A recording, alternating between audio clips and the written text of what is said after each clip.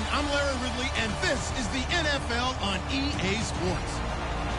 We've got a good one on tap today, and there's going to be two quarterbacks ready to get it done on the gridiron. It's the Packers going up against the Buccaneers. So now let's head a couple hours west of us on Interstate 4 to Ray J, Raymond James Stadium in Tampa, as we say hello to Brandon Godden and Charles Davis. All right, thank you, Larry. We are on the Gulf Coast of Florida at Raymond James Stadium here in Tampa. Coming up, we've got a good matchup on tap between the Green Bay Packers and the Tampa Bay Buccaneers. And he'll take this across the 25, couple extra yards up to the 27-yard line.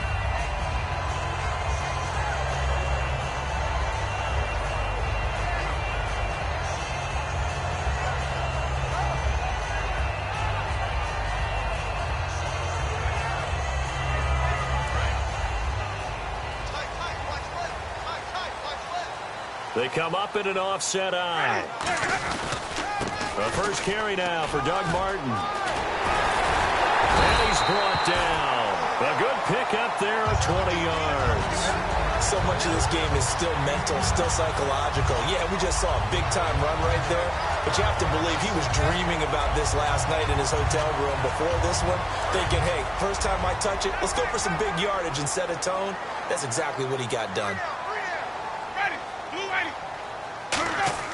First down, Winston. And the pressure gets there, and Winston goes.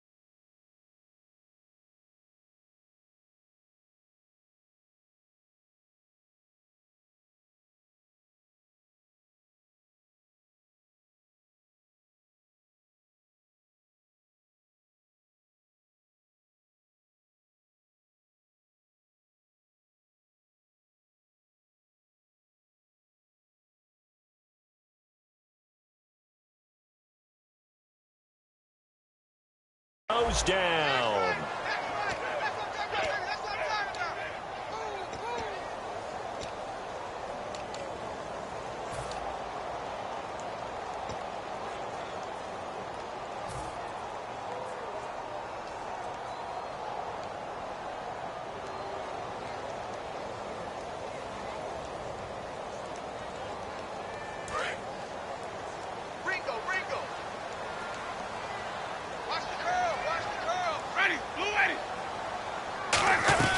Now a second down throw for Winston. Looking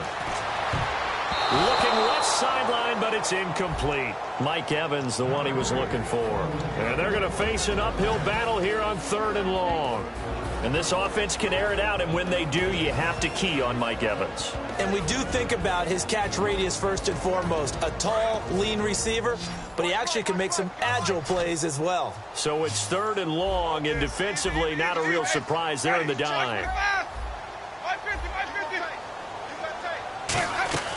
3rd and long for Winston. Looking for Evans, and it's intercepted. Picked off by the Michigan man, Jake Ryan. And his guys will take over at the 25-yard line.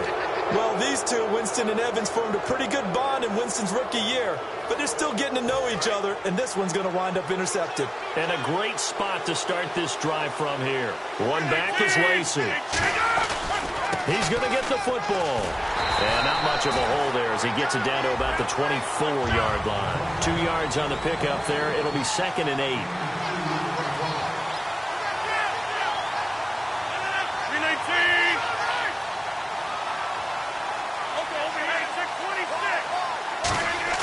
Now Rodgers throwing on 2nd down. That is caught. And he will get this into the end zone. Touchdown, Green Bay. Jared Cook, 23 yards for the touchdown. And the Packers have taken the early lead. And it's good to make it 7-0 Packers.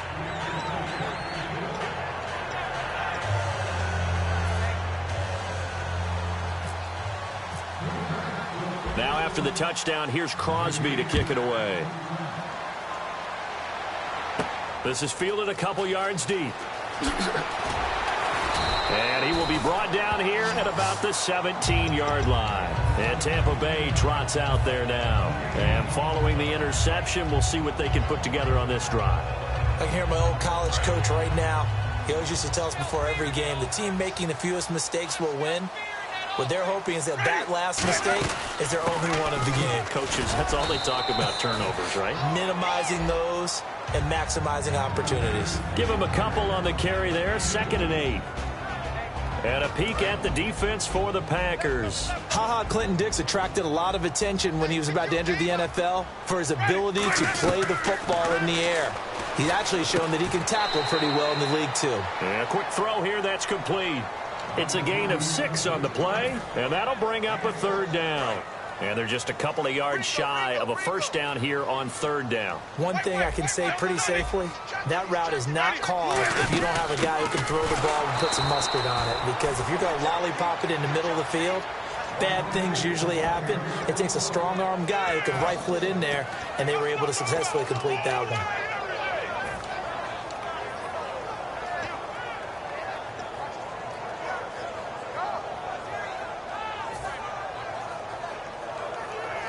The offense is not leaving the field. They're going to stay out and go for it on 4th and 3.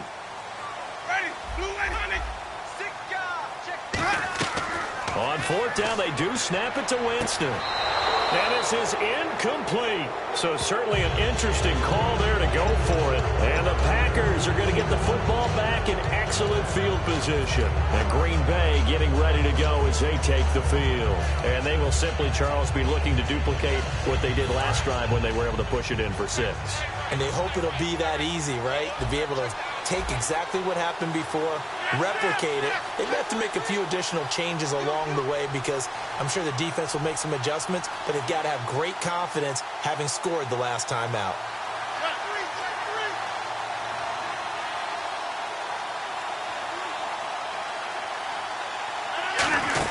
Now a 1st down carry. It's Lacey.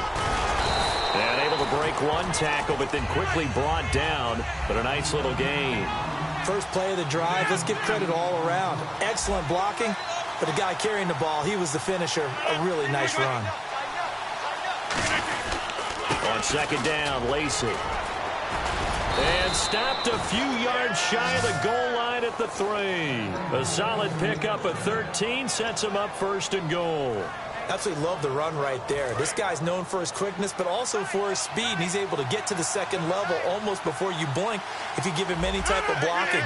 Always talk about slot receivers, and they're usually known as quicker than fast. In this case, we've got a guy who's quick and fast, and he used it to great advantage. It's a loss of 2 there, bringing up second down. Well, on that play, the expression, don't blink, you might miss something, certainly applied. That was fast. Defense diagnosed the play, and it was over in a heartbeat.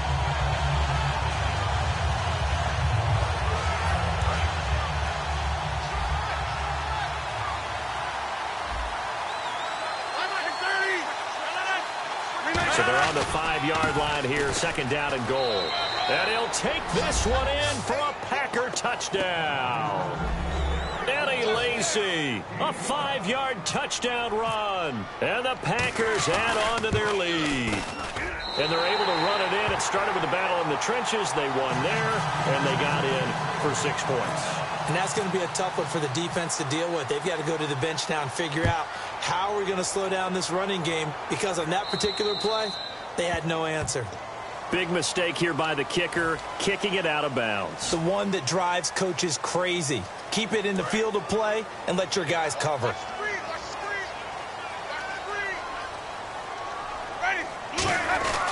Winston with a give to Martin. And he's going to bull his way forward to the 48. Just what you want on a first down run. Call it 8 yards. And it's 2nd and 2. Some runs are blocked so well, you almost forget that someone has to carry the ball to gain the yardage. The leverage by the offensive line to create space up front, really well done. On second down, Martin. Just a couple on the pickup there, and now it's 3rd down.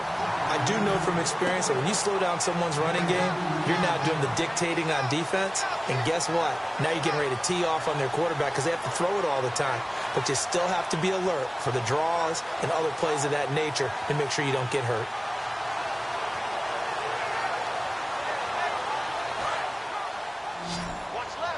Defense showing blitz.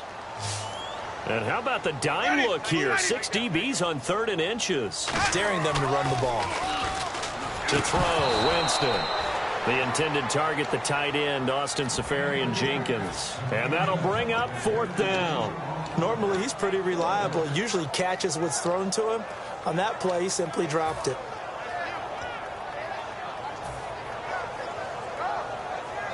The offense here not budging. They're going to fight for it on 4th and inches.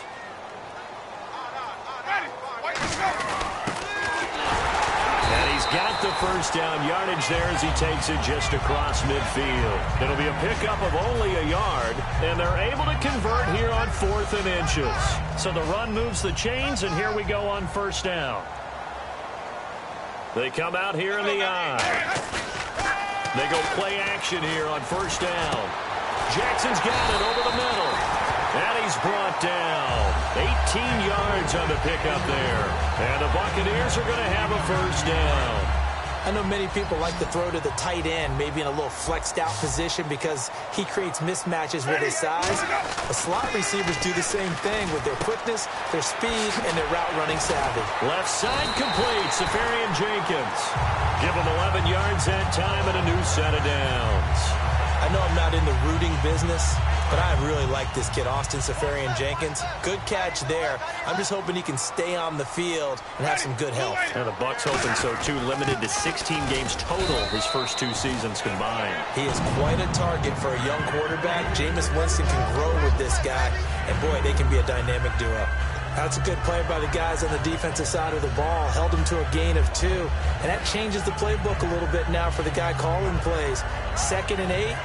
Now he's got to probably think about going to the air instead of maybe staying with the ground game. So the offense looking at a 2nd and 8. They come up in an offset eye. 2nd down, Winston. His throw caught at about the 5. And he's brought down. A nice pickup of 14, and it moves the stick, sets up a 1st and goal. I know we just saw a nice throwing catch, but how about the big guys up front buying that time? Yeah, that's exactly what they did. They created time and allowed the space to happen, and it turned into a really nice play. Back now with Charles Davis. I'm Brandon Gaudin. It's the Bucs in possession of the football as we begin the 2nd quarter, and they've got it here with a 1st down.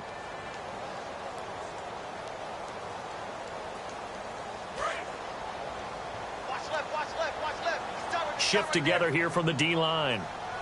1st and goal. Defense with their backs against the wall. They'll say no gain on the play, and it'll be 2nd and goal.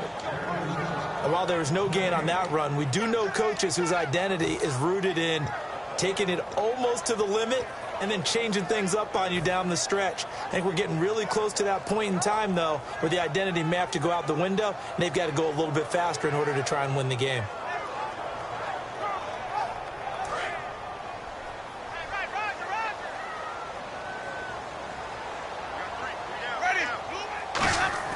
Now Jameis on 2nd down. And incomplete there. A nice hit. Jars the ball free and brings up 3rd down. After all the preparation, all the practice, a play like that will absolutely break your heart. They had everything they wanted, just unable to complete it. In the end zone, a big-time drop. 3rd and goal. Winston. That's caught at the 1. And he'll be brought down right on the edge of the goal line at about the 1-yard line. They didn't get the 1st down, but I have to say I do like the call. I like what they were trying to do. Try and hit your receiver on the run and see if he can pick it up, keep it on his feet, get a little rack yardage. Yeah, but a nice job defensively to get to him and keep him short of the 1st.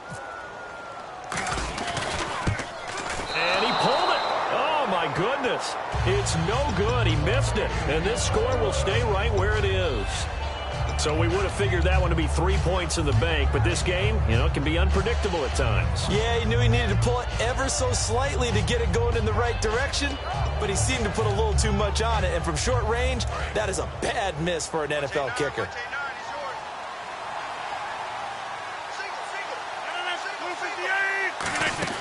On 1st and 10, here's Rodgers. This is Cobb with a catch right side. It's a gain of 5 on the play, and that'll make it 2nd down. An ex-teammate used to tell me all the time, I hate experienced quarterbacks because no matter what, you really can't hide what you're doing. And I think that right there, he knew right away where the blitz was coming from, where his primary guy was going to be, and he ended up going to a secondary target for a nice game. I was just going to ask you, that wasn't the primary target. He's so good at that, isn't he? I think he knew right away that he wasn't going to get to his primary guy. I think he read that as soon as he got to the line of scrimmage, knew where the pressure was going to come from, and said, I know how to beat that, and that's what he did. Rodgers going to throw. He'll set up the screen to Lacey. And he's going to have the 1st down, yardage to the 35. Give him 10 yards on that one, and that'll earn him a fresh set of downs. Offense comes to the line now, 1st and 10. They'll run it now out of the gun. And he'll get this up to about the 38-yard line. Give him 3 on 1st down. It'll set up a 2nd and 7. Well, I think we know by now that every run is not going to be broken and get all the way to the end zone. But these short ones still have their value. You can still set up your play action and throw the football. You control the clock because you have the ball and they don't. And often the physicality sets the tempo for the game. Oh, hit as he throws there, incomplete. Not too many things get to a quarterback of this magnitude, but I think it's safe to say that pressure can get to any quarterback. He's obviously a great franchise quarterback, but felt the pressure, threw it incomplete.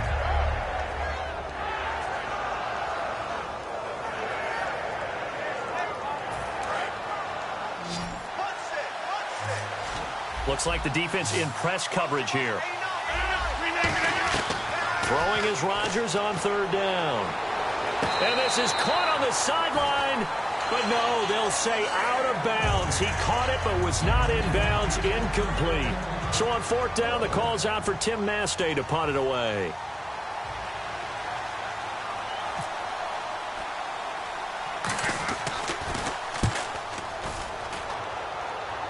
And And the fair catch is made at about the 27-yard line. It's just a 30-yard punt that time, no return. And the Bucs will get ready to go on offense. Here comes the Tampa Bay offense now heading back out onto the field. Now, they had compiled a pretty long drive last time. Unfortunately, though, it ended with no points after the missed field goal. And that can hurt the psyche of a team because as they drove downfield, you know you're never supposed to count points in your mind until they go up on the board. Well, let's face it, we've been there. We've seen teams before. They were counting on those points. They didn't get them. Can they come back now, start over again, and grind it out?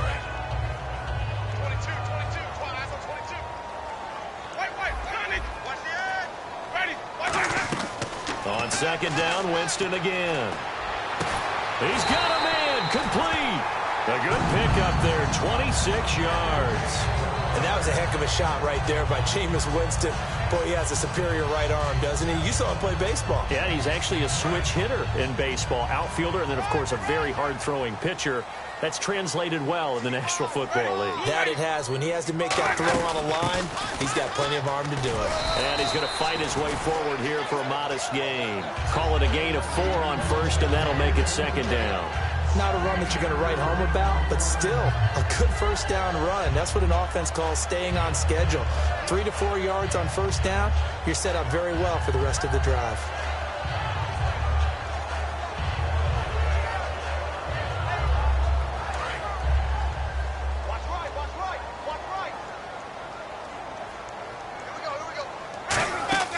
Now a second down throw for Winston. They set up the screen to Martin. And he's brought down.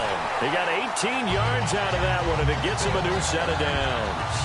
They ran that one well, and not only did they pick up a nice chunk of yardage on the screen, they sent a message to the defense. Rush the passer all you want, but you better be careful. We can hit you going back the other direction. On first and 10, Winston. That is caught at the 7. And he's brought down. 19 yards on the pickup there, and now they'll have it first and goal. Jameis Winston and Mike Evans came into the league 1 year apart. They're going to continue to grow together. How about their first connection in this game? Yeah, in the first 2 seasons for Mike Evans, both over 1,000 yards. And he's into the end zone for a Tampa Bay touchdown. Doug Martin, a 5-yard touchdown. And the Bucs are able to make this a close game again. There are several elements to a well-executed screen pass. This one resulted in a touchdown. It had all of those elements. Hey, you're so right, because you really need the rush to almost get to the quarterback, almost get to the passer. Then you've got to get the ball thrown perfectly, whether it's to the running back, the wide receiver, whoever the screen guy is. And, of course, the blocking has to form in front to get him downfield for the touchdown.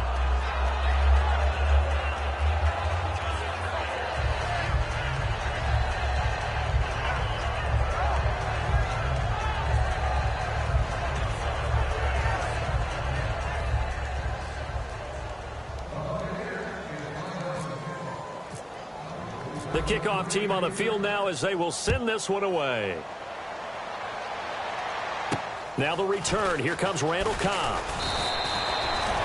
And Green Bay getting ready to go as they take the field. And a tight game after punting last time. See if they can get something going on this drive. As they head to the field now, with the game this close, you've got to feel there's a sense of urgency for them going on offense right now. But they have to do it without letting panic creep in and affect their play.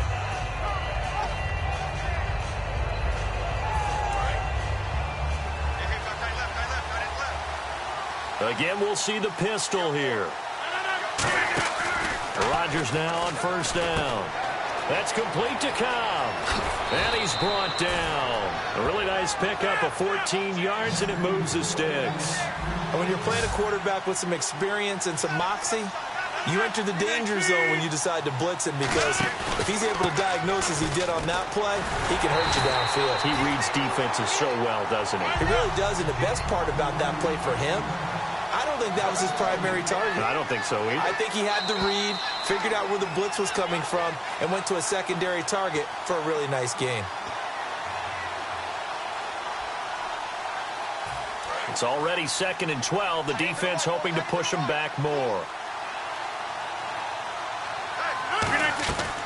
Rodgers to throw on second down. Oh, the ball comes out on the hit, but they'll say it's incomplete. It's a tried-and-true formula, and I don't think it'll change for as long as we play football.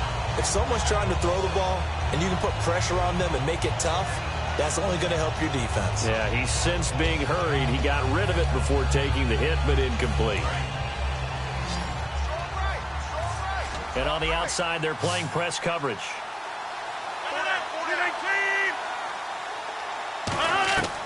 From the gun on third down, Rodgers. And he'll be hit as he releases it, and that'll fall incomplete. Putting pressure on the guy throwing the football is always good, but when you can couple that with contact on him that leads to an incompletion, as we just saw there, that's winning football.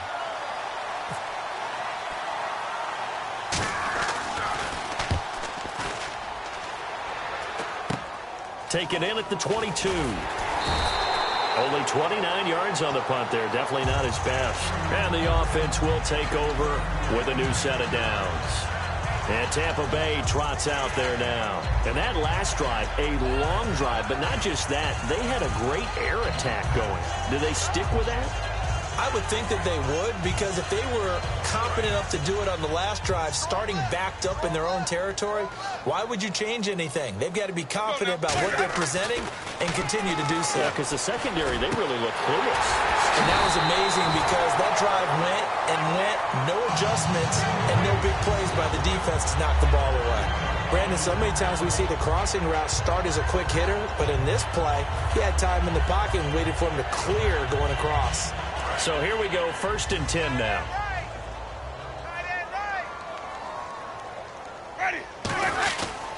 They pitch it out to Martin. And he'll get this down only to about the 46. 2 yards on the carry there, and it'll be second down. But you know that old expression, it's not my night? It hasn't been his so far. I don't know if the legs are a little bit heavy. Sometimes having to hang out all day and play doesn't exactly play to your advantage, but it's been a tough go for him. And every time he looks up, somebody's there defensively. That was the same case on that play. Now Jameis on second down. Into a double team, and it's intercepted. Picked off by Micah Hyde. And he'll bring this one back to the 29. And Green Bay getting ready to go as they take the field. And we'll see how this is played. Offensively, they've got the lead. Not a whole lot of time left. What do you think, Charles? Well, it's tempting to try and add to your lead, but a mistake there, that can change things in a big way. I say go ahead, take the knee, get on out for the half. One receiver left, 2 to the right. Now Rodgers. And he takes a shot on the release as this will be incomplete. All right, partner, while we have a second, a lot of people want to talk rookie quarterbacks early on. What have you seen? The usual. They're going to be ups and downs. Jared Goff with the Rams, Carson Wentz with the Eagles. Both of them a little bit shaky and both sustained injuries. Connor Cook surprised people and played well in Oakland. But how about Trevon Boykin in Seattle? He was phenomenal coming back in and leading them to a victory.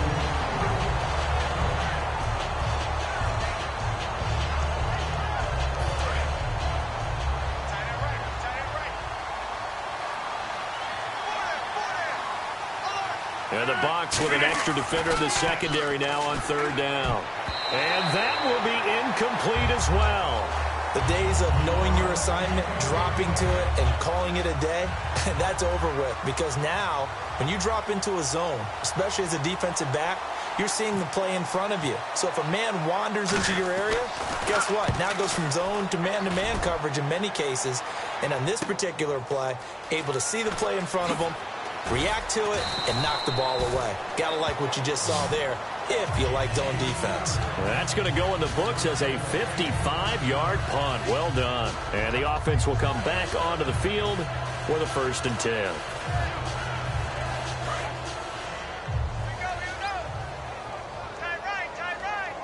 One man of the backfield, that's Martin. They go back to the air here after the INT. Oh, hit as he throws there, incomplete. When defenses get to the quarterback that quickly, a lot of times it's called a jailbreak.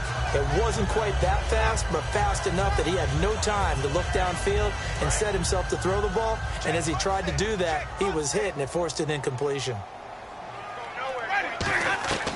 Throwing again. Winston on 2nd and 10. Right side caught by Jackson. And down he goes, but he takes it up to the 40. He goes for 18 there as the drive will continue.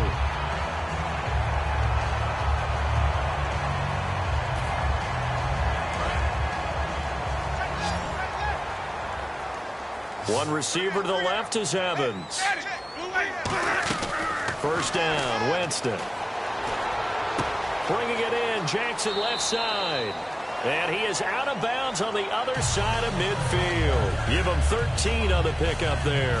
And that'll be good enough for a Tampa Bay first down.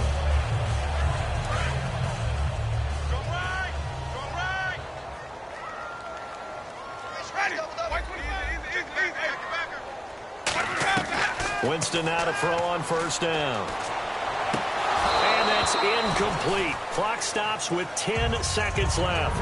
As tight ends go, he might not provide the super flashy plays very often, but he's pretty reliable. Usually an excellent target and normally catches what's thrown to him, but he didn't on that play. Unable to connect on the first down pass play. Now it's second down.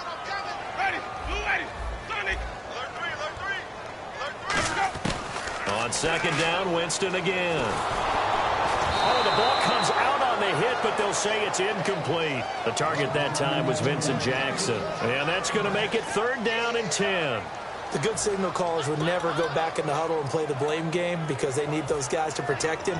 But on that last one, his offensive line, they lost their leverage very quickly, and that's why they were able to get to him and hit him as he tried to throw the football and force an incompletion. And they line up now for what will likely be the last play of the first half.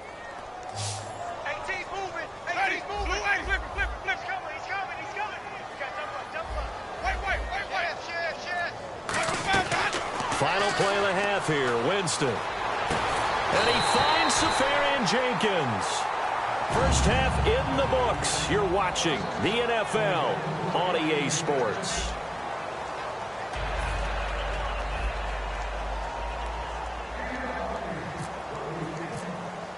Both teams appear ready for the fight ahead, and we resume action here in quarter number 3. This will be taken to the back of the end zone. And he'll wind up about 4 yards shy of where he would have been if he had taken a knee, as they'll start at the 21-yard line. And Green Bay getting ready to go as they take the field. They have the lead. Now they'll be looking to extend that lead. And this is where I enjoy talking about one of my favorite subjects, tendency breakers, or counters as I also like to call them. You've done things in a certain way in the first half, and they've had the ability to see what you've done. They're going to make their adjustments. So guess what? You adjust yourself and try and stay ahead of the pace because you are looking for some separation in this ballgame. The adjustment to the adjustment. Without a doubt. Show them one thing, hit them with something else. In motion, the tight end.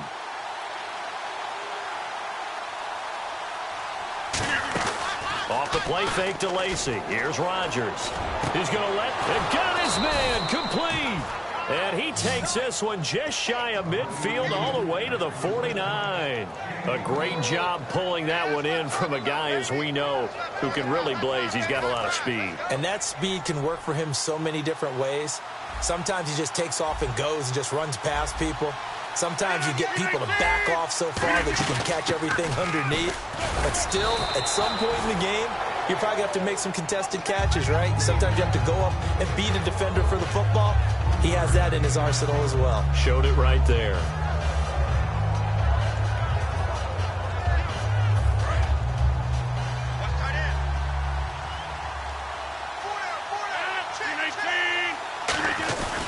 They run it again with Lacy.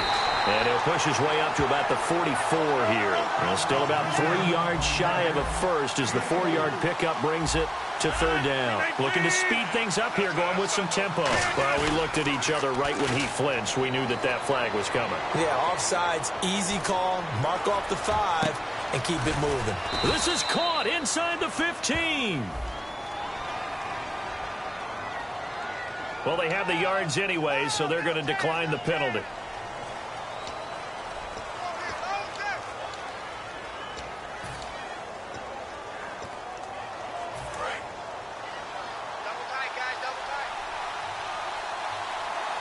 One back is Lacy.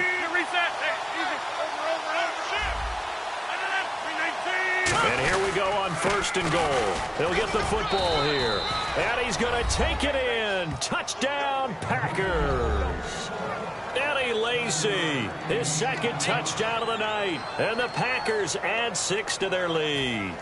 And he certainly played a pivotal role with those 2 TDs and why they're up on the scoreboard right now. Well, someone's all about winning, aren't they? Because he's not worried about the number. Sure, it's great to have 2 touchdowns. But the bottom line is what he's doing is contributing to their lead. He wants to continue to do so. This fielded a few yards into the end zone. And he'll bring it a few past the 20 to the 23-yard line. Here comes the Buccaneers offense. They get their first reps of the second half. They trail offense, first time to touch the ball in quarter 3, and we'll see what they can do. And I can't wait to see what they have planned, because some teams script to start a half. Other teams just go, okay, these are the sequence of plays we want to run. These things worked well for us. And sometimes they throw in that big chunk play right away. Shocker. Try and get after them early and try and create a big play to give themselves some momentum. See what they have up their sleeve. And you know, Charles, shifting gears a bit, injuries always a big storyline of the preseason. Unfortunately, the same this year. Buffalo lost linebacker Reggie Ragland. Chicago lost center Hronis Grasu. And Washington lost linebacker Junior Gillette, his second season with a torn Achilles. Yeah, coaches right now is holding their breath. Well, so much for him being bottled up throughout the day. Finally finds a way to break through and get a really nice gain. The defense had felt great about what they had going. Now they've got to turn their attention to getting it back in that direction. Can they bottle him up again? Because I'd say Mike Evans, he's going to go. Touchdown, Tampa Bay. Mike Evans, 66 yards. And the Bucs have made this a one-score game. I think if you polled defensive backs, they would say the corner route, take that out, make it illegal, because that is so hard to recognize and so hard to adjust, because your first move is to not get beat in the middle of the field. And that's how they move you first before they break off to the corner. But then as the wide receiver, great job. It's tough to turn those upfield and go, but he did a great job with it there. Really good balance, really good body control. And how about the end result? A touchdown.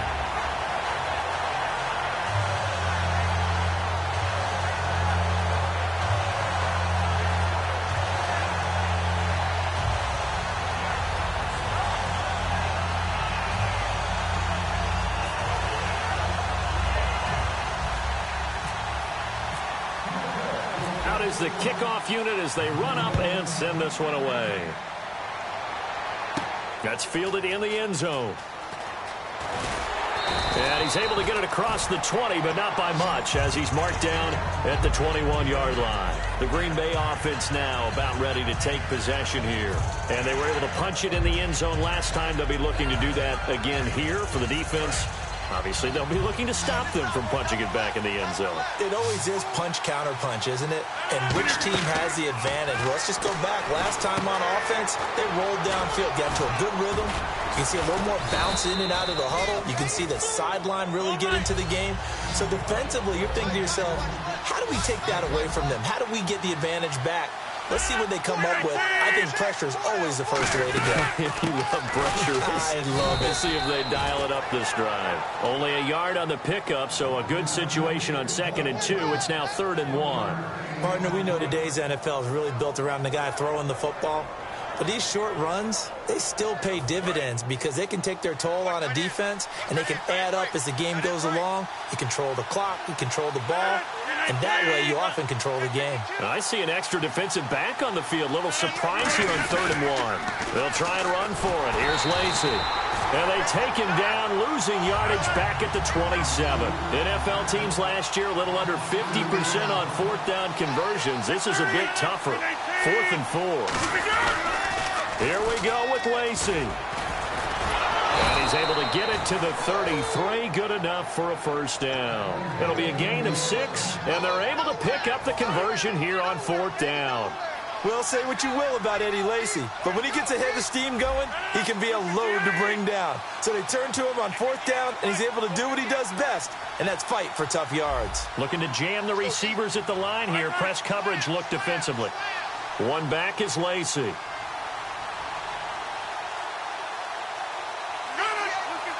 Slot man moves right.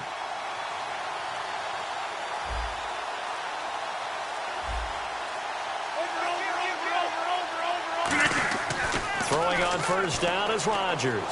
And complete right side to Cook. And able to get this one across the 45 before he's brought down. And there's a completion to the tight end. And look at the size of these players nowadays. At that spot, 6'4", 6'5", and up. A lot of guys used to be basketball players, somehow came back to football. That's really good for the game of football. You're getting better athleticism, great hand-eye coordination, guys who know how to control their bodies when they run their routes. And now it looks like they're going to be in the hurry-up. Now whistles here, flag down. I think one of the Packer linemen was moving. 1st and 15 here behind the chains.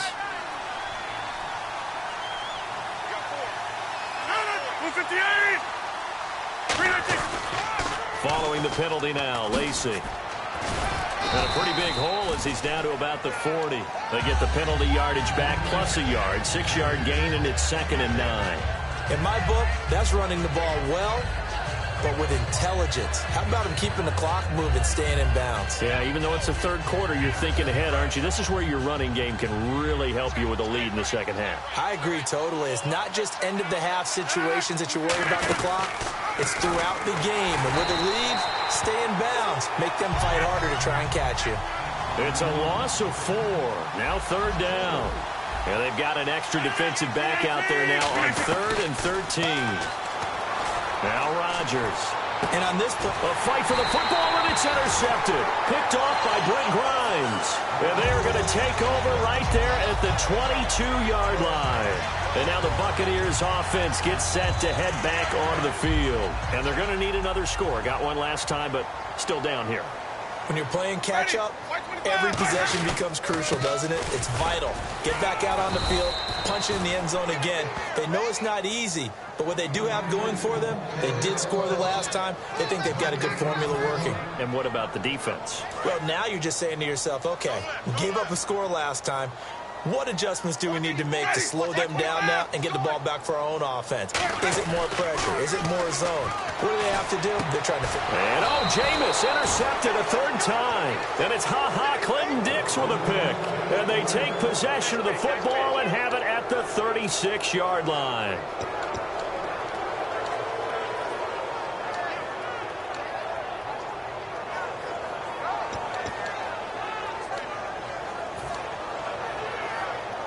And they'll start this drive with very good field position.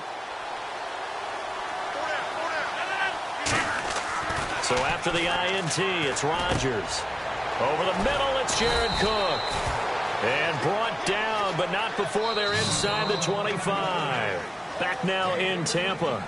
It's Packer football here as they've got the lead as well to begin the 4th quarter.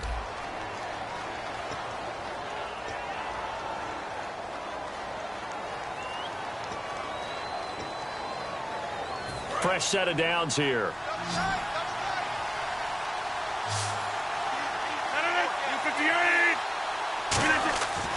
On first down, Rodgers. And he's got it. It's caught for a Packers touchdown. Their big tight end. A 22-yard touchdown grab. And his guys capitalize on the short field as they take it in for 6. And he pushed it right. It's no good.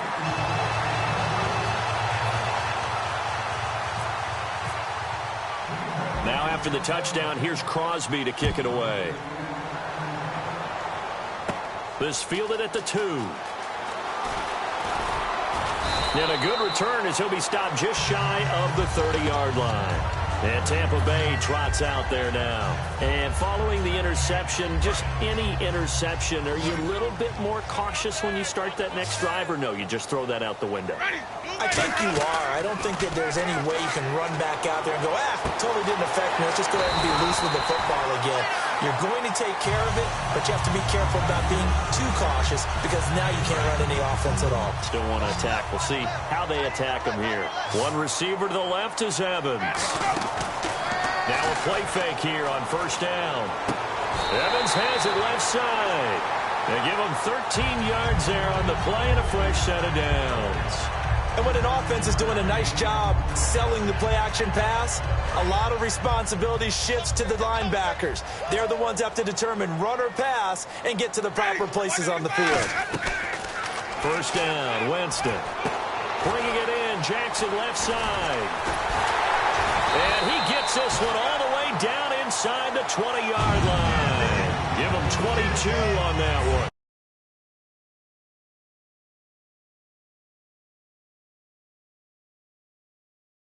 Enough for a Tampa Bay first. From the red zone now, Winston. Caught, Safarian-Jenkins, right side. They'll get a couple yards on that one, and that'll make this a second down. Well, the strategy was evident there. Get it to your tight end and make it a one-on-one play with a cornerback. Who's usually going to win that one? The tight end, but not there. Not in this situation. How about the corner defeating that logic and making a really nice tackle? Let's get off the field. Ready, blue ready. Let's go. They'll throw again. Winston to the sideline, and oh, a nice catch there. Made sure the feet were inbounds, and they were. If you're running out route, it's likely you're going to end up near the sideline. And what did we just see there? Toe tap. You got it. The benefits of practice. Toe tapping, foot dragging, picking it up, and making sure it was a catch. And a first carry here for Charles Sims. It'll be a gain of 4, but it won't be enough. It leaves them with a 4th down now. Now, that was a big-time play by the defense. They as well knew where the first down line was, and they didn't let them get anywhere near it.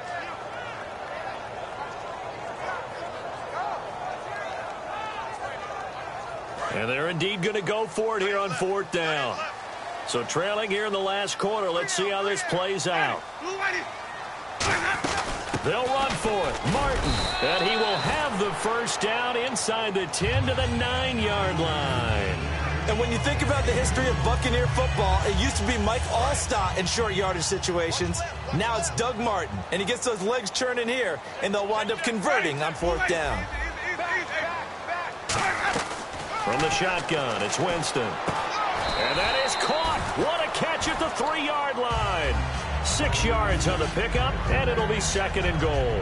When you see zone defense and you know you've got a drag route on as your primary call, you've got to be really careful as a passer about how far you let your guy go because he might wander into some tough coverage. Watch left, watch left, watch left. Stop right there. Ready, blue ready.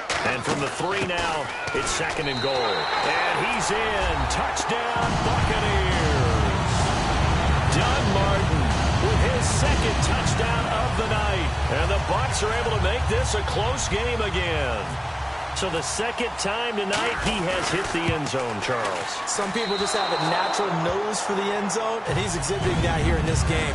Big-time job, and, of course, he's got to pat the backs of the offensive line. Yeah, they can't be lost in the shuffle. They're vital. This fielded a few yards into the end zone. And the decision to bring it out is going to cost him about 7 yards all told as he's taken down back shy of the 20. And Green Bay getting ready to go as they take the field. And that recipe on their last drive that resulted in a touchdown looked pretty good, so they'll be hoping to do that once more. And it takes me back to when we sat with the offensive coordinator and the head coach. They felt pretty good about their game plan and thought there were some holes in the defense, and they exploited them the last time out. Let's see if they can come back and put together a similar drive. And we'll see if they can do just that.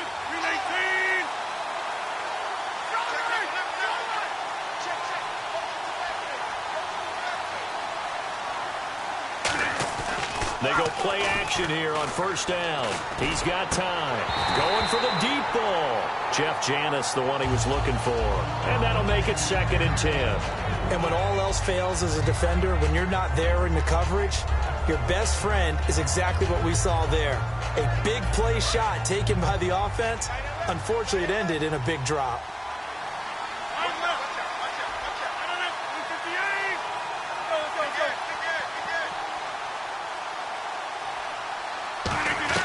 Rodgers again here on 2nd and 10.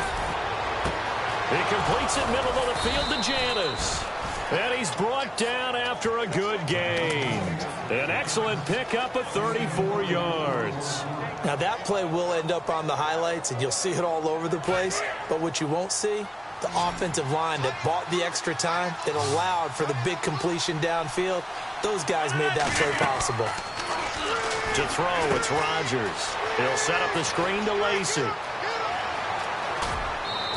A big play there on the screen pass. 30 yards. A well-executed screen pass means the offensive line has bluffed the defenders. They make them think that they can just get through and get to the quarterback. Instead, they're setting them up. Little screen pass, lofted over them, and now they're in front, and they get downfield for big yardage when they do it right.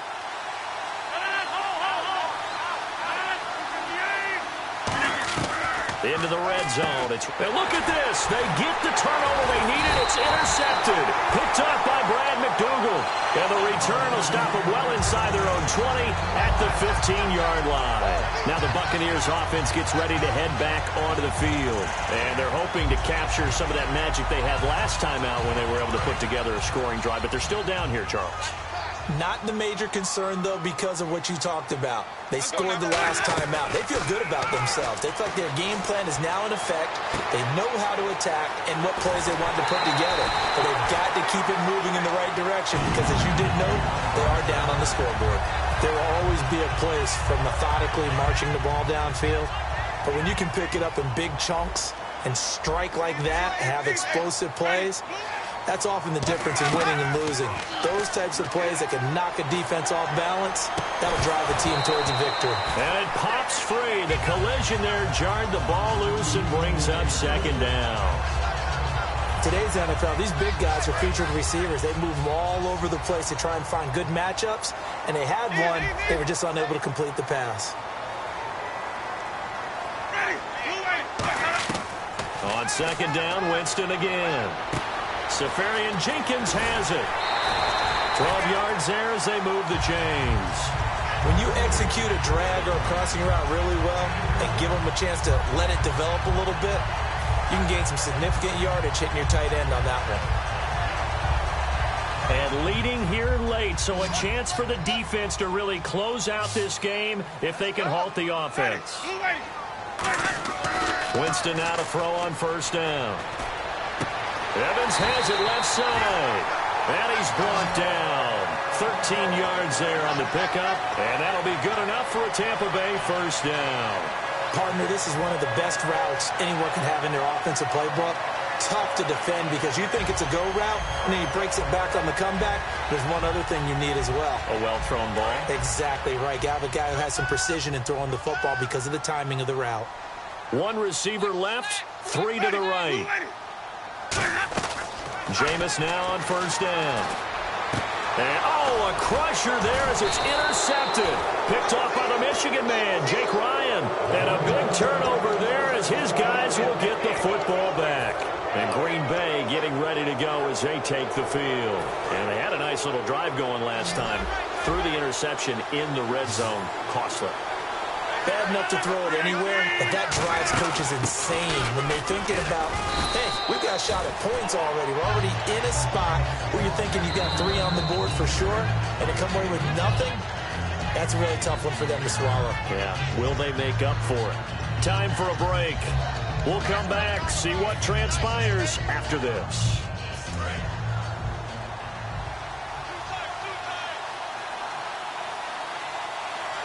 One back is Lacey. And he'll get it up the middle. And they're able to bring him down at the 20. They get 5 out of that one, and it moves the chains. And that's a nice pickup of a first down on that second down run. And at that yardage gained, they can run that plan any down. Rodgers looking to throw. In the middle of the field, he's got Nelson. And he's brought down. It'll go as a gain of 12. And it'll give the Packers a first down. That was a nicely run slant route, and what the receiver's trying to do is make the defender think he's going upfield for a deeper route and then breaks it off, usually after about 3 to 4 steps, and cuts towards the middle of the field. And now what he's trying to do is use his body to keep the defender away from the football and give the quarterback a really nice target. Back to throw, Rodgers. He couldn't quite hold it. Got hit. Ball pops out, incomplete. So many offense want to include their running backs into their passing offense and be able to swing the ball out or check it down to them. But sometimes those guys are just not as comfortable catching the ball as they are running it.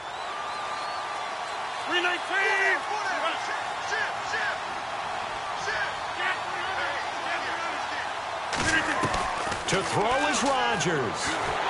And he'll be hit as he releases it, and that'll fall incomplete. One of the great coaches said football is really a simple game. Rush theirs, protect yours. And he's talking about those guys throwing the football. In this situation, the rush one, hitting the quarterback and forcing him into an incompletion.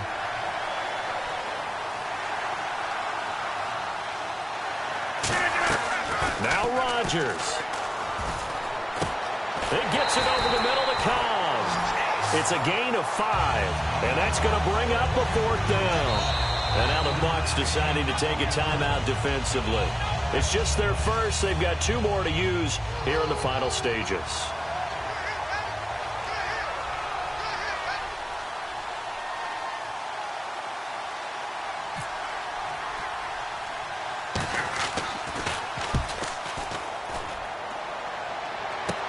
Taken from just outside the 30.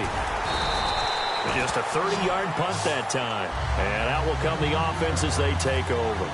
The Buccaneers getting ready to go as they take the field. They're down here in a 1-score game. But the time, it's a factor, but it's not a huge factor right now, is it? It's really not, because this amount of time gives them a chance to run their offense, to go through play sequence. And Winston lost the football. And nothing but green grass here, middle of the field. And that might just cement it. A return for a late touchdown. This was a close game. They needed a little breathing room. Boy, they got it right there on that return for a touchdown. Yeah, we would say that this could be huge. Forget it. It was huge. Gave them a comfortable lead.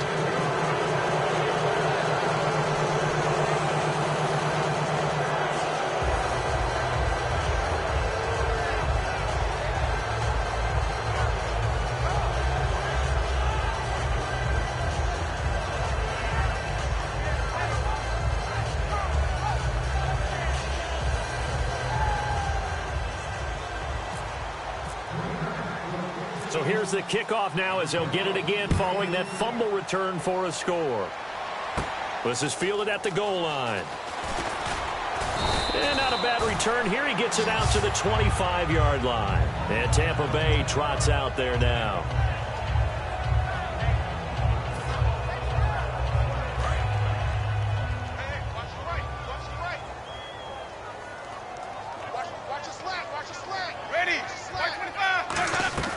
A first down throw for Winston.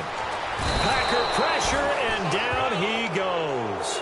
Nick Perry in there to drop him as the clock continues to roll. Now, that was just absolute perfect man coverage. Nowhere for them to go with the football. Led to a sack. And that's really difficult to do in today's NFL with all these gazelles running around that you're trying to cover in the secondary. And that is incomplete. So 17 seconds now on the clock here. We know it's not an easy job to go out and catch passes when people are trying to tackle you and knock the ball away. But the bottom line is, that's a pass he's got to have and a pass he should have caught.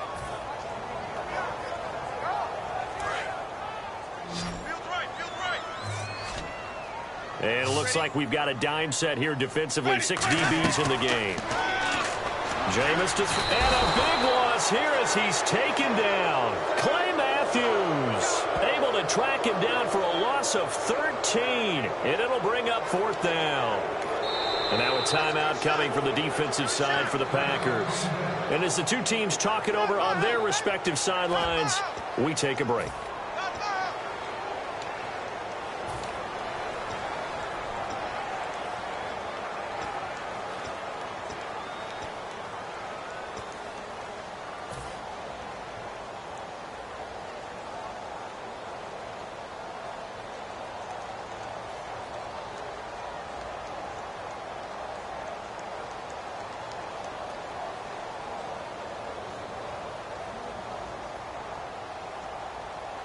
Here's Brian Anger now. And no room for error here as his first punt comes from deep in his own end zone.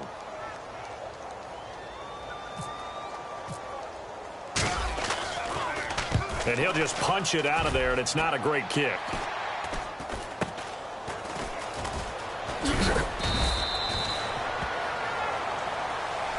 Well, certainly a tough loss here, but they've got to move on. I mean, you have another opponent next week. You dwell on this one, it hurts you the following week. That's where the 24-hour rule comes into play, win or lose for all teams. Either enjoy the win for 24 or reflect on the loss for 24, then put it aside and move forward.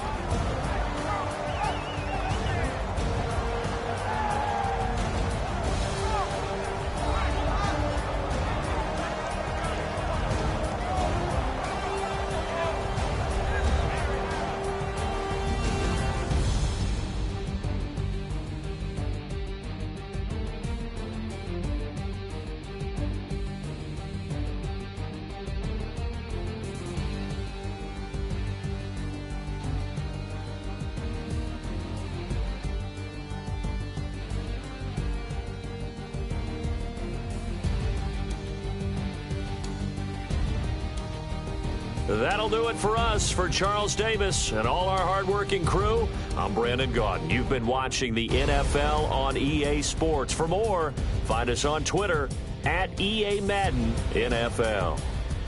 With that, we bid you good night from Tampa.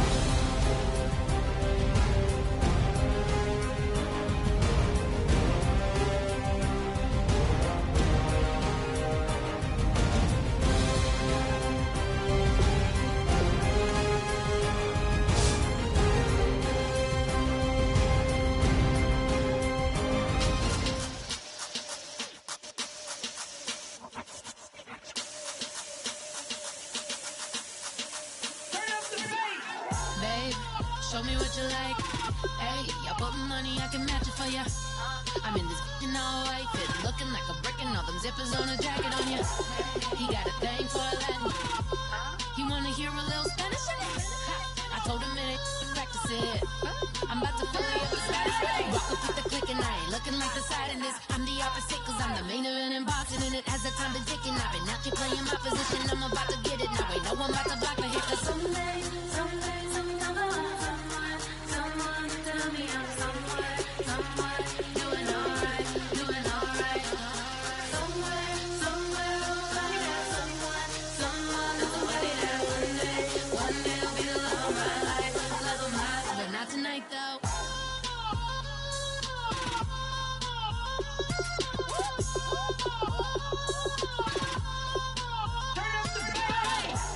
I'm only here for a minute. Bet you want a girl to keep it independent, and I know you gotta like a girl that's this appealing. Get you caught up in the moment, then I'll get you in your feelings. Tell your boys that you gon' meet them later on. Both of us are so taxi, leave the meter on. First time you out in Cali, never tried no this strong, so you gon' have some stories to tell when you take it back home and tell them one time, so we always rolling, get you gotta go. I got a flight up in the morning on someday, someone tell me I'm someone doing alright. Somewhere I'll find out someone that's somebody that one day I'll be the love of my life, but not tonight though.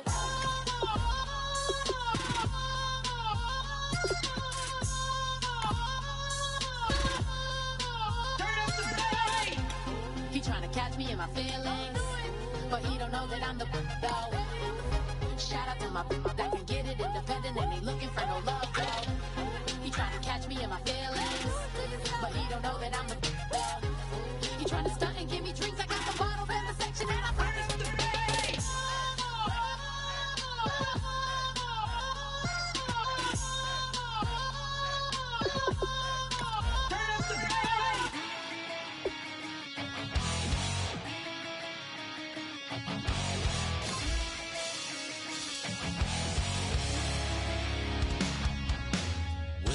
Says it's gonna rain.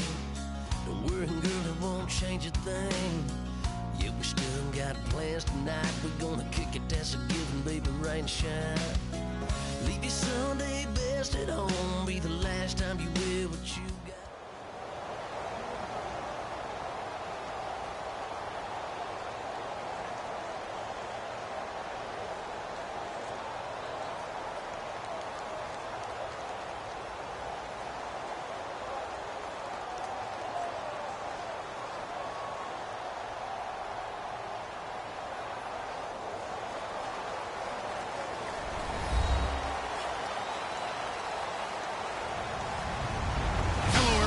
I'm Larry Ridley. Welcome to the NFL on EA Sports.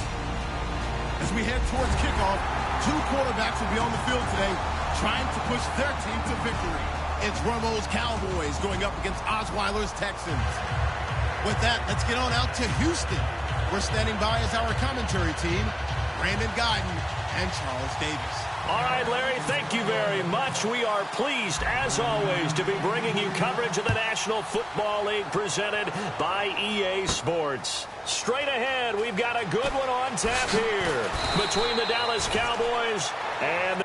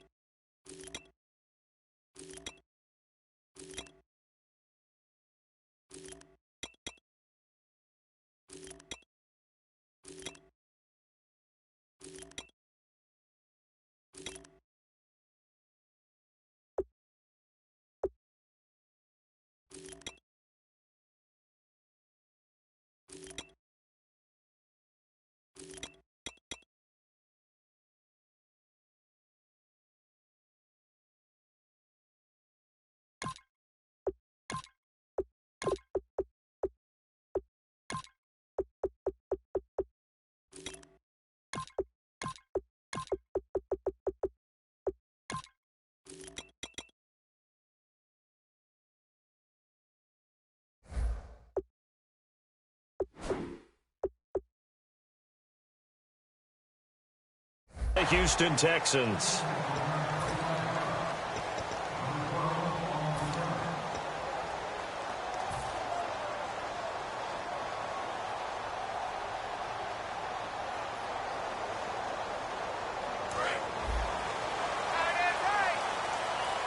Possible run anticipation here as the D-line sandwiches together. On the ground, this is Lamar Miller. And he goes nowhere. He'll lose yardage back at the 17. A loss of a full 3 yards, and now it's second down. Brad, wasn't that long ago that the guy playing that spot was an outside linebacker type of a guy. Now, as a defensive end, how about the speed that he used to get into the backfield and make the play?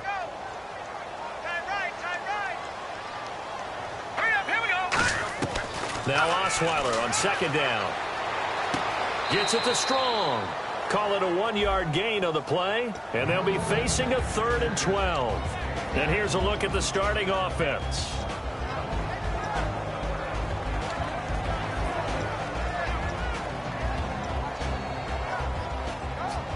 Three and out, a real danger here on their opening drive as they come up on a 3rd and 12. Looks like the defense in press coverage here. On 3rd down, Osweiler. Now they set up the screen. That's complete. And he'll go down just shy of the 25 at the 24-yard line. Giving 6 on the play, and it'll be 4th down. So now the Texans will call it on the veteran Shane Leckler to kick this one away. Lucky Whitehead back deep for Dallas.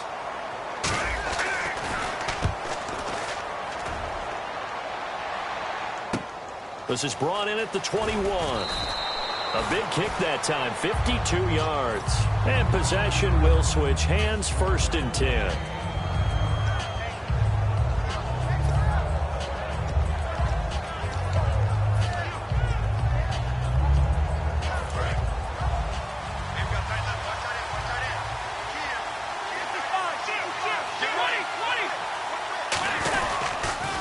Here's the first carry for Ezekiel Elliott. Oh, he's got some breathing room. And brought down, but not before reaching the 45-yard line. It's a pickup of 16 there, and it'll lead to a new set of downs. He's quite an eyeful, isn't he? Big, strong, physical guy. When he came out of school and when I looked at my draft board, I went back through my notes to see how I had him rated. The number 2 back on my board coming out of college. Why? As I mentioned, big, strong, powerful guy. And he's going to be wrapped up and driven down. Brandon Dunn. He's the one that got to him. He takes him down for a loss of 9.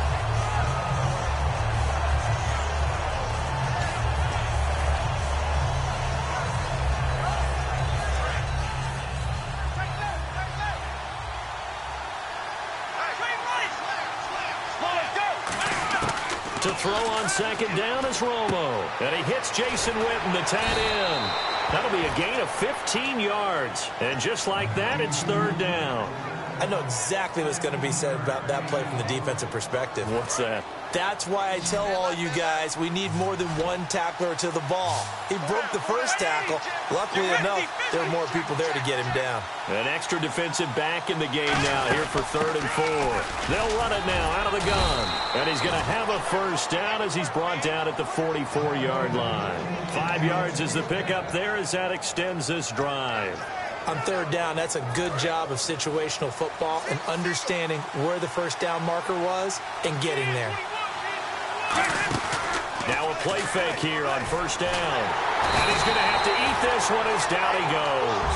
Whitney Merciless coming in from that outside linebacker spot to bury him for a loss of 7.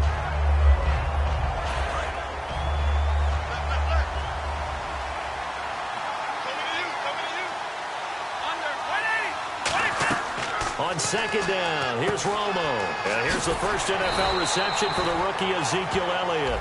Just a 1-yard pickup on the play, and they're going to be staring at a 3rd and long here. The wide receivers, often a very, very talented group, and that's the case here. And they don't mind showcasing it either. Those guys love to be flashy, love to make big plays out in the open field. They will attempt to do so in this game.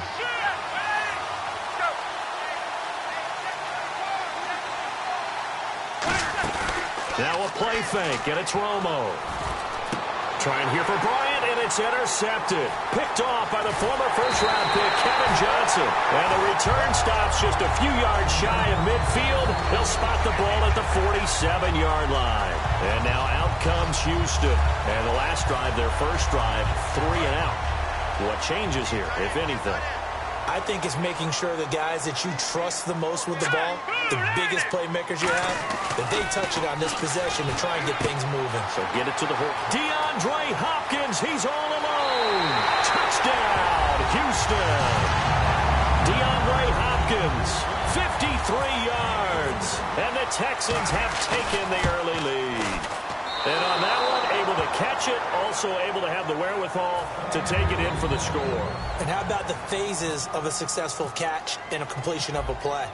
Look the ball in, secure the catch, and then, of course, the run after the catch that ends up in the end zone. Now it's Lucky Whitehead on the return.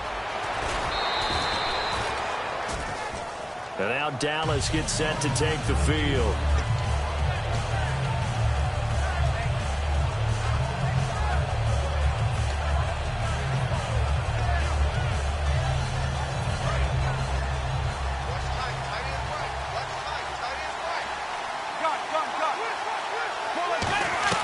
Trying to shake off the interception from the last drive. He'll look to throw.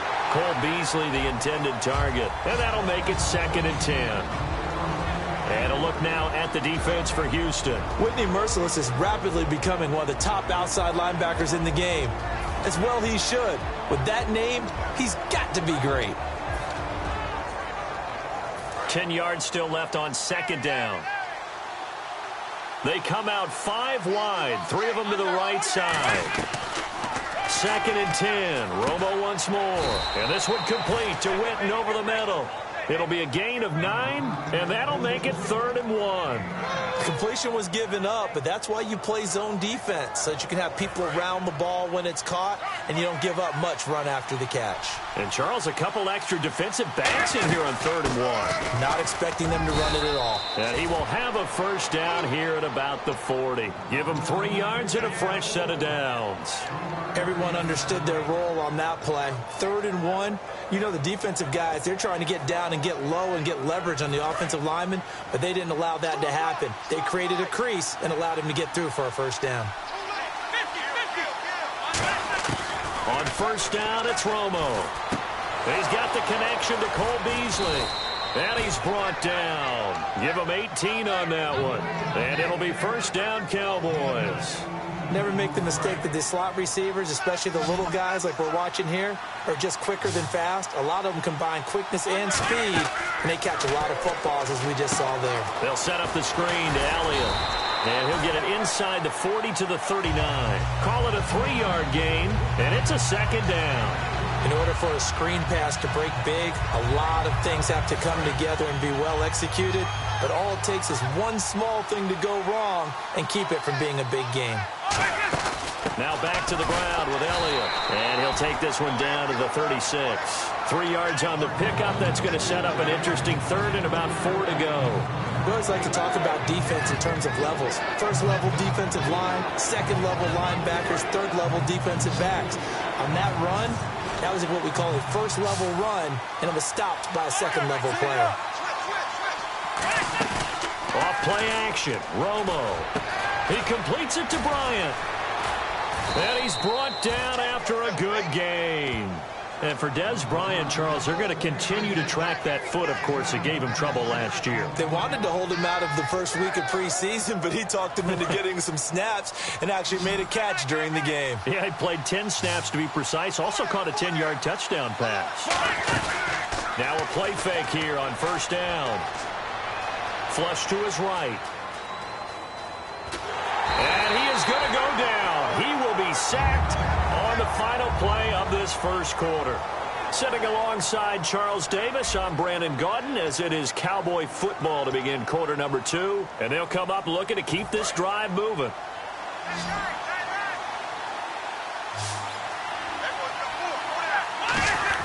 To throw on second down is Romo. That is caught inside the 5. 11 yards on the pickup, and that'll make it 3rd and goal. So how do you beat man coverage? First of all, you want to be a superior receiver, but you know something, that guy who's covering you, he's usually pretty good too. So the corner route is usually a great spot to get it done. Now this will be the 9th play on this drive. Now Romo on 3rd and goal, and that is incomplete. Dez Bryant, the intended receiver. And that will bring up an interesting decision here on 4th and goal. And I think the end result, knocking the ball away, was a product of understanding where they were on the field, understanding how many yards they needed to pick up the first down, and tightening their coverage accordingly.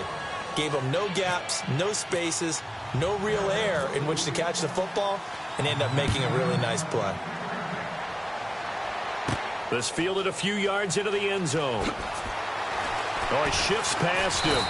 And he'll make it across the 20 as his guys will set up shop at the 23-yard line. And now out comes Houston. And following that long touchdown pass, a one-play drive last time, see if the defense, you know they're ready. They don't want that to happen again.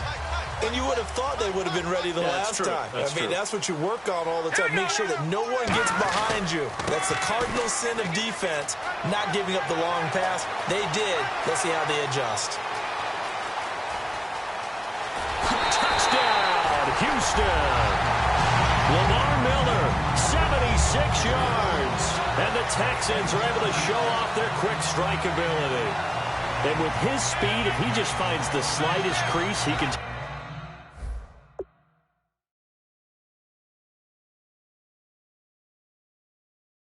take it the distance like he did there. How about the leverage up front? Offensive line out-leveraging the defensive front to create that space, that crease that he was looking for. And once he hits open field, he's going to be very difficult to catch and corral. Another extra point opportunity here. So he missed his first 2, but this time it's good, and that'll extend the lead. Now it's Novak on. He'll send this one away following the touchdown. This is fielded a couple yards deep. And he'll take it back to about the 19-yard line. The Cowboys offense heading back out and ready to go again. And they had 3 points last time, but they didn't want 3 points because they were well within range of scoring a touchdown. We'll see if they can do better now. I'm with you on that one. Let's just go ahead and be frank about the whole thing. The only one happy about the three-point kicker. Exactly. He put it through the post. That's going to help him in contract time. But that offense, they're thinking, let's get in the end zone this time. I don't know if that helped him in contract time. You could have kicked that one through. I don't know about that. Toe bash. I don't know about that. Super toe.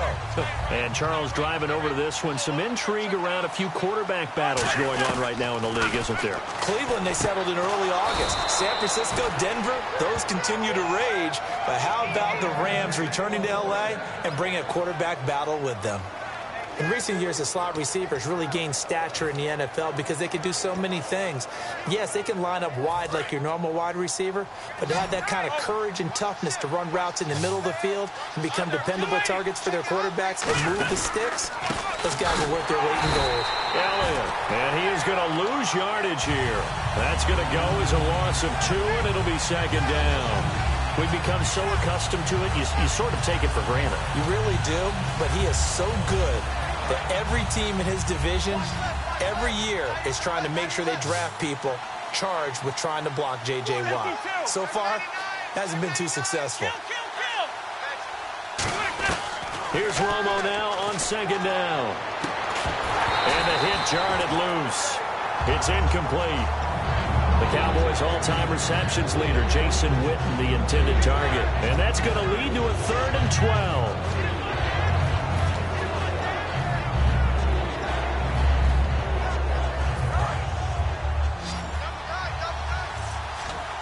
Again, we'll see the pistol here. They'll fake the give. Now Romo. He's going to go for a big play downfield. He was looking for Terrence Williams that time. And that's going to make it 4th down.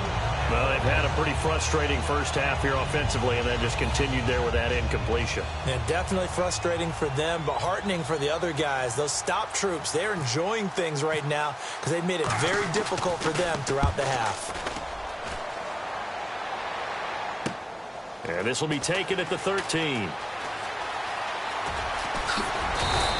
A very good return there. Give him an even 20 yards. And the Texans take possession. And now out comes Houston. And they hit the home run last drive. One play on the ground all the way to the house. Now the defense, maybe they're expecting a run here.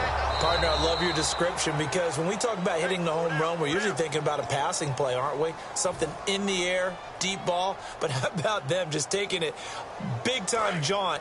Now if you're coming back out, now they've established this run game, the play-action pass could very well be open. They'll throw on first down with Osweiler. Setting up the screen for Miller. Oh, he breaks a tackle, and he's got an alley. Lamar Miller. Touchdown, Houston. Lamar Miller. He scored on the ground and through the air. And the Texans will extend their lead. Well, he's used to running it that distance. Here he had to catch it, too, before making the run. Heck of a play for the score.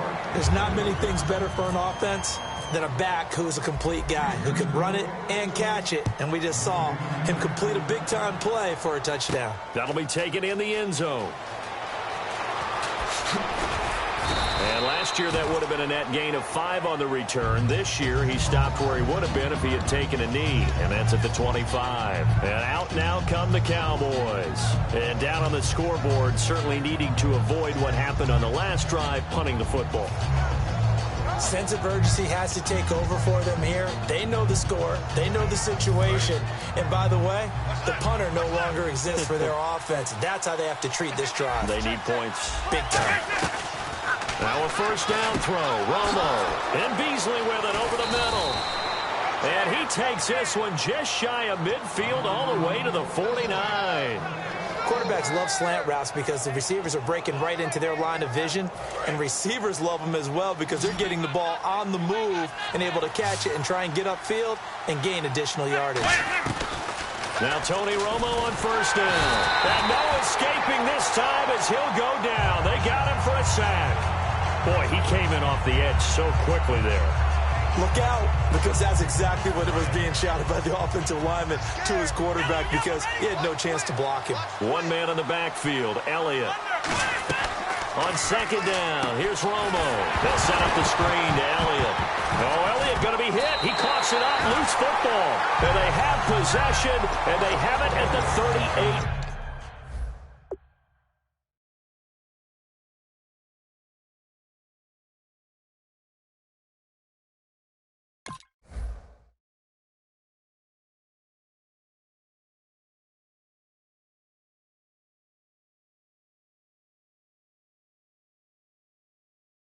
Yard line. And as the referee is under the hood, and we're seeing this as well, he's watching the knee, isn't he? Similar to a bang-bang play in baseball where you're listening to the sound of the ball hitting the glove at first base while watching the runner's foot hit the base. Which one came first? Did the knee hit the ground, or did the ball come loose?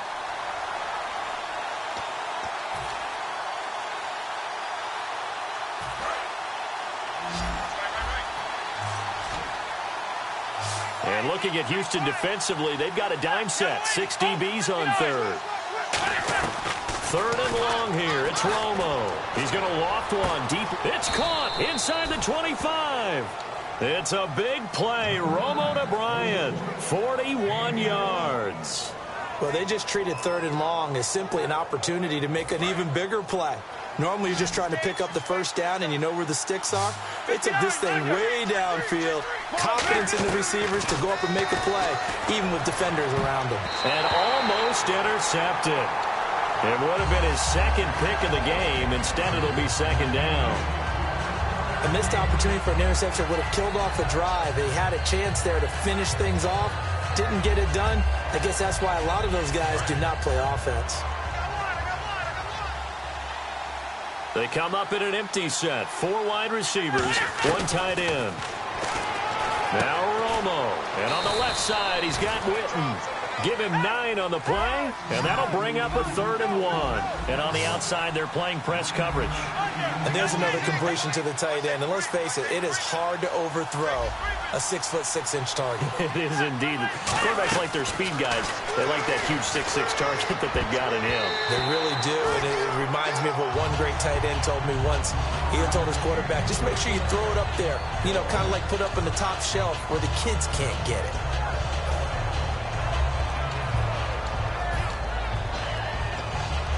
And no signs of the field goal unit. They're going for it on 4th down. Running with Elliott. And they'll lose yardage here. They go backwards to the 13-yard line. It'll be a loss of 1, and this Texans defense stands tall. And now out comes Houston. And last time the formula was pretty simple. 1 play drive, long pass. That maybe they just want to do that again, right? And that's exactly how you want to draw things up. Whether it's on your grease board, right, in your playbook, 1 play drive is exactly what you want on offense. But they have to be careful of is not having a letdown. It was real easy last time. They can't expect that going forward. Yeah, we'll see if it's that easy here. Okay, when the big guy runs a corner route, you're asking a lot no matter who's covering him. Doesn't matter whether it's a linebacker or a defensive back. Yeah. He usually has the advantage because of his body type. And the 2-minute warning lurking. This will probably be the last play before we hit it. Yeah, they want to get themselves in position to score in this last shot before the clock hits. Here's Osweiler to throw. Oh, that was dangerous. Threw it into coverage, almost picked. But instead, they'll keep it on 2nd down. And Charles, a little random sidebar, but it ties in with the NFL. One of the coolest things the first weekend of exhibition games was when the Ravens tuned into the Olympics. Certainly did. They stopped the game. Everyone watched the big screen to see Michael Phelps go for the gold in the 200-meter swim. Baltimore-born man, and he got it done. Yeah, it was a special, very cool moment. 1st down and 10 now for the offensive group. And the D-line pinching together must be expecting the run. They isolate Hopkins on the left side. To throw is Osweiler. It's complete to Fuller. And they're able to get this one down to the 25. A good pickup there, 26 yards. Good throw, good catch, but I really like the route. The drag and being able to run away from defenders. Hard to stick with them for that long. Yeah, better against man than zone, or... Better against man, because now you're running away from someone and you're not running. Now the ball's out. Osweiler lost it. On plays like this, when the ball comes free, it's often unusual for the team that lost it to get it back. Because this is a quarterback. The ball gets away from him. Everyone else is trying to execute what they're supposed to do on offense. They're usually looking in the other direction, downfield, or have moved away from him. In this case, though, a teammate is able to come up with the ball. Miller, the lone setback. Now it's Osweiler. Oh, he's got a man wide open, complete. And he's brought down after a good gain. And a nice gain of 21 yards. And with that completion, he's now north of 200 yards here in the first half. Boy, a tough start for the secondary defensively. It is, and it's got to put a dent in their confidence. And, you know, you always want to keep that up. And into double coverage, and it's intercepted. Picked off by the linebacker, Sean Lee. And a big turnover there as his guys will get the football back. And now Dallas gets set to take the field. And what do you think goes on here in this situation? If you got the football, you're trailing, you're back in your own territory with just a little time. Do you try something? You're thinking about jump-starting your team, right? You just mentioned it. They're down. They're trying to get back into the game. Now hold everything here. We're going to get a timeout by the offense. So that means they're down to one remaining here as we head toward halftime. So the offense has it 1st and 10. Looking to jam the receivers at the line here. Press coverage look defensively. Here's Romo. And almost intercepted. It would have been his second pick of the game. Instead, it'll be 2nd down. The name of the game is always on defense, put pressure on the quarterback. And that's exactly what they've done today. It looks like they've got him a little bit rattled. That would have been the 2nd interception in the first half. Bryant, the lone receiver, left. Back to the air they go. Romo on 2nd down. Toward the center of the field, but it's incomplete. Bryce Butler, the intended receiver. And it'll be 3rd and 10 now. It's always tough for the guys throwing the football when they think they've got a completion and the ball's almost there, and then someone sneaks a hand or two in and bats it away. They'll run it now out of the gun. And he'll lose yardage here. Back to the 15. Losing 2 yards that time, and now it's 4th down. Out now comes the Cowboys punter, standing just about on his own goal line. And he gets it away, a directional kick going toward the sideline. And that one goes out of bounds, and let's see here. They're going to walk this back to the 40-yard line. And now out comes Houston. And this is a spot late in the clock near midfield, though. Maybe take a couple chances, see if you get in field goal range. You do that if you have trust. And this should be a position now where the great ones, they relish this opportunity to try and put points on the board. All right, here we go. 3-19. Trying to shake off the interception from the last drive. He'll look to throw. He's going to air, and that is caught. Touchdown, Texans. Jalen Strong as the first half is winding down, and the Texans will add on to their lead. Heard a coach talk about those late-in-the-half scores, especially ones that give your team a pretty decent cushion. He said those could be the ones that can finish off a squad if you let them. Yeah, they've got the cushion. This half has been theirs. Now it's Novak on. He'll send this one away following the touchdown. That's fielded in the end zone. And he'll wind up about 4 yards shy of where he would have been if he'd taken a knee, as they'll start at the 21-yard line. So out come the Cowboys now as their offense gets set to take over. And from this spot in the field with the clock where it's at, you think we're just going to see a knee and that's it? And I think in this situation, that's the proper play. But we do know there's some risk takers out there that may want to take one more shot before the clock runs out. And that'll be incomplete with just 6 seconds left on the clock. Well, the pressure, the hits, the sacks have been coming at him all game long. I'm frankly surprised that they haven't found a solution yet to create more time for him to throw it or maybe change what they do on offense. And that's one of the biggest differences in this game and why they're losing right now. And a short gain there as he'll get it up only to about the 24. We have hit halftime. Still 2 more quarters to go. We'll take a timeout. We'll be back after this. You're watching the NFL, and it's on EA Sports. It's in the game. So both teams have their marching orders, and we'll get going again here in quarter number 3. This fielded a few yards into the end zone. And the decision to bring it out is going to cost him about 7 yards all told as he's taken down back shy of the 20. Out come the Cowboys now as they'll go on offense first here in this 3rd quarter. They have the ball here for the inaugural drive of the second half.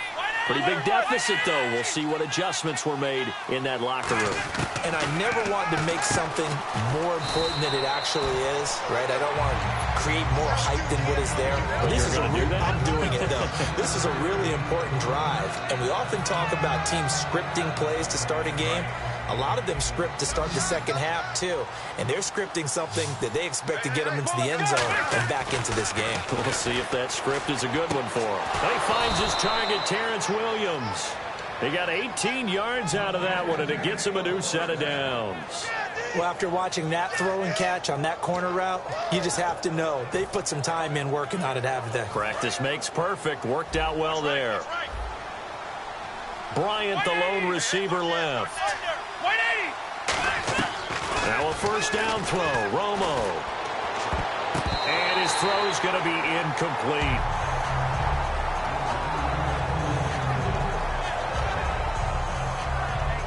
Second down now after the incompletion.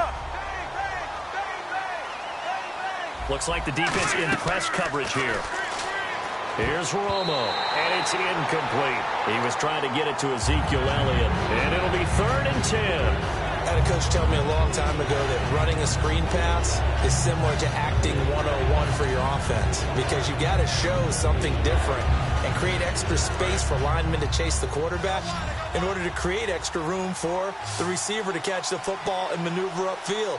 In this case, though, give a lot of credit to the defense. They communicated well. You could hear them talking to each other on the field, and they reacted and knocked it away.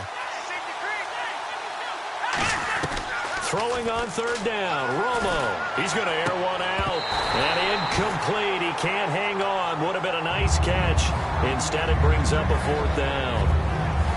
One thing I know from experience is that when the deep ball is thrown and you're the defender, you've got to fight that little bit of panic that emerges. You've got to play the ball really well. It's a 50-50 jump ball play. And guess what? They took a shot. How are you going to win it? And in this case, they managed to get it done. They are going for it. It's Romo. And that's caught by Beasley. And he's brought down after a good gain. I don't know if I agree with that. I guess they don't care if I agree with that. But, boy, you have to be surprised by that, right? I definitely was surprised that they decided to go for it in this situation. But they must have either felt like they either had a great play call on or they're trying to show extreme confidence. Now it's Romo. Oh, a battle for it here, and this will be caught. They'll give him 8 on the play, and that'll make it a 2nd down. Well, that's what you're looking for when you want to throw the ball downfield. You want one of those guys who can play out on the perimeter, can play out wide, who can not only get open, but when they're covered, can uncover themselves downfield and create catches. And running room scarce here. He's going to be stopped in his tracks at the line of scrimmage. They'll lose a yard, and it brings up 3rd. We just saw another example of how the defense is winning this game. Really at the point of attack, the offensive line is just getting pushed around. I think now as a play caller, you got to give them a little bit of help. Maybe keep your tight ends a little bit more. Maybe the running backs help you a little bit with the pass blocking. But you've got to help them get some confidence because you can't abandon the play calling right now. Looked like they had an opportunity for a big play across the middle, but he didn't have the concentration or the focus necessary and dropped it before he could haul it in. I guess they figure they got to start taking some chances. Here's a big one in this 3rd quarter as he'll go for it on 4th down. They'll run it with Elliott, and he went nowhere. Well, he went backwards, back to the 33. Ezekiel Elliott not able to get it past the marker. And this Texans defense stands tall. Now we take a glance at the offense as they work their way back out for their first possession of the 2nd half. And they'll just simply be looking to build off the confidence of the last time out where they scored a touchdown. And confidence is powerful, isn't it? When you've scored once, you feel like you can go back out there and get it done again. Doesn't matter what the defense throws at them. They feel like they're in a groove right now, and they want to get out there and show it. Yeah, hoping to stay in that groove here this go-around. Here we go now. Green, 39. Green. On 2nd down, here's Osweiler. The hook up on the right side to Hopkins. And he'll be brought down right around the 37. Give him 3 on the play, and they're going to have a 3rd down. Well, there really wasn't much there, but a completion is a completion. A tough 3rd down awaits them. And on 3rd down, the Cowboys bring in an extra defensive back. Osweiler. And he dropped it. Now it was tipped. Altered the ball a little bit, but he dropped it. And now 4th down. Here's Shane Leckler now. On for his 2nd punt. He'd take a repeat of his first. Well, sometimes you just have to take things into your own hands, don't you? I mean, the offense is really struggling in this game. They're the ones keeping things going. They have to continue to play at that level. 31 yards on the punt there. And the Cowboys will take over the football with a 1st and 10. Here's the Dallas offense now heading back out onto the field. They had a great drive going last time. They were moving the ball, and then all of a sudden it just stalled out. So we'll see what they can do here, Charles. And it's always easy to second guess when you don't get it on a 4th down try. That's caught inside the 20. It's a big play for the Cowboys on 3rd. 46 yards. Now the toss receiver on the field, but he just shouted to admit that the little guy can't go downfield and make a big-time catch on a deep pass. And no escaping this time as he'll go down. They got him for a sack. J.J. Watt in there to drop him, and it'll be a loss of about 8. They fake the give to Elliott. Now Romo. That's going to be knocked away and incomplete. All defenders get tired of hearing about their lack of hands and why they're playing defense instead of offense. But in this situation, it was the hands that made the play. Batting the ball away on an attempted touchdown pass. Excellent job. Way to knock it down. They come out 5 wide. 3 of them to the right side. And he couldn't hang on to it through the contact. Incomplete. And the Cowboys will call on Dan Bailey here. He hit his first one, this from 44 yards out now. And Bailey able to knock it through.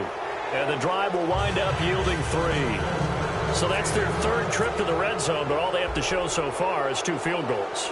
Tough sledding in this game for the offense. They get to the red zone. Normally you count on a minimum of 3 points in each red zone trip.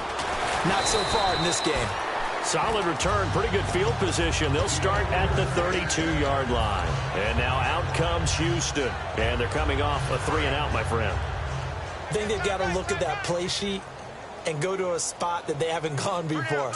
Time to shake things up a little bit to try and get this offense moving. Okay, so how do you do that? How do you shake things up? That's caught inside the 20. Touchdown, Houston. DeAndre Hopkins, his 2nd touchdown of the night, and the Texans will extend their lead. In order to lead in a game, you're going to get plenty of contributors, but that's his 2nd touchdown catch of this game. He's one of the key guys in this one. And you better believe he'll be looking for the hat trick here as this one continues to go. Now it's Novak on. He'll send this one away following the touchdown. And this will be a touchback as that sails over the end line. And now Dallas gets set to take the field. And after the field goal last time, let's see what they can get here. At least they got points out of the last drive, Charles. I never met an offensive coach that didn't want to drive to end with a kick. Most of them wanted to end with a PAT, right? In this case, a field goal, they'll take it way better than the alternative, which is a punt. Yeah, but you met fan bases that wanted that weren't happy with that field goal. I haven't met a fan base yet that wants to drive to end with a kick other than the extra point. That's it. Let's go, let's go. That's it. And the offense moving quickly to the line. Romo now to throw. And that one goes incomplete. He's maybe lucky it wasn't a fumble as he got hit as he threw it. It's always tough trying to keep your guy upright when he's trying to throw the football. When you're dealing with those big, bad guys on the defensive front, it's even tougher. And this time, those guys on the opposite side won the battle, getting to the quarterback and knocking him into an incompletion. He's got a man. It's Williams. 17 yards on the pickup there. The drive will continue. It's a 1st down. He went full scale, loose, flexible, finding a way to catch the ball in some traffic for a key 1st down. Yeah, really a nice job of adjusting to the ball in the air. Not the most accurate of throws, but able to adjust and make the grab. He'll wind up being stopped for no gain, and it'll lead to a 4th down. And the offense lining up 1st and 10. And on the outside, they're playing press coverage. On 1st and 10, Romo got a man over the middle. It's Williams. And he'll take it down shy of the 45 at the 46. It's a gain of 9 yards. And that'll make it 2nd and short. 2nd down now after the pass completion. Partner, nothing complicated here. This is just a pretty simple drag route. You're exactly right, Brandon. Instead of throwing it downfield, they just throw it underneath and let the receiver do the work. Oh, he'll want that one back. Incomplete. He doesn't drop too many in that department. 3rd down. Defense has to stand tall here, 3rd and 1.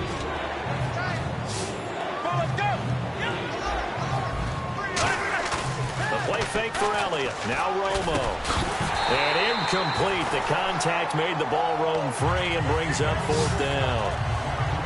On any passes in the middle of the field, anyone who's going after the football is going to be conscious that it's probably going to be contested, and often physically. Sometimes that leads to drops.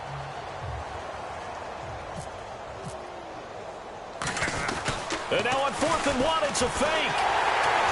And the gamble pays off. They get the first. They'll give him a yard on the play. And on 4th down, they're able to convert and move the sticks.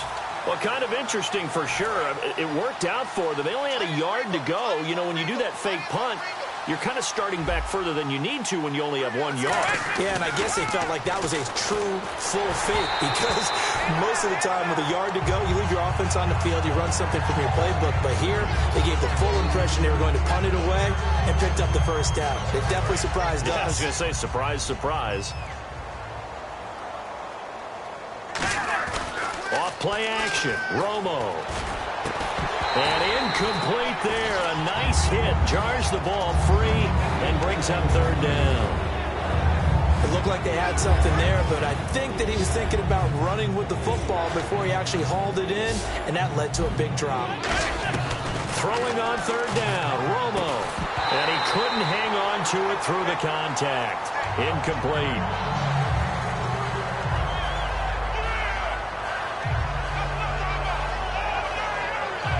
Out now comes the Cowboys punter as he's on to kick it away.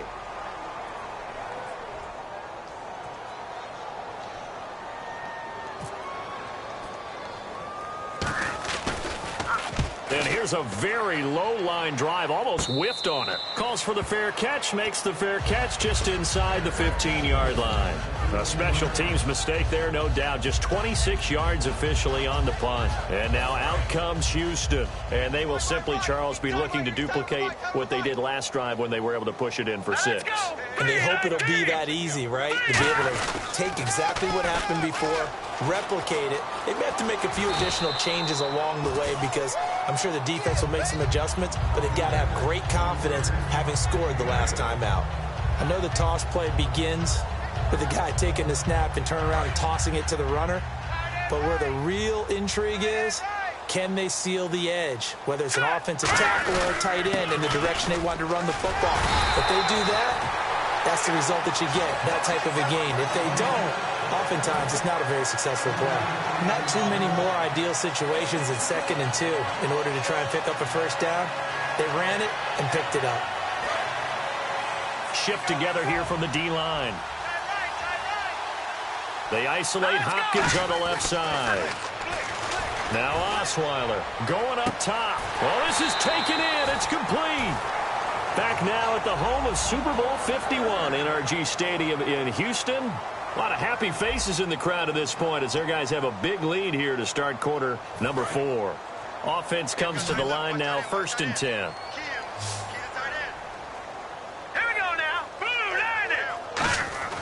They'll throw on 1st down with Osweiler. And it pops free. The collision there jarred the ball loose and brings up 2nd down.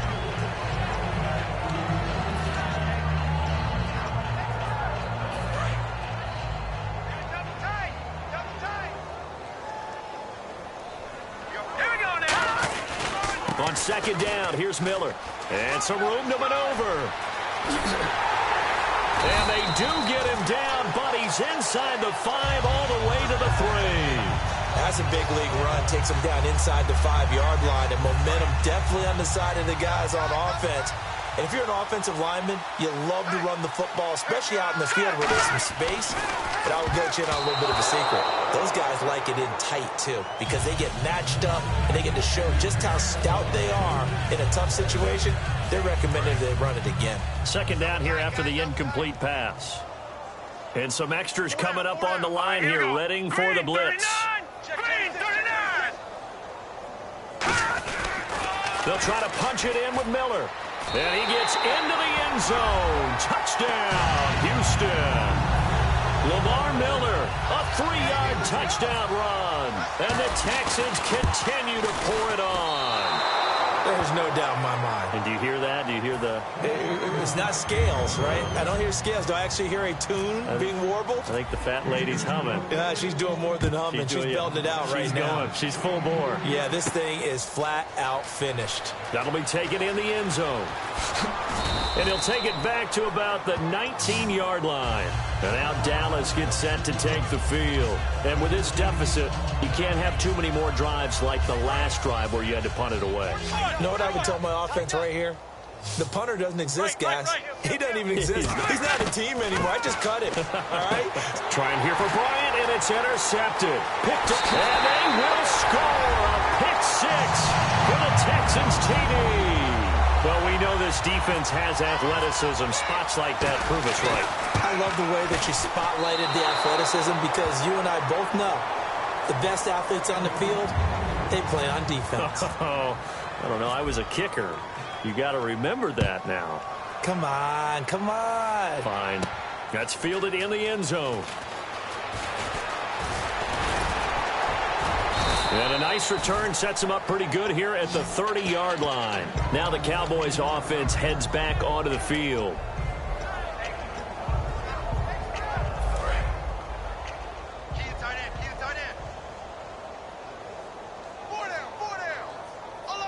They come up in an offset eye.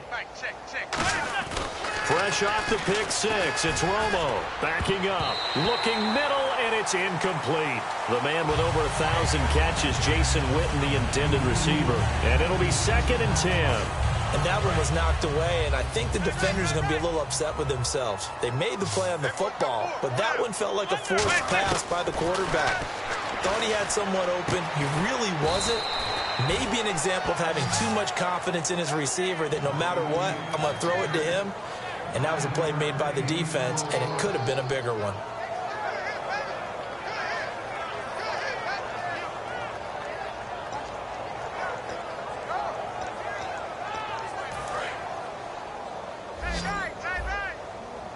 And the Texans have an extra defender in the secondary now on 3rd down. To throw is Romo. He hits Beasley right side.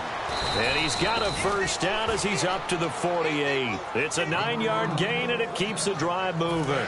Would it be safe to say that as precise as routes are supposed to be run in the NFL, maybe they're not quite as precise in college ball? That's accurate, yeah. And I think we saw a college route in the NFL there. Just find the soft spot, find the dead zone, and find the first down. And that's what he just did. Give him 12 yards on that one. It earns him a fresh set of downs. Quick pass play there on the slant, Charles. Works out well for the offense. The offense loves it. The defender hates it. Hard to get through the body of the receiver to get to the football trying to cover a slant. Here's Romo. And Beasley with it over the middle. They'll get 16 yards there. And the Cowboys are going to get a first down.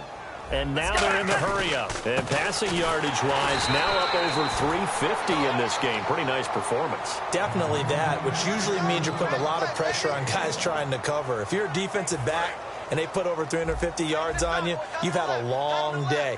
The key to everything, if you're doing it without throwing interceptions or turning the ball over. Here's Romo now on 2nd down. Looking for the end zone. Oh, he almost had it for the pick. A great chance there for the interception in the end zone. Instead, 3rd down. Now play number 7 of this drive, but it's a tough 3rd and 9. And defensively, it's a nickel formation here on 3rd down and 9. From the gun on 3rd down, Romo. And he takes a shot on the release as this will be incomplete. Jason Witten, the intended target. And that'll bring up 4th down. 3rd down is a down. Both sides know they absolutely have to win. And the name of the game for the defense is pressure on the quarterback. But pressure on the quarterback with contact, that's how you end up winning it. Desperation time for Romo on 4th down. And now for the 3rd time, Romo intercepted. Picked off by Andre Howe. And he returns it up just shy of the 20 to the 19-yard line. And here comes the Texans now. That last drive, it was a good mix. Run, pass, defense on their toes. And what really helps out in a big way is when you're doing the run-pass mix and everything's working, that means that they're guessing wrong every time on defense. They think you're going to pass when you run and vice versa. I would continue that, and when they finally draw a beat on you, maybe you mix it up a little bit, a little play action and throw the ball. And will they maintain that balance? Time to find out. Watch left. Tight end to the left, tight end left. They isolate Hopkins on the left side. 2nd and 10. It's Osweiler again. Oh, he's able to outmuscle him here as he pulls it in. They give him 14 yards that time and a fresh set of downs. And let's discuss Osweiler a little bit further. Obviously, an interesting journey for him to get here to Houston. Groomed in Denver and actually got to play some before he ended up making his departure to Houston. But after the Broncos won the Super Bowl, I think he was in search of his own team and his own destiny as maybe a Super Bowl quarterback. They gave him a great opportunity, and he took advantage of it and headed to be a Texan. 8 yards to go here on 2nd down. Now let's go. Play action. It's Osweiler. Gets it to Strong. And he will get into the end zone. It's another touchdown. This thing is ugly. Well, this game is definitely over, but we do know some people like to go ahead and continue to add to their score, don't we?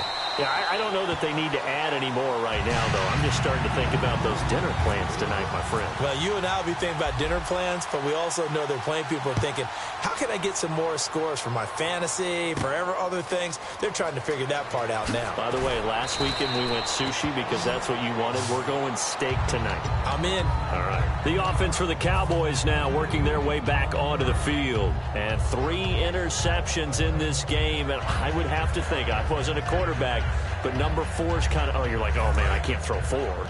No, what's interesting is what do the coaches decide to do now?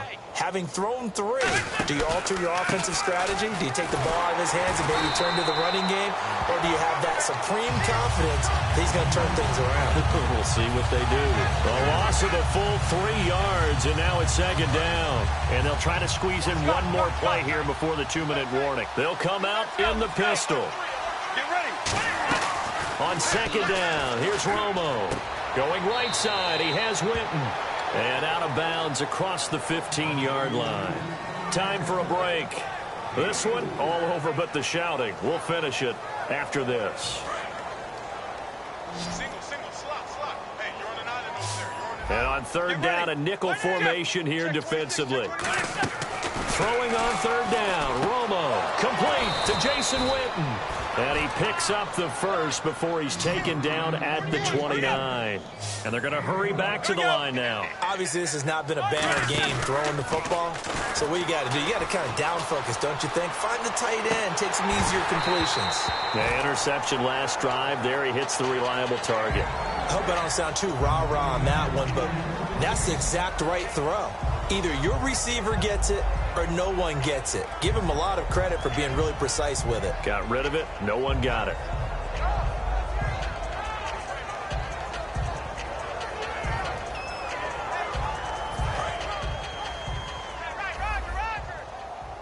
Bryant, the lone receiver, left. Back to the air they go. Romo on 2nd down. That is incomplete.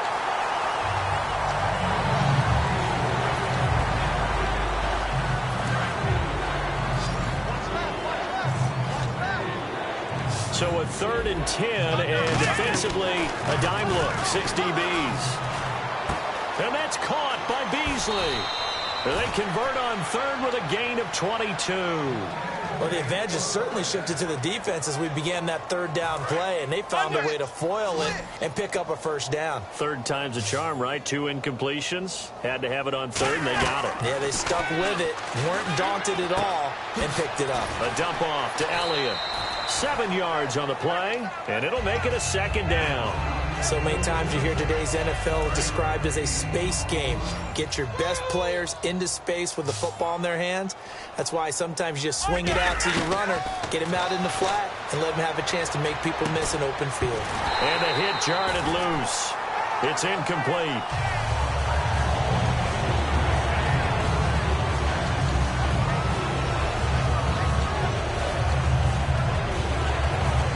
The 8th play of the drive coming up. It's 3rd and 3. Let's go. Let's go. Let's go. He's crashing. He's checking crash. 59 under. They come up in an empty set. 4 wide receivers, 1 tight end. He can run for it, and he will. It'll be called a gain of 2, and that'll leave him with some options here on 4th and inches.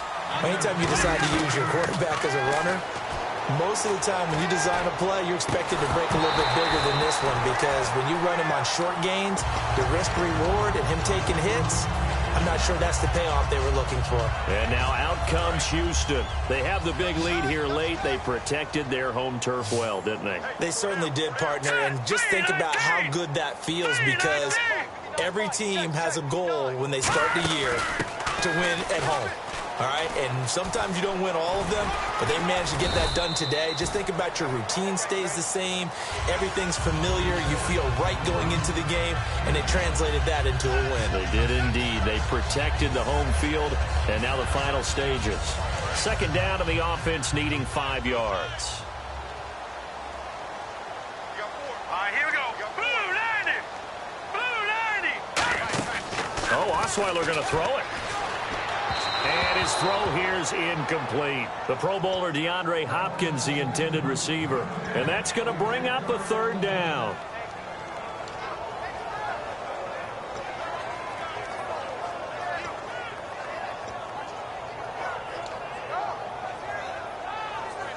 Five yards to gain here on 3rd down.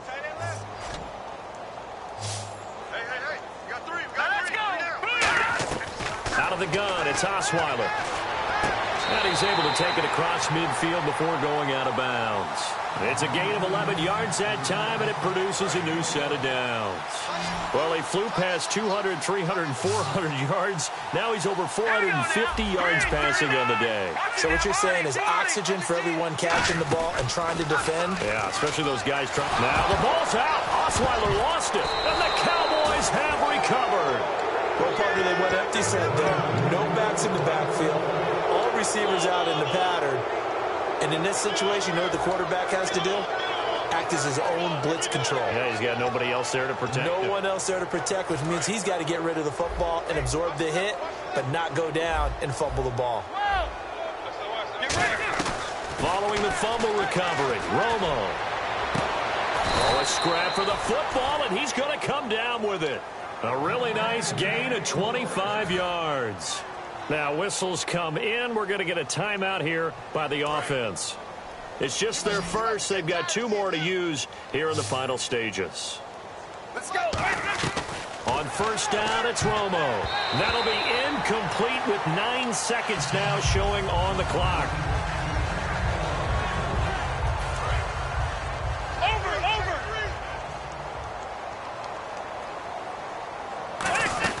On 2nd down, Elliott. And he'll push his way up to about the 14. Give him 4 on the ground there. They're now left with 3rd and 6. Now hold everything here. We're going to get a timeout by the offense. And as the 2 teams talk it over on their respective sidelines, we take a break. And this looks to probably be the final play. Let's go. One last throw here for Romo. And that will be incomplete. They were going for a cut.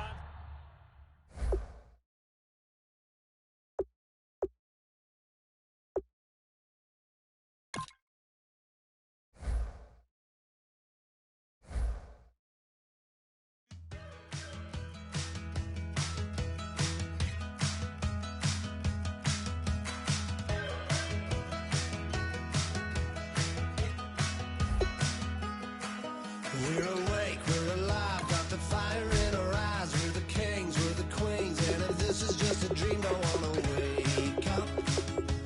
Let this feeling break up.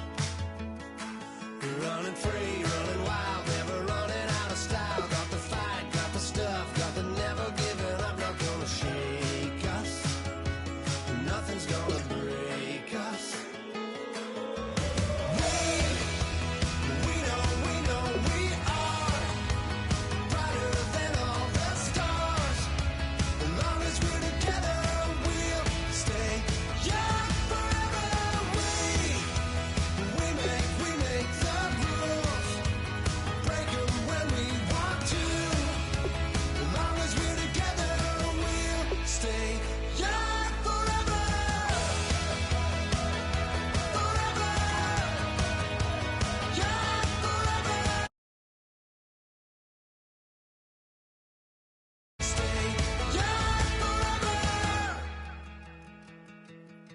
You know the power.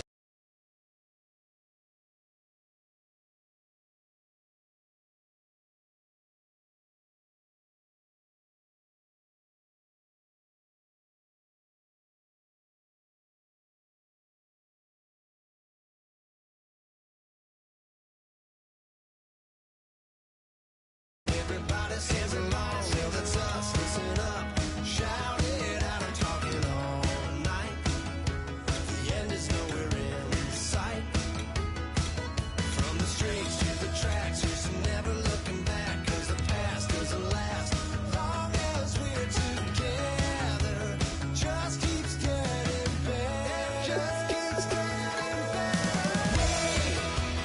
we know we are brighter than all the stars. As long as we're together, we'll stay young forever. We make the rules, break 'em when we want to. As long as we're together, we'll stay young forever. Forever. Young forever.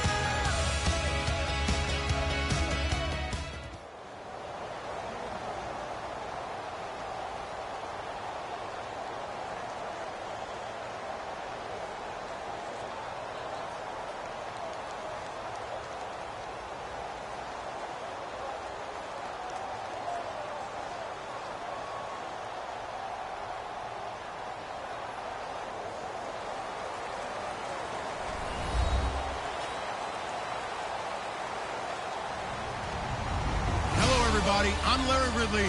You're tuned into the NFL on EA Sports.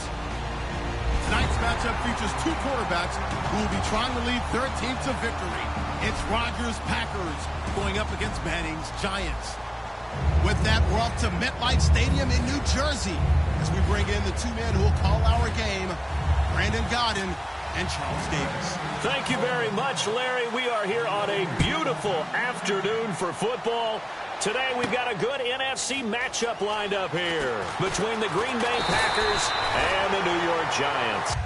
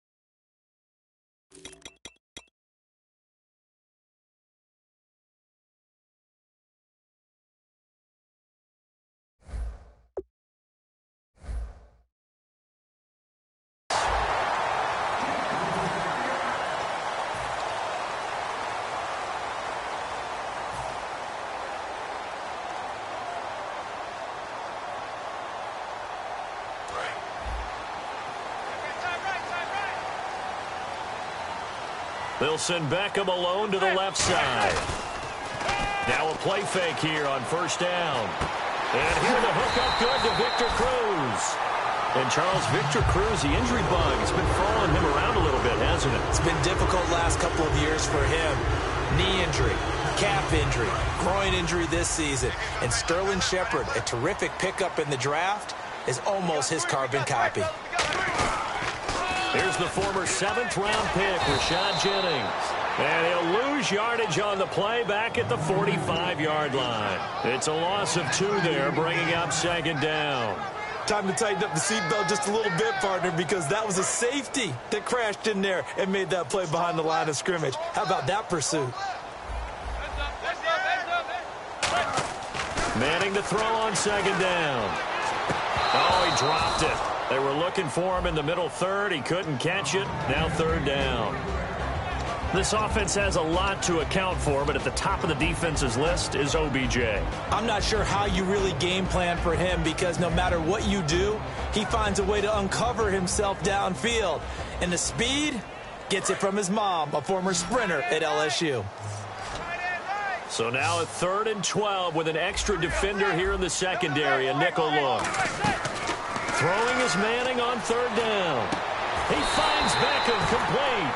The 13 yards that time and a first. So Manning to Beckham, in this defense, they better hone in on that connection. It's almost like an electrical charge for him, isn't it? When he catches the first one, I'm talking about OBJ, he just goes to the huddle and says more, more, more. And really, he's just one of those guys that once he gets going, look out. They'll run it now out of the gun. And he is going to lose yardage here. A loss of a full 3 yards, and now it's second down. Brandon, that play ended so fast, it's almost as if the quarterback handed it to the runner, and the tackler was there right away for a loss of yardage.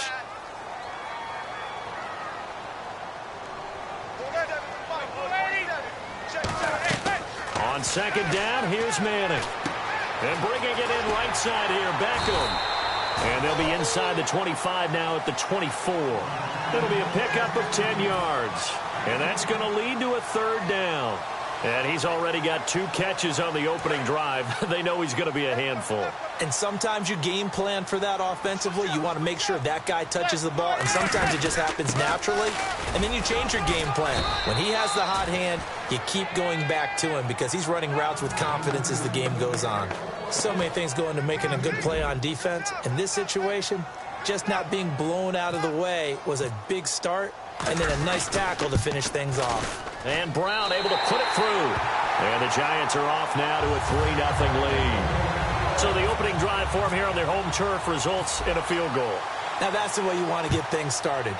Your stadium, your crowd, you've got the ball, put points on the board first, and let everyone start to celebrate. And he'll take it back to about the 19-yard line.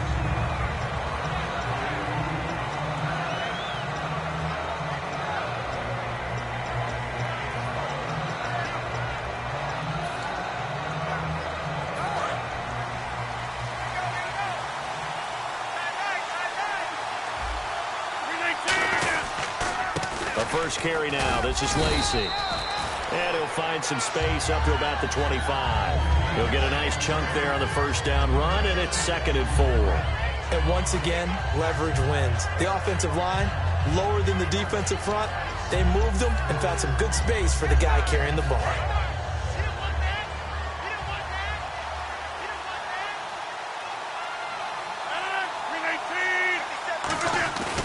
On second down, here's Rodgers. And almost intercepted. He could have picked it. Maybe some space to go the other way. Instead, it's third down. And for this offensive unit, Eddie Lacy, sometimes he even has the Auburn fans saying roll tide. Now that's big right there, because for them to say that, wow, that tells you how good a talent he really is. When he gets rumbling, the field tilts in his favor. Maybe I overstepped my bounds there a bit, but he's good. Brandon, you never want to get in the middle of Alabama versus Auburn. It's nice every now and then in this game not to see people overthink it. Just hand it to the old reliable guy. Let him pick up the first down. So here we go, 1st and 10 now.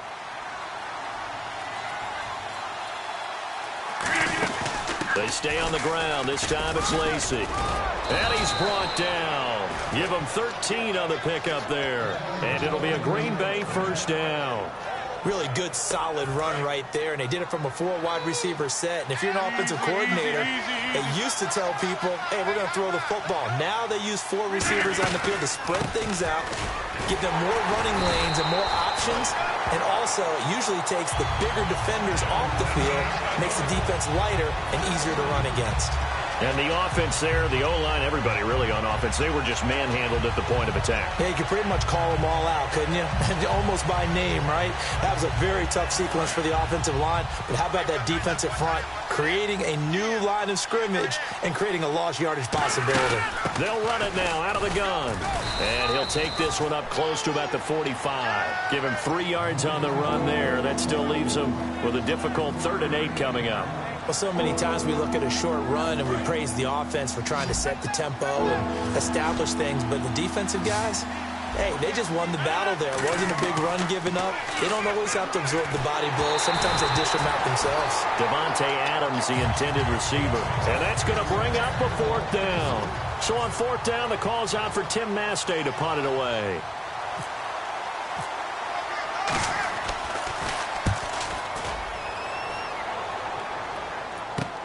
And it's taken in at the 9. You can't bring him down. The weight room does work. It'll be a net of 40 yards there following a 43-yard punt, 3-yard return, and the Giants' drive will start from deep in their territory with a 1st and 10.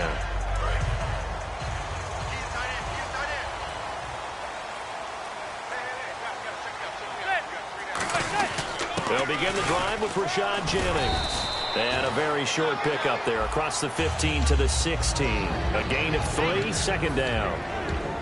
And let's get a look at the Green Bay defense. Clay Matthews is an absolute force. Multiple Pro Bowls as an outside linebacker. He can swing inside and create the same havoc. Here we go, G. Get off the field. 1 receiver left, 3 to the right.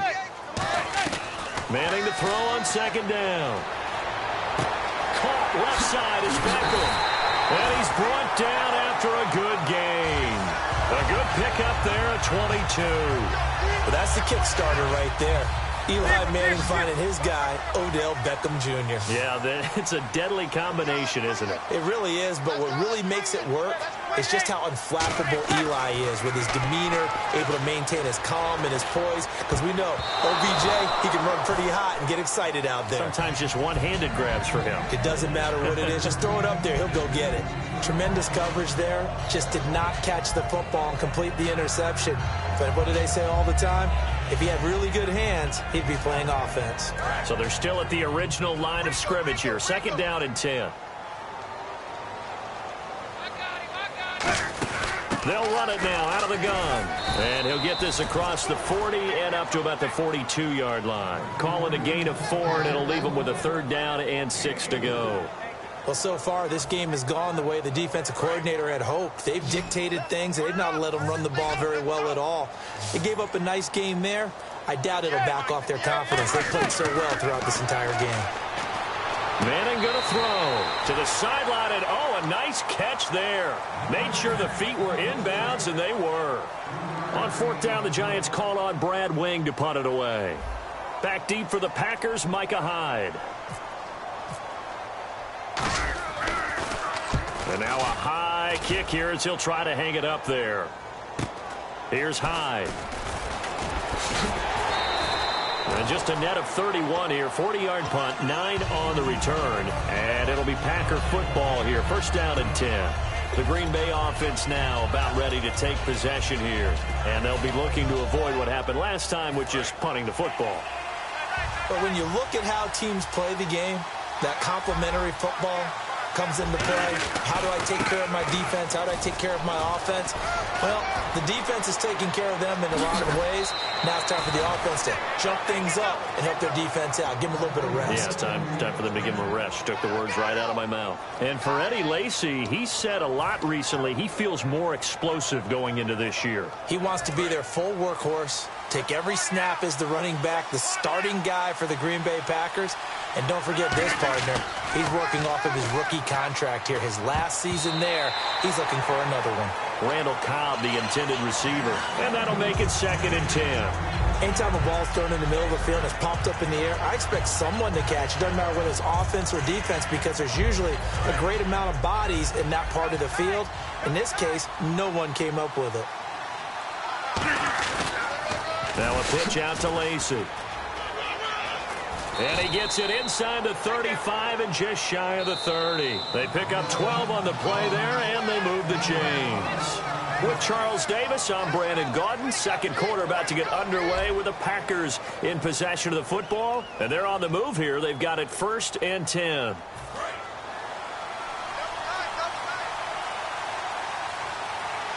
They come out here in the eye. They stay on the ground on 1st down with Lacey.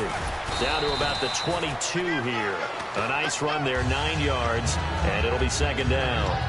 This drive is turning into an extended one, and the guy carrying the ball, he's becoming more like a body blows guy. Every carry is putting some damage on the defense. So after a while, I'm not too sure how many guys are going to want to run up and tackle him. Now Rodgers will handle Lacey. And they'll bring him down at the 18-yard line. It's a gain of 4 there, and it gives him a new set of downs. 2nd and 1 is often an invitation to take the big shot downfield. I bet the offensive lineman said, are you kidding? We just get on our backs, and let's go get the 1st down. They love being physical. 2 receivers left, 1 to the right. Into the red zone, it's Rodgers. He's going to flip that out to the flat. It's complete. Call it a gain of 5, and it'll bring up a 2nd down. He's already proven to be a factor in the running game on this drive. Now he gets involved in the passing game. I think what we're seeing here is the modern version of workhorse in the NFL. Being able to run it and catch. Trying to get it to Adams, but it's intercepted. A great read, and it's picked off. And a big turnover there as his guys will get the football back. And now out come the Giants. And a tight game after punting last time. See if they can get something going on this drive. As they head to the field now, with the game this close, you've got to feel there's a sense of urgency for them going on offense right now. But they have to do it without letting panic creep in and affect their play. It's a loss of a yard there, and now 2nd down. So now 11 yards to go for this offensive unit. It's 2nd down.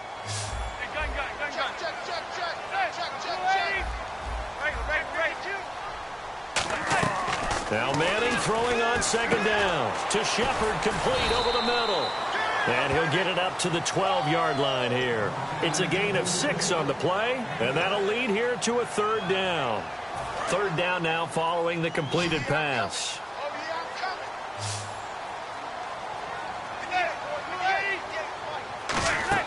Now Manning. A screen here to Vereen. And some room to roam now. And all the way down to the 24-yard line. A huge play there on the screen pass. 64 yards. Possible run anticipation here as the D-line sandwiches together. They'll run it now out of the gun. And he'll keep it moving down to the 15-yard line. Give him 9 on the carry that time, and they're set up with a 2nd and 1. And that looked like some pretty easy yardage there right up the gut. And he's a guy that has some height to him. So when you don't have to drop a shoulder or create or get through contact or trash, makes it a lot easier to stay upright, see the field, and make a run as we just saw there. Now Manning. And this is Shepard on the catch. And eventually stopped just shy of the goal line right around the 2. That looked like a pretty good route combination there because you've got to find a way to clear the guy running the drag because when you do, you can just put the ball on him and then let him run. Yeah, he's got some space. Shotgun now for Manning. And he's got his man. Beckham. Touchdown, Giants. Odell Beckham. A 1-yard touchdown reception. And the Giants are able to grow their lead. And all about timing there on that short slant, Charles. Exactly right. That was timed up so well. The route, the throw, Touchdown. Brown now to kick it away after the touchdown. This fielded at the 2. And Green Bay getting ready to go as they take the field. Looked like they had something going last drive. Then the interception happened. Will they recover? The memory they need to keep with them is that they did have something going. They were moving the ball on offense, had a nice sequence going. Don't worry about the other part. You can't get that back. Let's go back to what you were doing well before. I thought you were going to say they need to have no memory, but remember the good part, forget the bad. I like that even better. It's a pickup of 4, and it'll bring up second down. Well, we all know the guy carrying the ball is going to get the credit, both in the stat line and probably in the newspaper. But guess what? Those guys creating holes, they couldn't feel better about themselves right now. Offensive line, tight end, probably even the wide receivers are involved. They're moving the ball well. And they're able to get this one across the 35. A nice pickup there of 11 yards, and it'll move the sticks. When you run a screen pass really well, you got to like the look of it because so many parts come together to make it work well. The offensive linemen, where they're faking people out, the back slipping out there, catching the football, then all of them going together as one unit downfield. A really nice pickup. And it's incomplete. Boy, he doesn't drop many like that one. Second down.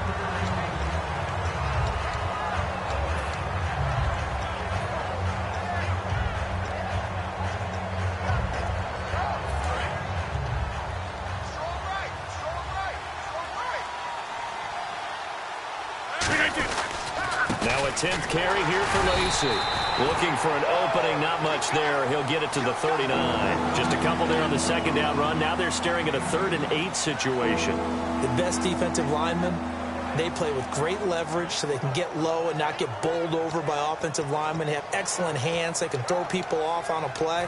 We just saw a great example of a really good run stop by a guy playing the defensive tackle position. And it looks like this will likely be the last play before we hit the 2-minute warning. Let's see if they can sneak one more good play in before the 2-minute signal. Throwing is Rodgers, surveying the field. And this is going to be incomplete.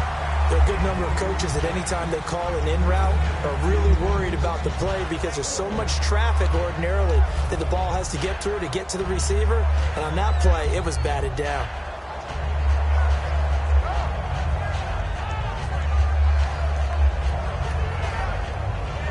So here we go. The offense is going to stay out there. They're going for it on 4th and 8. They do go for it. It's Rodgers. A minute 58 to go in this first half of play. We're back to East Rutherford, but first this timeout.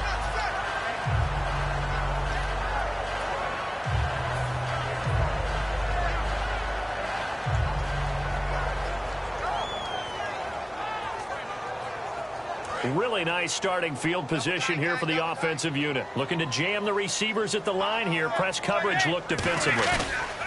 They go play action here on 1st down. He's going to want into a double team, and it's intercepted. Picked off by Morgan Burnett. And a big turnover there as his guys will get the football back. The Packers offense now heading back out onto the field. And last time out, went for it on 4th down, turned it over, gave them great field position, turned into 6 points, so they've got to recover here, Charles. It's amazing what one decision can do in the chain of events, right? The decision to go for it on 4th down. Caused all of that. It caused every bit of it, but it showed confidence. Hey, I've got confidence in you guys. Go pick it up for them. Didn't happen. Also showed confidence in the defense. They didn't pick up their end of the bargain, so now they've got to come back out and start over and rebuild that confidence. So the screen pass goes backwards. That play seemed to have a potential disaster written all over it from the start. I mean, wasn't that a tough spot on the field to make that call? You're inviting defensive linemen and linebackers to get pressure. So if one of them sniffs this out, you're definitely in danger, and this time it cost them 2 points. Now that's the kind of return you're looking for. To get to that spot on the field, that allows you to do a lot of things on offense. Trying to shake off the interception. He'll look to throw. A hit as he throws there, incomplete. They were trying to get it there to Sterling Shepard, and that'll make it 2nd and 10. But that's the type of pass play that you need to wait for routes to develop. You need a little time in the pocket, but that's hard to do when you got people in your face. So incomplete on 1st. Let's see what 2nd down has in store. They'll send Beckham alone to the left side. Manning will try again on second down. Trying to lay one up deep. And this is taken in at the 5. Touchdown, Giants. Odell Beckham with his second touchdown here in this first half. And the Giants add on to their lead. Now he's having a nice little first half here, partner. And it's a first half that leaves us anticipating what can still come. I mean, 2 touchdowns already here through the second quarter. There could be plenty more before this game is over. Set to return, this is Jeff Janis. And a nice job there on special teams as he's taken down at the 14-yard line. And Green Bay getting ready to go as they take the field. And the last time they had the football, they surrendered 2 points on the safety. They don't want to do that one again.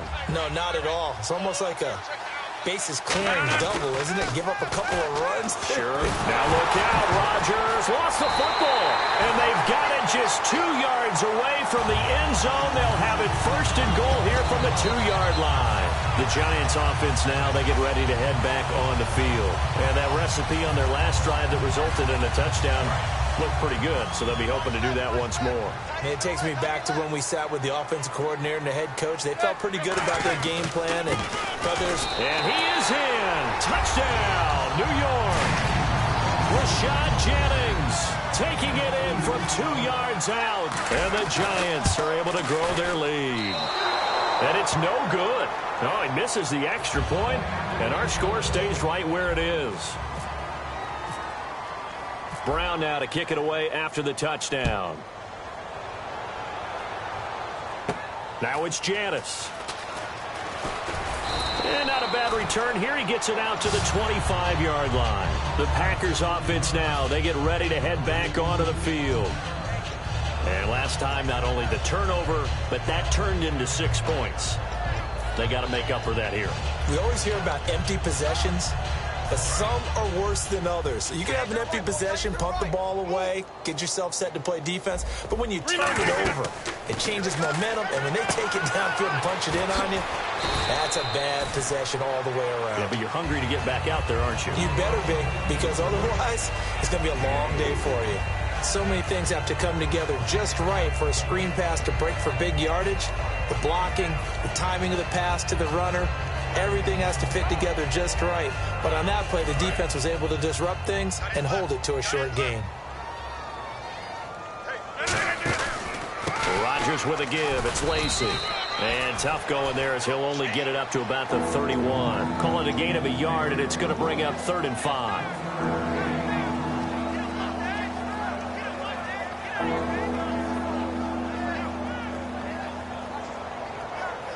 So 3rd and medium here, 3rd and 5. They'll come out in the pistol. From the gun on 3rd down, Rodgers dropping it off for Starks. And he will have 1st down yardage as he's brought down at the 41. And Brandon, from our time in college football, where receivers weren't running the traditional NFL route tree, one thing they did learn, find open areas, find soft spots, and try to get it to Cobb, and it's intercepted. A great read, and it's picked off. And the return stops at the 39-yard line. And New York set to take the field. And with great field position here, chance for some points before the break. That's prime real estate. Just have to decide how they want to try and take their shot to try and put those points on the board.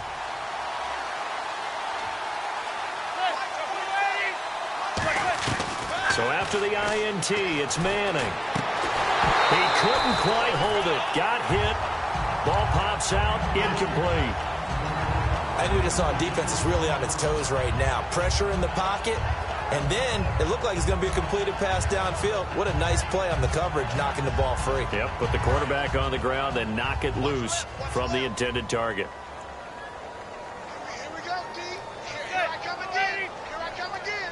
Here I come again. One final try now for Manning.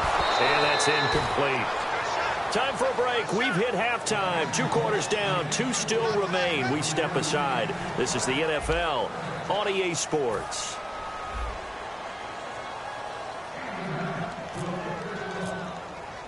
Both teams appear ready for the fight ahead, and we resume action here in quarter number 3.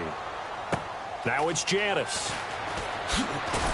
They'll bring it back to just about the 25, call it the 24-yard line. The Packers offense now, they get ready to head back on the field. They come out here with a 0 on the scoreboard. What was said in that locker room? That's what I want to know.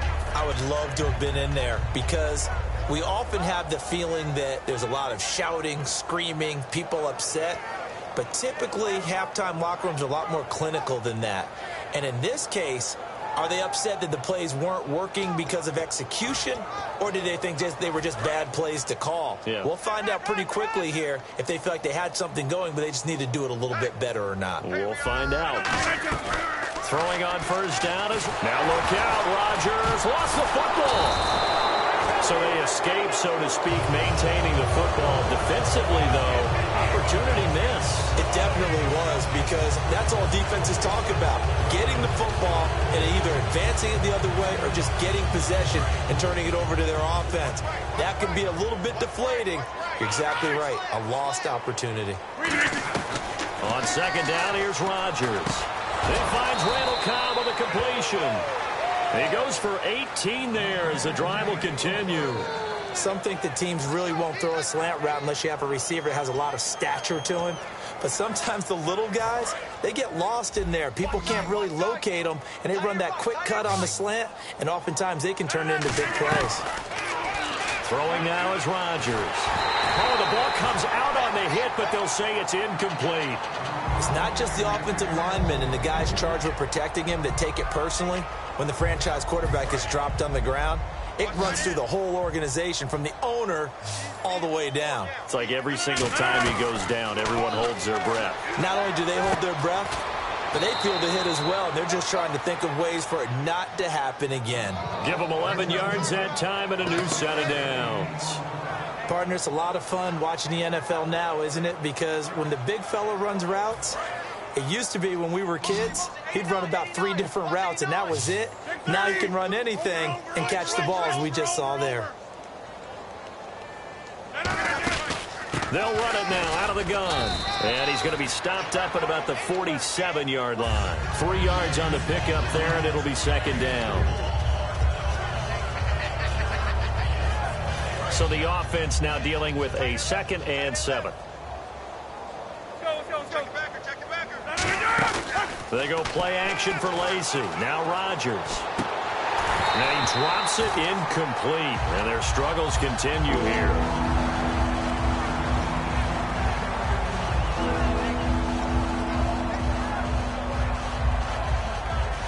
And here comes play number 6 on this drive. They have 5 in the secondary now for the Giants on 3rd down. Now it's Rodgers.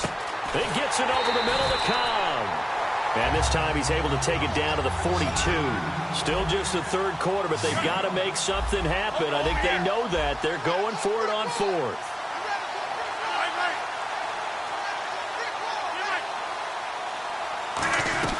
Rodgers to throw for it on 4th.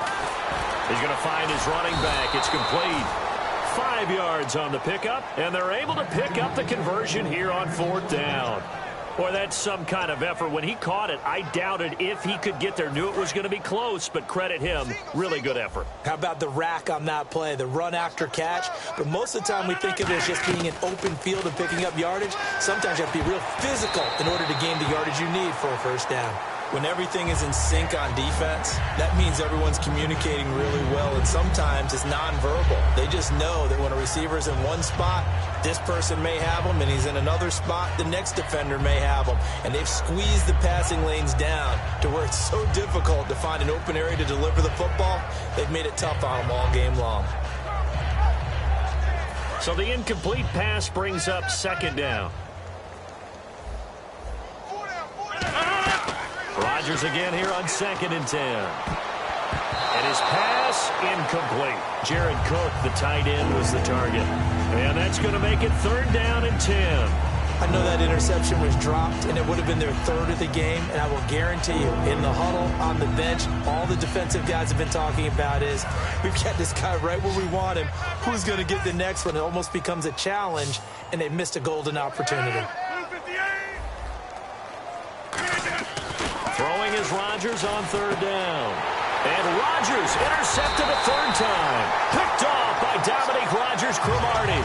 And they have the football and will take over at the 24-yard line. Here's the Giants offense now getting set to start the third quarter.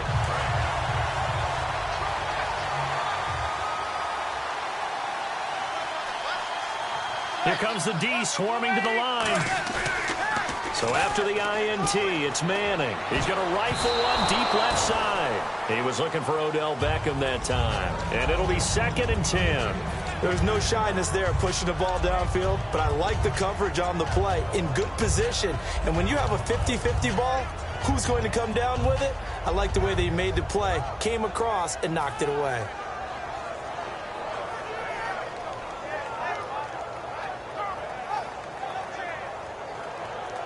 Second down following the incompletion. And the D-line pinching together must be expecting the run. Throwing is Manning. And he comes back with one complete. 23 yards on the play. They hit that crossing route really well. Excellent timing, puts it right on him, and he keeps running. Yeah, turned it upfield for good yardage. So after that big gain, let's see what else the offense has up its sleeve.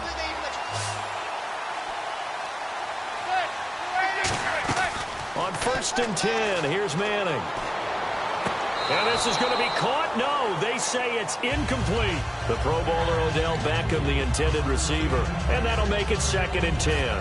Well, the numbers have been good in the passing game, and certainly a big reason why they have the lead. But now here, third quarter, maybe go to the run game a little more? Yeah, perhaps. I mean, after that incompletion, a little credit to the defense for shutting them down on that play. Maybe you try and run the football a little bit more in this spot. But they have to feel good about how they've been throwing it overall. And he's going to be out of bounds down near the 35-yard line. And give him 17 yards that time as that'll move the chains. Let's make this one simple. What a catch, especially the finishing part of getting his feet in bounds, toe tapping, and, of course, foot dragging. A little tapestry, if you will. Oh, I like it. On 1st down, Manning. They go screenplay with Jennings. And brought down, but not before they're inside the 25. That one goes for 13 yards, and it moves the sticks. Fresh set of downs here. He's having a nice game through the air. His decision-making's been really good. Solid there again. Just seeing nothing downfield goes underneath. Nice game. How about the patience? Because when you're having a big game through the air, you're looking for those chunk plays, those big ones downfield. Instead, as you noted, takes the check down, dumps it off, gains good yardage anyway. Really well executed. Now Manning. That is caught at the 7. And he will take it on in for a giant touchdown. Sterling Shepard, a 22-yard touchdown grab. And the Giants just continue to pour it on. And the lead grows even larger here in the third quarter.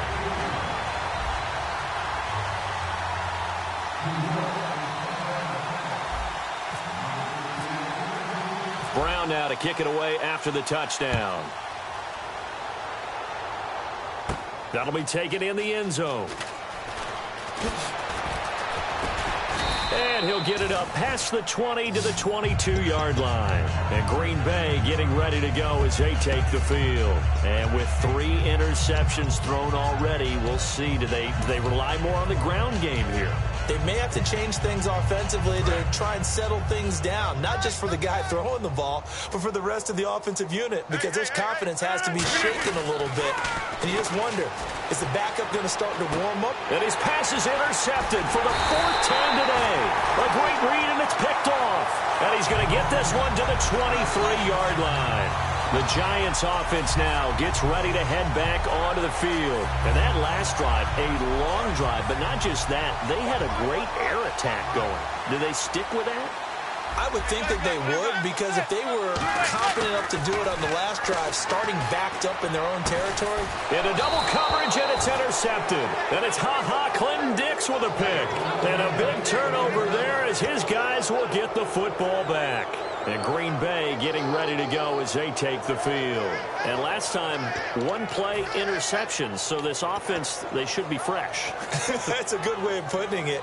And I can't wait to see what they decide to do with play calling. Because a one-play drive where you throw an interception, a lot of people think the very next time out, run the football, don't give them a chance. And the ball is knocked out. And he completes it to Jordy Nelson. But fortunately, he's able to recover his own fumble, or that could have been trouble. And defensively, maybe an opportunity miss there. No doubt about it. When that ball's out. Now Rodgers not pleased with the setup. He's going to take a timeout. It's just their first, so 2 remaining as they burn one here in this third quarter.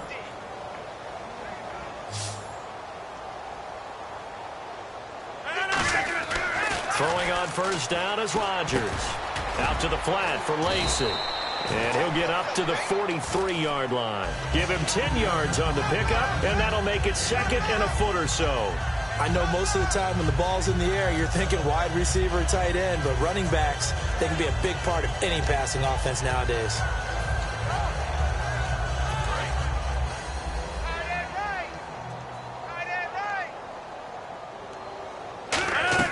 On second down, here's Rodgers. This is caught with a catch right side. It's a pickup of 6 and good enough to move the chains.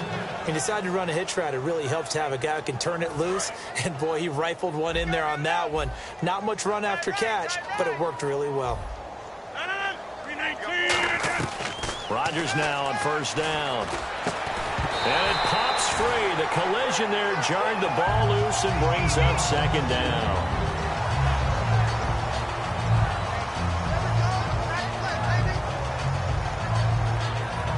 Unable to connect on the first down pass play. Now it's second down.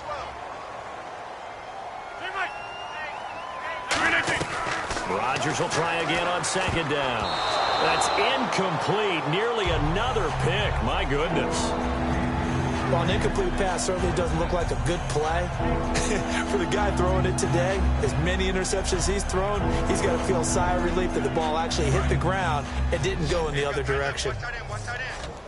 So here we go now. An extra defensive back in there on 3rd and 10. Now Rodgers. And he'll be hit as he releases it, and that'll fall incomplete.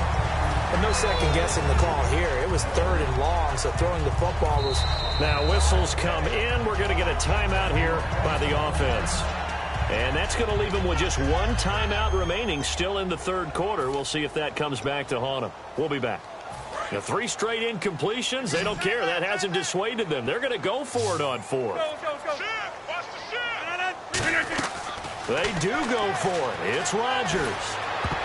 And it is incomplete. A surprising move to go for it. Predictably, at least somewhat predictably, it doesn't pay off. And the Giants are going to take over in great field position.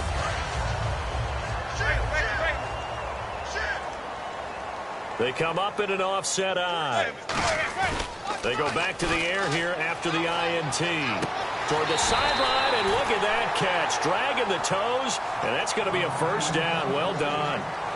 Yes, indeed. Eli Manning to Odell Beckham Jr. When they do it over and over, they usually win games. Yeah, and you know the video game Madden, right? Of course. Yeah, that's why he's a big reason that Odell Beckham was on the cover in 16 with the arm stretched out, that famous one-handed catch. Yeah, and he did that a lot, didn't he? Shift together here from the D-line.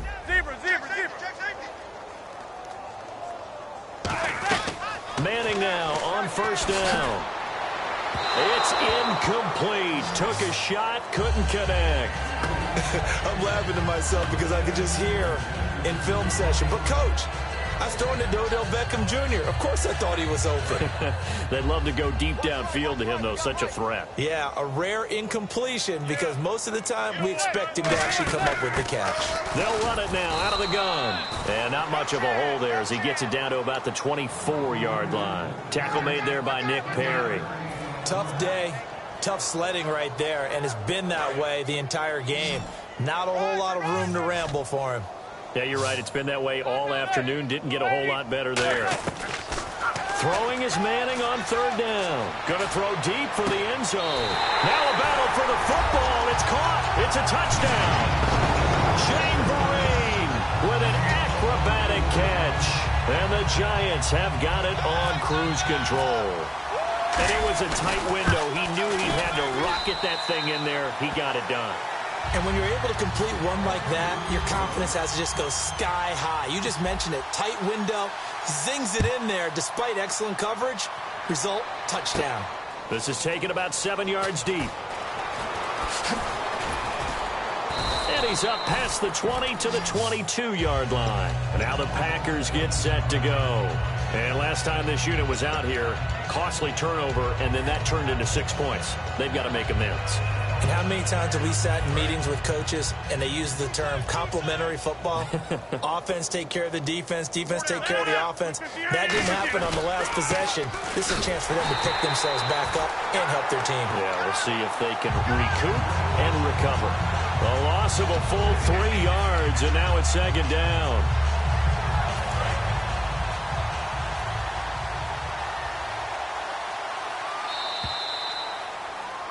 Back now here at MetLife Stadium. And this is a blowout so far as we get set for the fourth quarter. A very one-sided affair. Defense in a good spot. Let's see how the offense responds with a 2nd and 13 now. Now Rodgers throwing on 2nd down. And Cook has it left side. Give him 2 yards on that play. And it'll be 3rd and 10 now. And quickly they get to the line.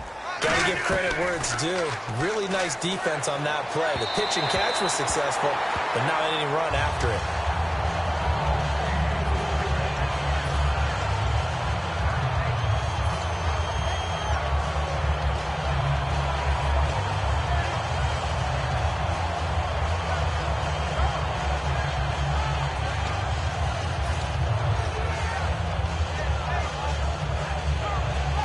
Critical one here if they're going to have any shot at this thing. So they'll go for it on 4th down. Now Rodgers got to have this one. And this is incomplete. Boy, it looked like he had it and dropped it. And the Giants are going to take over in great field position. And New York set to take the field. And they were able to punch it in the end zone last time. They'll be looking to do that again here for the defense. Obviously, they'll be looking to stop them from punching it back in the end zone. It always is punch-counter-punch, isn't it? And which team has the advantage? Well, let's just go back. Last time on offense, they rolled downfield, got into a good rhythm. You can see a little more bounce in and out of the huddle. You can see the sideline really get into the game. So defensively, you're thinking to yourself, how do we take that away from them? How do we get the advantage back? Let's see what they come up with. I think pressure is always the first way to go. You love pressure. I love it. We'll see if they dial it up this drive. Now it's Jennings. And he will lose yardage here back at the 23-yard line. It'll be a loss of a yard, and that's going to lead to a 3rd and 11. Yeah, let me puff out my chest a little bit, even though I'm not rooting for either team. That was a really nice defensive play. It's awfully fun to watch, even in an offensive game. Manning going to throw. A screen here to Vereen. And he is going to lose yardage here. Losing 6 yards there to bring up 4th. So out comes a field goal team now for the 2nd time here today. Made his first. This now from 46 yards away. And his kick is good. Didn't hit it all that well, but he got enough on it to put it through. And that will just add 3 more to a lead that's already out of hand. So it's 3 more points, and that widens things out even further here in the 4th. Hey, in this league, you can never have too much. So if you're in range, grab the 3 whenever you can. The Packer offense now ready to get back onto the field. And on that last drive, went for it on 4th, turned it over. A good job by their defense, though. They held them to 3, but this offense, they've got to be a little bit better, a little bit more careful here. And sometimes when you see these calls on 4th down, when they decide to go for it, it's not necessarily the coach saying, I believe in my offense. Sometimes the coach saying, I believe in my defense. I can afford to go for it here, because if we don't get it, I don't think we'll give up more than 3, and that's exactly what happened. You think that factored in? I do. I think that he had that in his mind going into the game, that I'm going to be aggressive on offense because I know I've got a defense that can hold up their end. They come out here in the eye. Again, it's Lacy. And he will lose yardage and be backed up to the 24. So he loses 3 yards there. Now 3rd down. And that's another stop for the defense. Something we've seen all game long. They have been on fire today. No matter what's called by the offense, they've had an answer for it.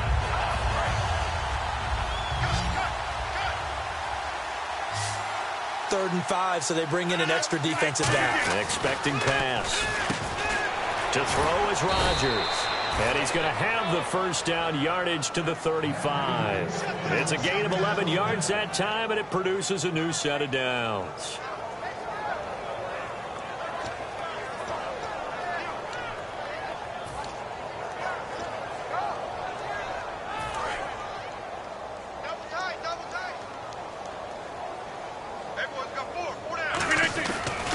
Now a man who's been busy this afternoon, it's Lacy. Just a yard on the first down carry, so it's 2nd and 9. And that's why you see a lot of teams that like to play 4-3 defense, especially against teams that run the ball really well, because you count on your defensive front, the tackles and the ends, to eat up the blocking in the offensive line and keep that guy in the middle clean so he can roam to the football and make a tackle. In this case, he introduced himself and said, "Hello, my name is Mike." They got 18 yards out of that one, and it gets him a new set of downs.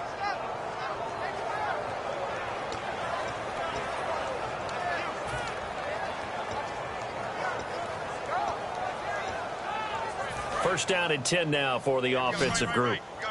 Looks like the defense in press coverage here. Throwing on first down is Rodgers. And this is caught. I think he got that with one hand. They give him 15 more, and it's another first down. Gotta love the catch. I think you gotta love the glove. Now hold everything here. We're going to get a timeout by the offense. So that will leave them with no timeouts left. Still plenty of time on the clock. We'll see how that affects things here in this fourth quarter. And here comes play number 6 on this drive. They go play action here on first down. He leaps over him. He couldn't quite hold it. Got hit. Ball pops out. Incomplete.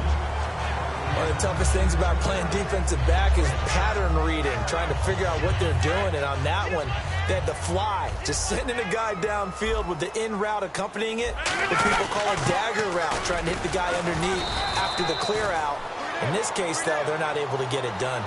Yeah, they said forget the underneath route. They went for the guy on the fly, but as you said, incomplete. Man, these guys may not win this ball game, but you certainly can't fault the effort of this man here today. He's been a real thorn in their sides all afternoon. And that last carry puts him over the 100-yard mark. Give him a yard on the play, and he's definitely short. It'll be 4th down and a few inches. And, partner, when you run the ball on 3rd and 2, you're telling the whole world you've got nothing but confidence in your offensive line and your runner, and you expect to get it. But they were stuffed on that play. Only got 1 yard. Great job by the defensive front. The linebackers, everyone got involved and force a 4th down. And he's going to be taken down right at the line. It'll be a pickup of only a yard, and they're able to convert here on 4th and inches.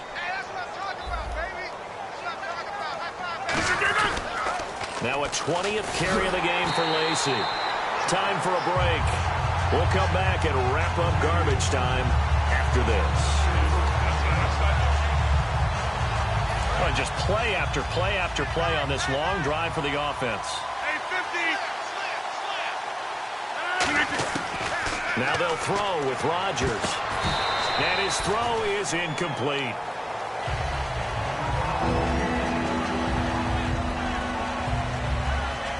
Third down, still 14 yards left.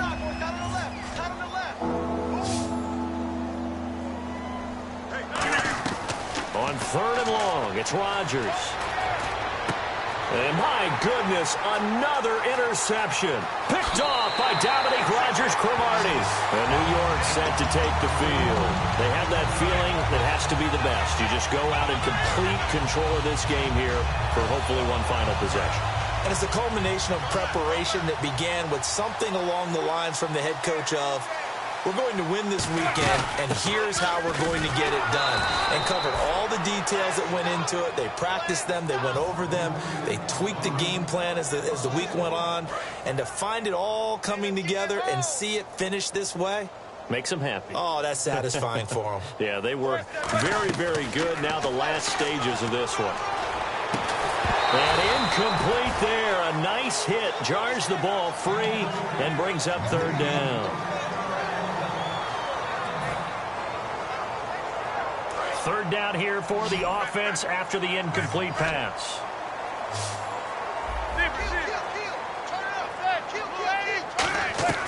Throwing is Manning on third down. He's going to wind up and air it out. And that's caught inside the 30. And they are going to score again. Yet another touchdown as they just add to their totals. And now he's at that stage of the game, partner, where one of our predecessors, one of the great commentators of all time, he used to sing in this situation when this game appeared to be over. I know the fat lady's been singing for some time. No, not her at all. This is one of our guys. But she's singing, too. Oh, she's singing. She's on, like, the fifth tune at this point. She left Scales way behind, but he used to sing something about turning out the lights. The party was over. This one fielded at the 5. And he'll get across the 20 before he's brought down at about the 23-yard line. And Green Bay getting ready to go as they take the field. They are just obviously getting shellacked here in this one, Charles. What's the message if you're a coach for this final drive in a lopsided game like this? For a lot of coaches, be honest, don't forget today. Don't forget what has happened out here. Yeah, use that as ammo going forward. Take a great look at that scoreboard. Realize how poorly everything went for us today. Coaching, playing, the whole deal. And never forget it, because you're not going to want that feeling. No, you don't want that feeling again. And who knows? You may meet up with this team again. Caught on the right side by Adams. And he takes this one just shy of midfield all the way to the 49. So the offense has it 1st and 10. And on the outside, they're playing press coverage. Now a play fake here on 1st down. And they're not able to hook up there. Incomplete. The defensive coordinator came into this game with a plan to get to the quarterback with whatever type of pressure is necessary. It's working to perfection for him today. Rodgers again here on... Now look out, Rodgers lost the football. And the Giants have it. It's picked up. And they will take over at the 29-yard line. And New York set to take the field. They take over with great field position. They've got the big lead. Most would say they should kneel it, but the key...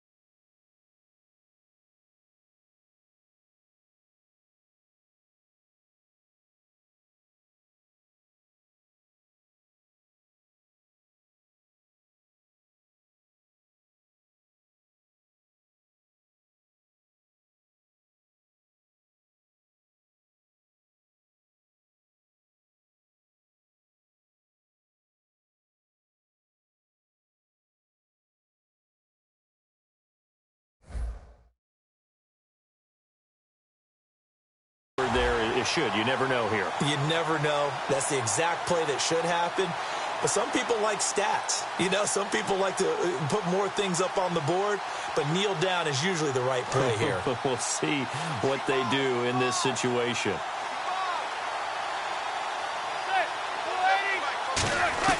Manning looking to throw it. And nearly picked off there. Almost intercepted. Instead, 2nd down. He's got to be kicking himself right there. His team's already picked off 2 passes. That would have been the 3rd in the game. And, boy, they've really played well attacking the football. 2nd down now after the incompletion.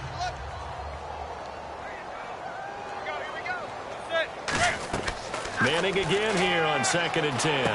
And he's got his favorite target yet again. It's complete. And they do get him down, but he's inside the 5 all the way to the 3. Another notch there on the belt for Eli Manning finding Odell Beckham. Pick a route, any route. They're connected no matter what. Boy, those guys know how to figure it out, and they work hard at it in practice. And he's going to be intercepted a 3rd time. And it's Clinton Dix with a pick. And a big turnover there as his guys will get the football back. Now trotting out there, the Packers getting ready to go. They are down big. They have not scored a single point I don't know, are they so defeated at this point you just want to get in the locker room and get the heck out of here? That is one way to approach it. Sometimes coaches say, that's it, okay? It hasn't worked all game. There's no sense in doing something now. Let's get out of here. No one gets hurt.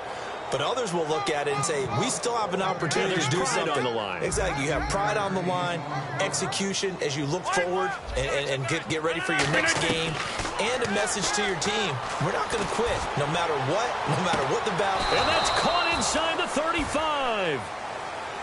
Brandon, you identified early that this game looked like it was going to be lopsided in favor of the winning team. And then late in this one, you and I, we were digging at stuff, weren't we, to talk about, partner? Oh, there's no doubt about it. I think we brought up statistics from somewhere around circa 1927-28, hoping we could keep people going in this one. Deep in the annals for this blowout win.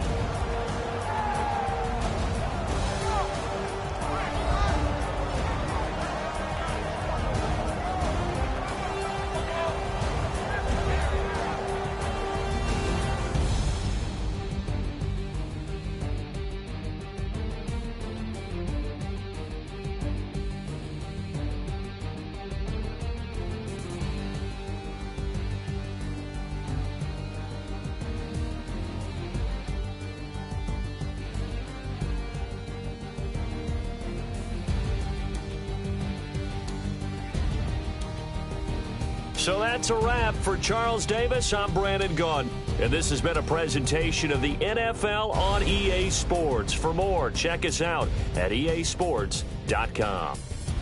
The Giants are winners as we say so long from MetLife Stadium.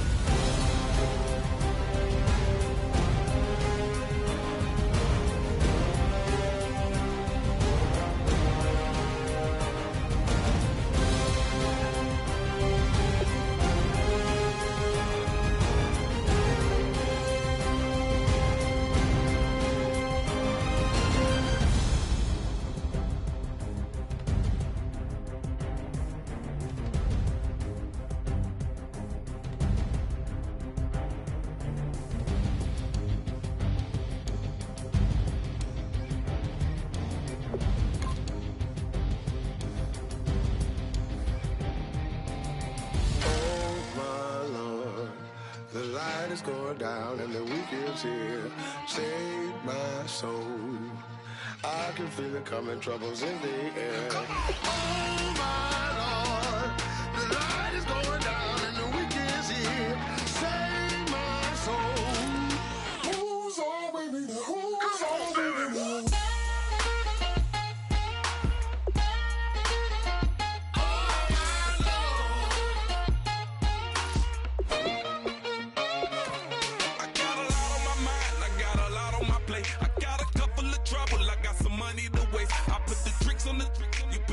On the car, it's like a weekend at Bernie's, and baby, you with the bar. I'm about to get it poppin', call a Uber, cause I'm a scuba. Dive while he driving, shawty rockin', and I maneuver. I know you like it when I put it, yeah. Maybe you should bring a friend along, yeah. Now, I got paper, and I ain't gon' chase you, baby. I'm gon' take you down. Now, come on, shake it, baby, turn that around. I'm like, oh my Lord, the light is going down and the weekend's here. Save my soul. I can feel it coming, troubles in the air. Oh my Lord, the light is going down and the weekend's here. Save my soul. Who's all with me now? Who's all with me now?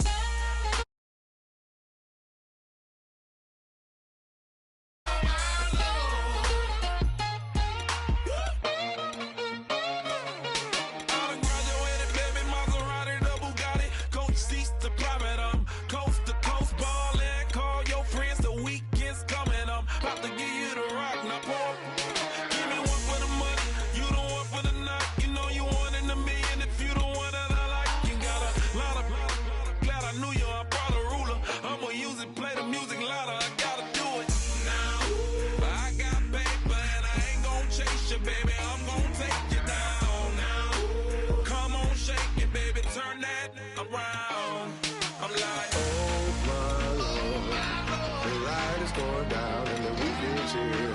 Save my soul. I can feel it coming, troubles in the air. Oh my Lord, the light is going down and the weekend's here. Save my soul. Who's on with me? Who's on with me?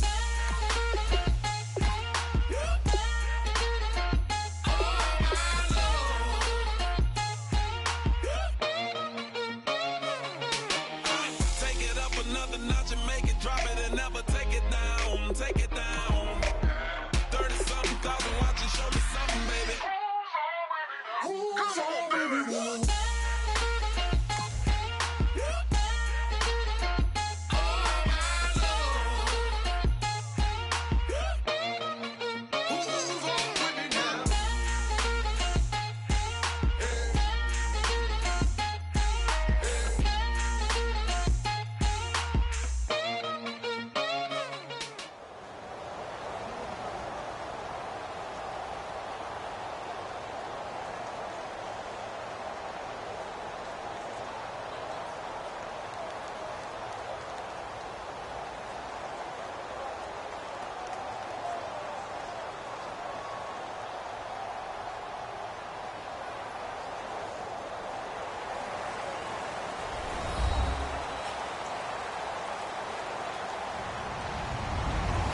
Everybody, I'm Larry Ridley.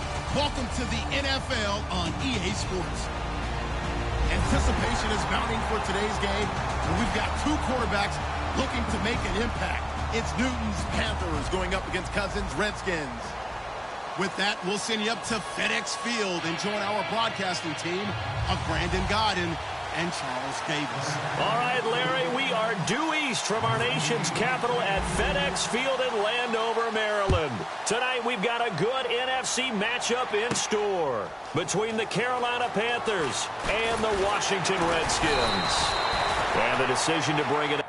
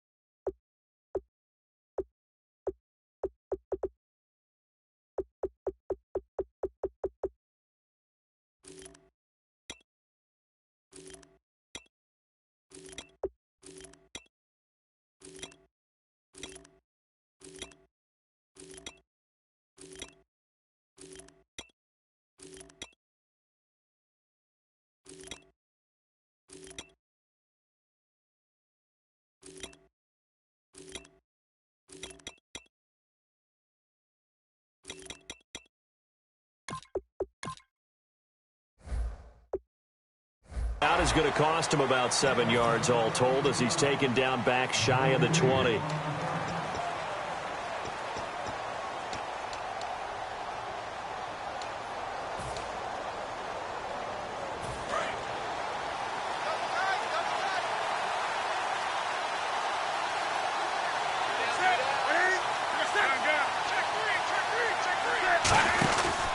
They'll run the option left. And he'll lose yardage here, back to the 15. A loss of a full 3 yards, and now it's second down.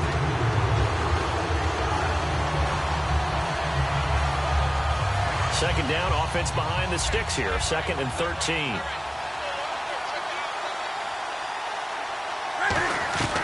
On second down, here's Newton. Eluding the pressure right. On the run, he'll let this go deep right side. So the long attempt falls innocently to the ground, and it brings up third. And what about this offense, Charles? Specifically, what about Jonathan Stewart? He makes sure everything goes. Put the ball in his chest and watch him run. Can run with power inside, but has enough speed that when he gets outside, he can cause a lot of trouble. Here's Newton. He's going to go up top again. He's got a man, complete.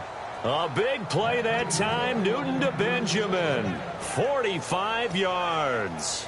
I know they had good coverage downfield, but you have to wonder, on 3rd and long like that, How does that happen, that they can get that far downfield and complete a pass?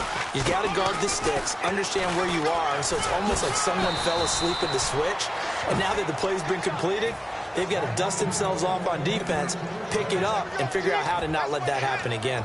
And that's the way to get things started the first time you touch the football on the road. And you have to believe all week long, all they've talked about is, okay, going into a hostile environment, we're the visiting team. How do we take control of this ball game early? That's one way right there. No fear, guys. And if they had any, it's probably gone after that run. 5 yards is the tally on first down. That brings up 2nd and 5. And now a look at the Washington defense. Ryan Kerrigan is an example of bringing the best of you from college to the NFL and remaking your game. Terrific guy causing fumbles at Purdue, has done the exact same thing in the NFL, then lost weight and became an absolute terror rushing the passer. To throw on 2nd down is Newton. He's going to get this one out to his fullback. And they do stop him, but he takes it all the way to the 2. A good pickup there, a 22.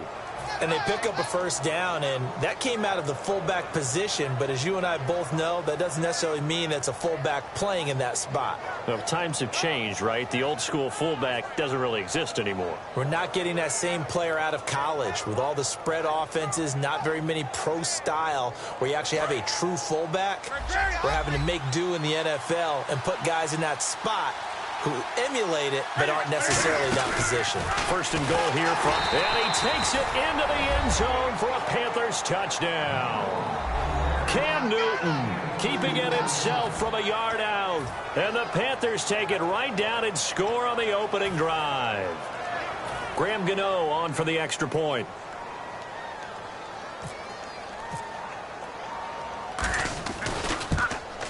And this will be good to give the Panthers a 7-0 lead.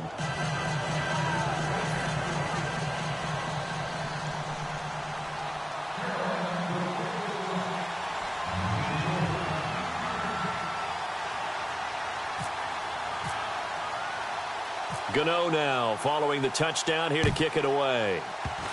Very short kick. This will be taken by one of the up men. And they're able to return this one all the way up to the 45. Well, you gave up the first touchdown of the game, but how about the response? Big-time return. Now it's their chance to try and put points on the board.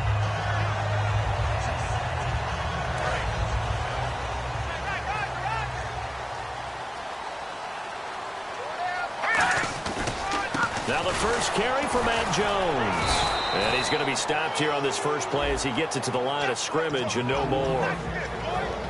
First offensive series forthcoming. Deshaun Jackson, wide receiver that certainly needs no introduction in this league.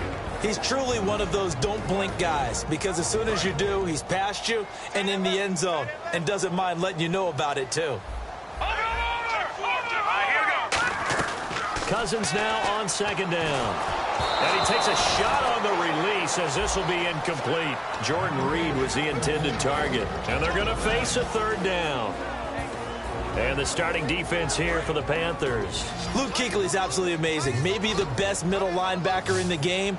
Not only is he cerebral, this guy's athleticism is off the charts. On 3rd down, Cousins. Looking for Crowder, and it's intercepted. A great read, and it's picked off. And they have the football and will set up shop at the 33-yard line. Carolina getting set to take the field.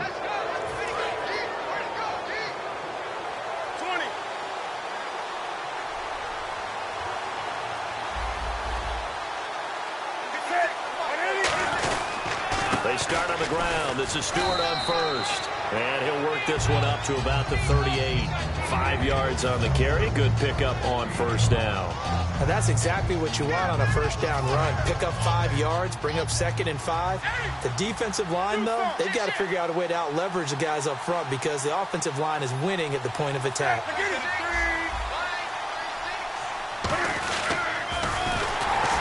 And he is going to lose yardage here. Call that a loss of 5 yards on the play. And it'll be 3rd and 10. Well, that's the big drawback to this play. Even if somehow the quarterback pitches it, he's not immune to the big hit. In this case, he kept it and absorbed it anyway. And he can't find anywhere to go with it. And he goes to track him down for a loss of 13, and it'll bring up 4th down. On 4th down, here's the veteran Mike Cyphers to punt this away. Back deep here, Jamison Crowder.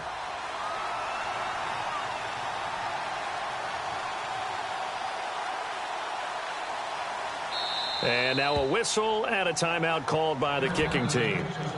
They'll have 2 remaining as we step aside here in this first quarter. So now here's Mike Cyphers to kick this one away. Back deep for the Redskins, Jamison Crowder.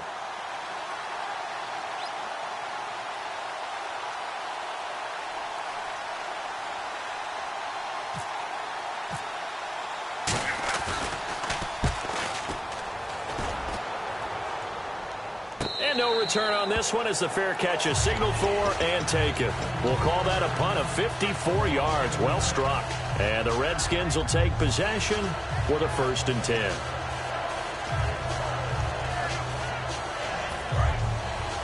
No, check. Patriot. Here we go now. They go back to the air here after the INT. He sets up the screen to Jones. Shedding the tackler, and it gives him some room. And they finally get him, but not before he reaches the 33-yard line. As we continue to advance in the NFL, as people continue to scout players, they really don't care as much about body types as they care about those guys who can make people miss, run through tackles, and gain all that additional run after catch. Anybody has that ability, they want them on their team. This one complete to Jordan Reed.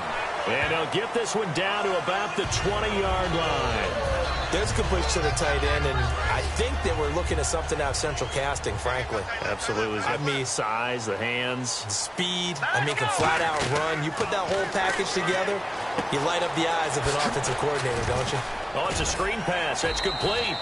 And brought down, but not before they get it inside the 10 to the 7. We always talk about having to read defenses and how complicated that is. Well, this was an excellent read.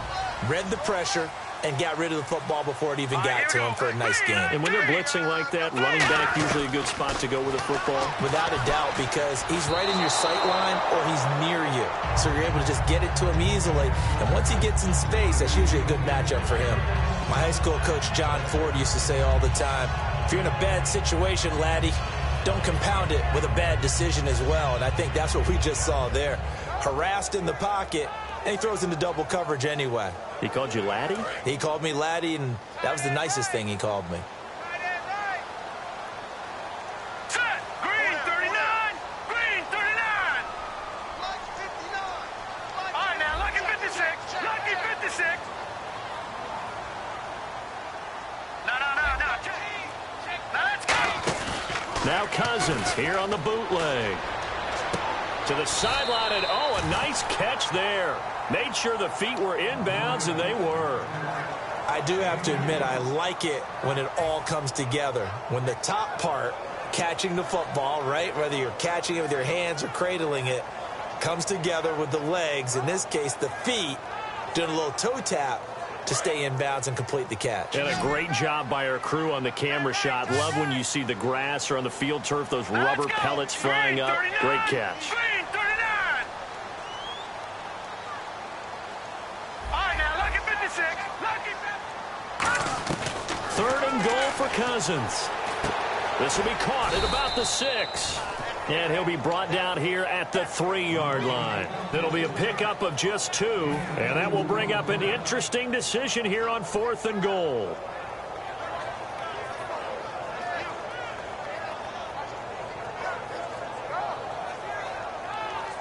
Dustin Hopkins now for the Redskins field goal.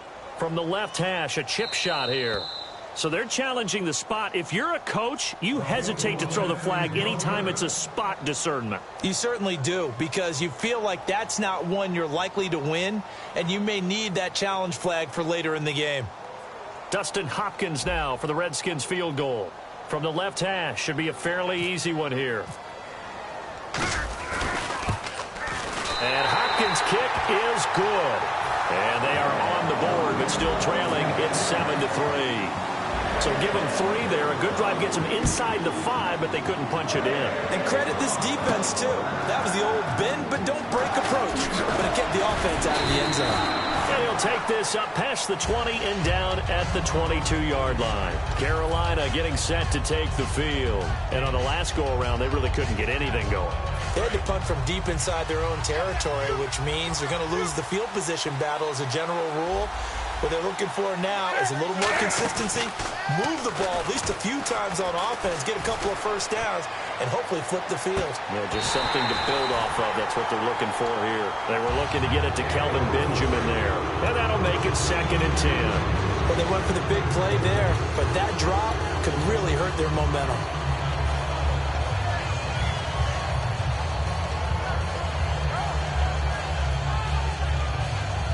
Second down here after the incomplete pass. Again, we'll see the pistol here. Here's the option going right. On second down, they run with Stewart. Trying to turn the corner, but he's going to be stopped right near the line of scrimmage. Bashad Breeland, the one that got him down. With my good friend Charles Davis, Brandon Gaudin with you. It's the Panthers in possession of the football as we begin quarter number 2. They're staring up at a 3rd and 9 to start it out.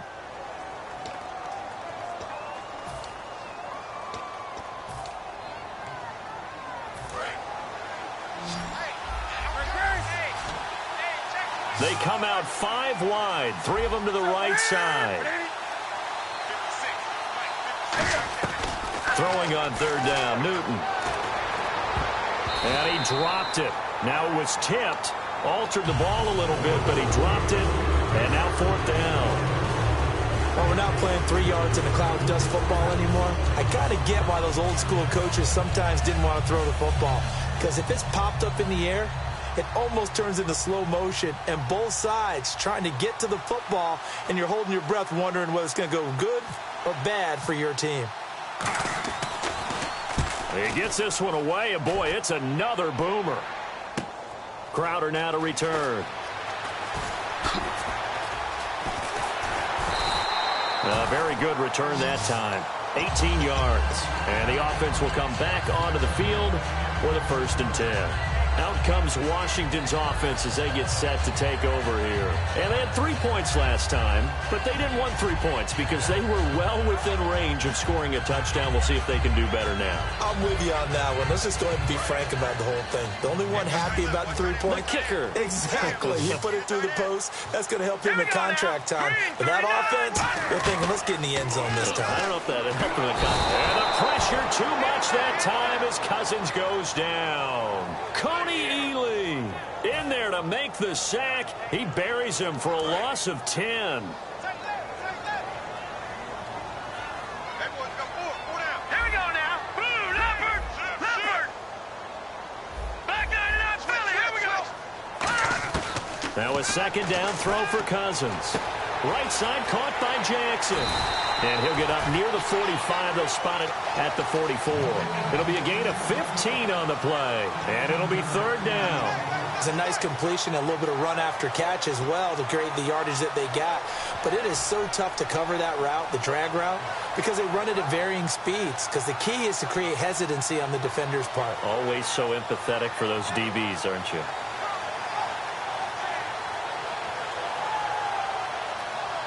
So 3rd and 5, 3rd and medium here.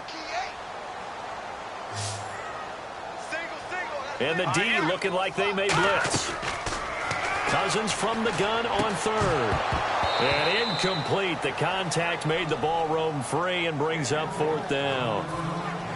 I'm not sure we could spot any tendency here on this 3rd down. They could have run it or passed it. Either one was available. They chose to try and get it through the air, but they were unsuccessful.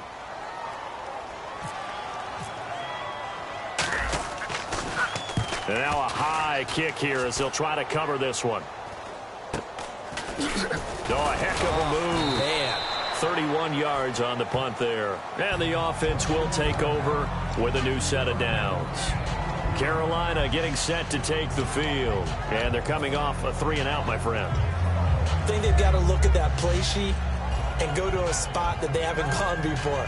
Time to shake things up a little bit to try and get this offense moving. Okay, so how do you do that? How do you shake things up? You look at what you've called before, realize it hasn't worked Go to so something well, else. and maybe you try and find one of those special plays from one of your better players, and maybe try and hit something big and get things going in the excitement area. The tight end, Olsen, in motion. They go play action here on first down. Flushed out right. Hit as he throws there, incomplete. Greg Olsen was the intended target, and it'll be 2nd and 10. Different pass rushes are designed for different things. Sometimes you want to keep the quarterback in the pocket. Sometimes you want him to flush. I don't know exactly how this one was designed, but they made sure they moved him to his right. He got out of the pocket. Unfortunately for him, he was hit as he tried to throw the ball, and that resulted in an incompletion. That one good for 16, and the drive will continue. Well, clearly one of his advantages as a passer is his height, sit back in the pocket, fired over the middle. That makes things tougher defensively, doesn't it? It really does. And no escaping this time as he'll go down. They got him for a sack. Ryan Kerrigan in there to drop it for his 2nd sack now here tonight.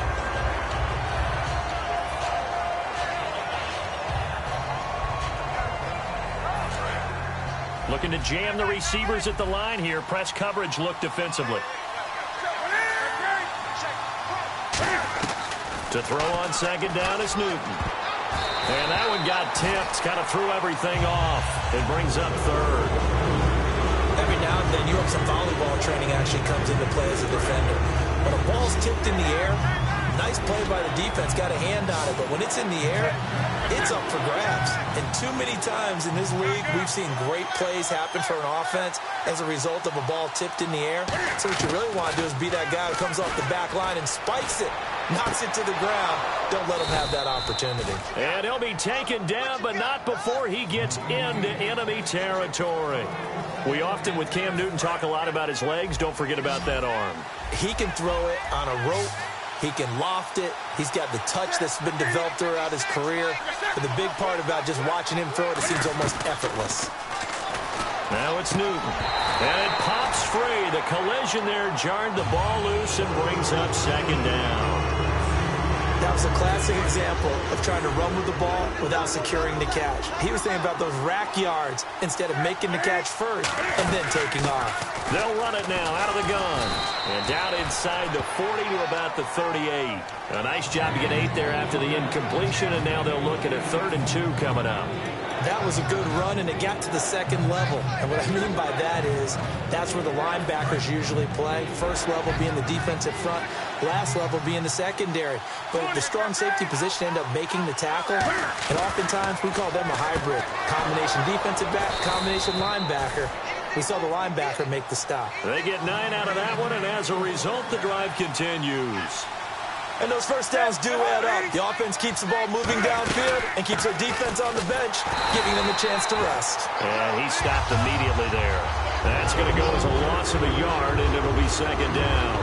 The defense won that play so fast, and I think if the running back even had time to notice if anyone was there, it was just a blink of an eye, and there was a loss on the play.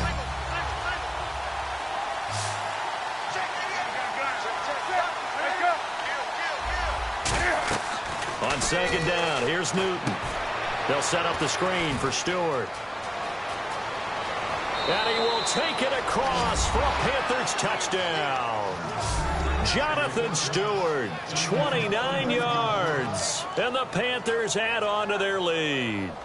Getting your back involved, what's the importance there in the passing game? Well, oftentimes you can create mismatches because who's going to cover, and you get him into space, which is where he likes to operate with the ball in his hands. Oftentimes makes people miss, gets that run after the catch, and off he goes. And into the end zone. Gano now following the touchdown here to kick it away. On the return, this is Rashad Ross now. And he'll be taken down just past the 20 at about the 21-yard line. And here come the Redskins now. And with this deficit, you can't have too many more drives like the last drive where you had to punt it away. You know what I would tell my offense right here? The punter doesn't exist, guys. He doesn't even exist. He's not a team anymore. I just cut him, all right? So you've got to go out and create some offense for us here and give us some points. No way does that guy get on the field on this drive. Poor punter. Yeah, it wasn't his fault. But, hey, listen, there's got to be casualties at times. We're trying to win a game. That was a nice run, a nice game there as they head towards the 2-minute warning.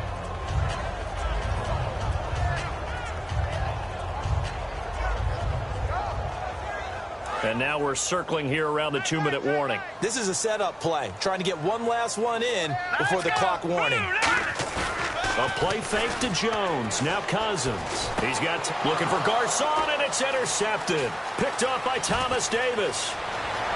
And he will bring this one back. It's a pick six for a Panther touchdown. Short throw pick six right there. Those linebackers, they love when those short throws come and those eyes get real wide, don't they? How about the anticipation on the play? Reading, reacting, and then the ability to catch the football and take it in the opposite direction. So they throw the pick six. They'll get another shot at it now as this one's in the air. That'll be taken in the end zone. And no run back here. This will be a touchback, and it comes out to the 25-yard line. Out comes the Redskin offense now as they get set to begin another possession.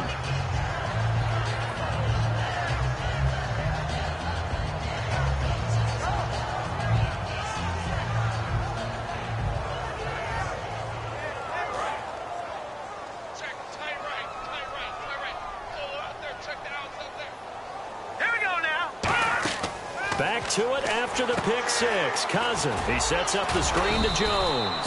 And this one will go to the 28-yard line. Call it a gain of 3, and it'll be a second down. Everyone's got to be able to catch the football. Doesn't matter what position you play, but if you're on offense, be aware a ball may come your way. Yeah, the defense definitely showing blitz here.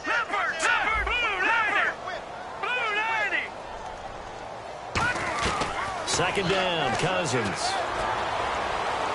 And got his man complete. Touchdown, Washington.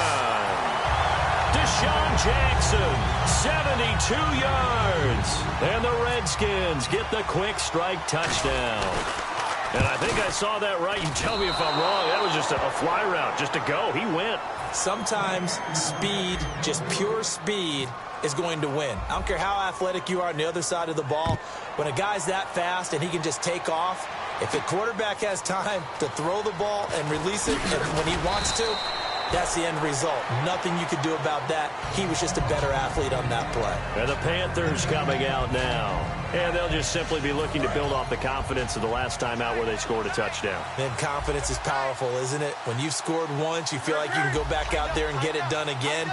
Doesn't matter what the defense throws at them.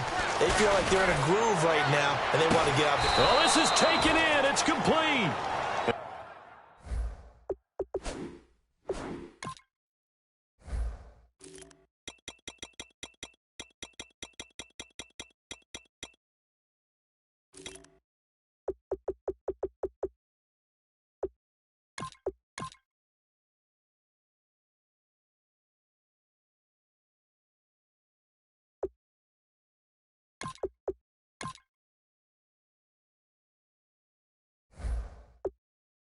And that one results in 35 yards.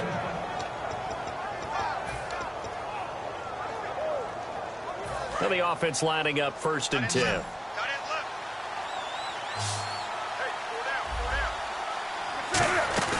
Now a play fake here on 1st down. Wide open receiver complete. And he's brought down after a good gain. Give him 27 yards that time. And it'll be 1st down Panthers.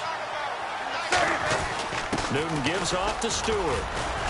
So a nice job to break the one tackle, but not much daylight after that as he's brought down. They're going to hurry back to the line now. So much of the game today, we're looking for hybrid players, guys who can do a combination of jobs.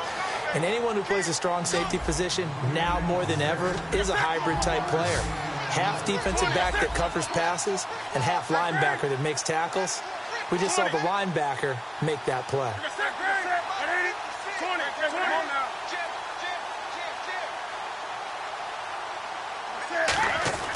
Newton looking to throw on 3rd and 1. And that's going to be incomplete. 12 seconds left. Now, they've got to be a little frustrated here to not complete that on 3rd down after having such a long drive going. Hey, you're talking about going over 70 yards on the drive. Yeah, did you say a little frustrated? Very frustrated. Yeah, I'm with you on that. Very frustrated. There's no doubt about it. They thought they were going to have a chance to cash in the end zone. Now whistles come in. We're going to get a timeout here by the offense. And with halftime on the horizon, they'll be out of timeouts from here forward. So they won't get a touchdown, but here's a chance to at least get 3 to end the first half. From the right hash, and this one just a chippy.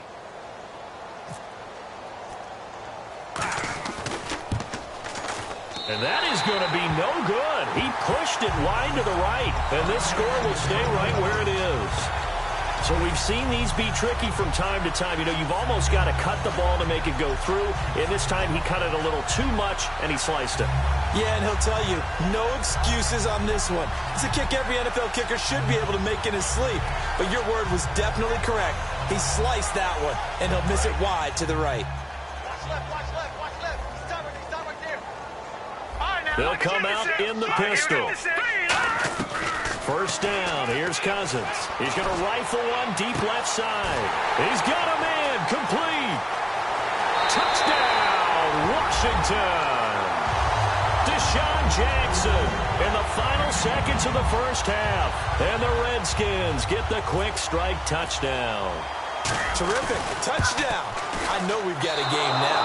Yeah, I think anytime you go to the second half down just 1 or 2 scores, you feel not where you want to be, but in a pretty good spot. And I think for most teams, when they go into the half in this situation, it's not a lot of adjusting going on. It's much more, all right, guys, let's just play a little bit better than we did in the first half.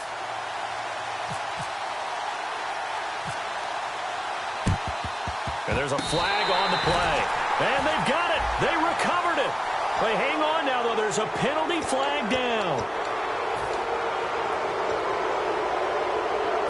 So with 1 second left in the half, on is the field goal unit. This from 54 yards away.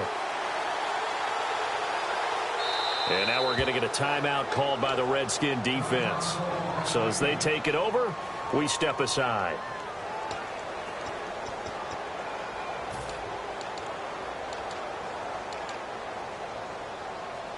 So with 1 second left in the half, on is the field goal unit. This from 54 yards away. And they're going to fake it. He wants to throw it here. So 2 quarters down, 2 remain. Charles and I return after the break.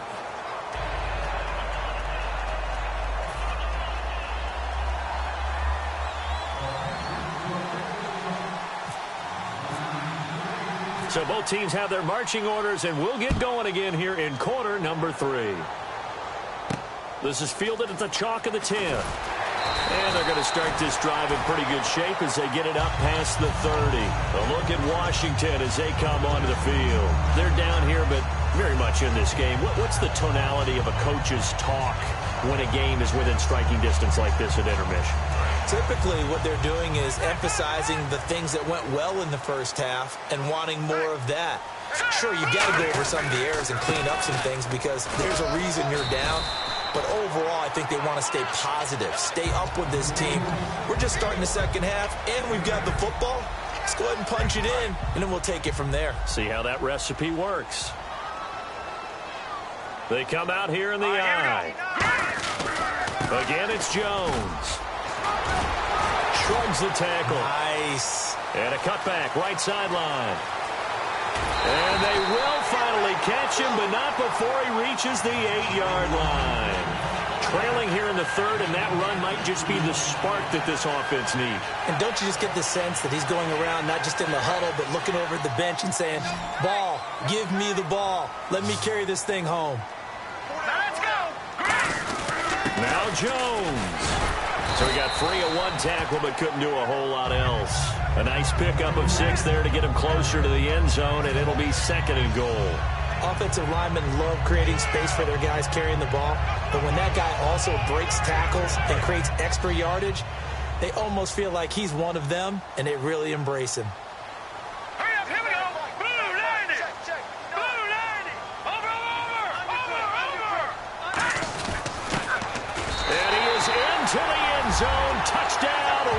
Redskins. Niles Paul punching it in from a yard away. And the Redskins are able to strike for 6.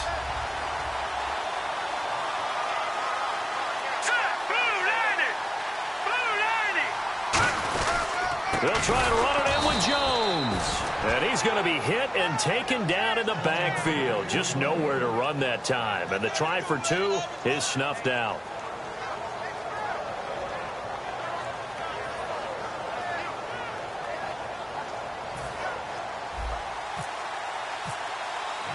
Following the touchdown, Dustin Hopkins will kick it away.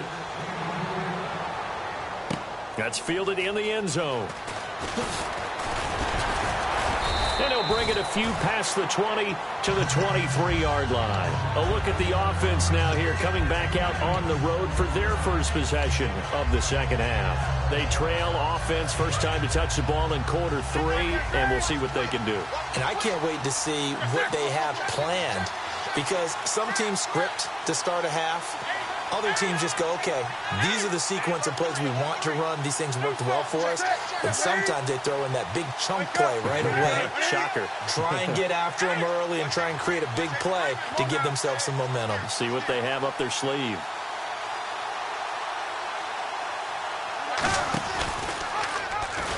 Stepping up, he's going to keep it. And he's able to plow forward up to about the 29, just shy of the 30. It's a 7-yard carry to set them up with a 2nd and 3. Oh, man, that wasn't far from breaking in a big way into the secondary. Read option, quarterback kept it. And while he didn't get a first down, he did get a nice chunk of yardage. Only a nice tackle prevented it from maybe going all the way. And the coach has decided to throw the red flag. He will challenge this play.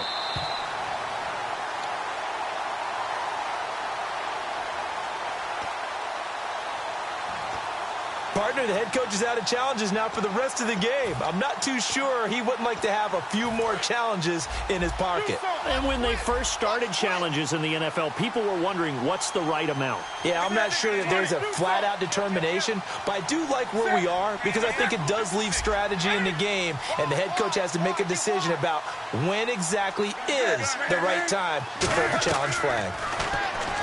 To throw is Newton, and he'll be hit from behind. Taken down. Chris Baker. He's the one that got to him.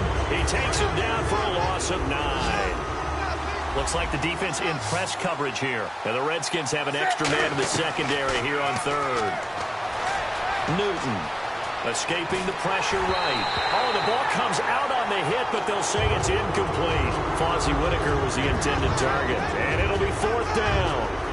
Mobility, a blessing and sometimes a curse, isn't it? Because those mobile quarterbacks, they tend to think that they can make a play all the time. When they get out of the pocket, instead of sometimes eating it or just throwing it away, they try and force things a little bit and end up taking extra hits. Yeah, paid a little bit of a price on that one. So possession goes over here on the punt. And out will come the offense as they take over.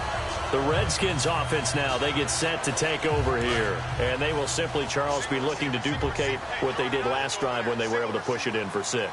And they hope it'll be that easy, right? To be able to take exactly what happened before, replicate it. They may have to make a few additional changes along the way because I'm sure the defense will make some adjustments, but they've got to have great confidence having scored the last time out.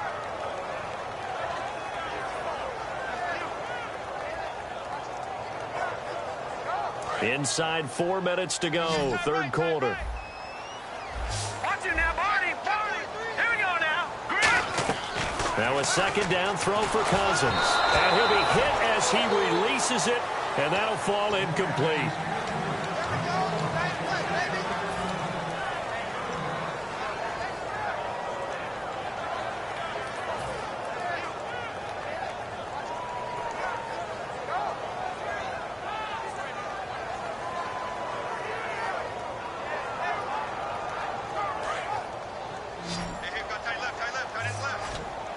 And the Panthers bring in their nickel set as they try to defend here on 3rd down. 5 defensive backs. Third and long for Cousins. And he takes a shot on the release as this will be incomplete. Pierre Garçon, the intended receiver. And that's going to make it fourth down. Here's Tressway now. As the drive goes backwards, so he's on to punt it away. And now a high kick trying to pin him back.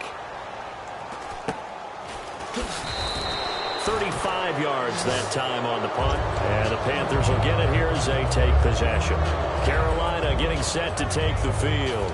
And a tight game after punting last time. See if they can get something going on this drive. As they head to the field now, with the game this close, you've got to feel there's a sense of urgency for them going on offense right now. But they have to do it without letting panic creep in and affect their play. Give them credit for batting it away, but unable to come up with the interception. And sometimes that joke does come true. Guys are on defense for a reason. Maybe their hands aren't quite as skillful as the guys on offense, but a lot of credit on that play for just knocking it away. Incomplete, almost intercepted. They haven't picked him off yet. Would have been a great time for the first, but instead it's third down.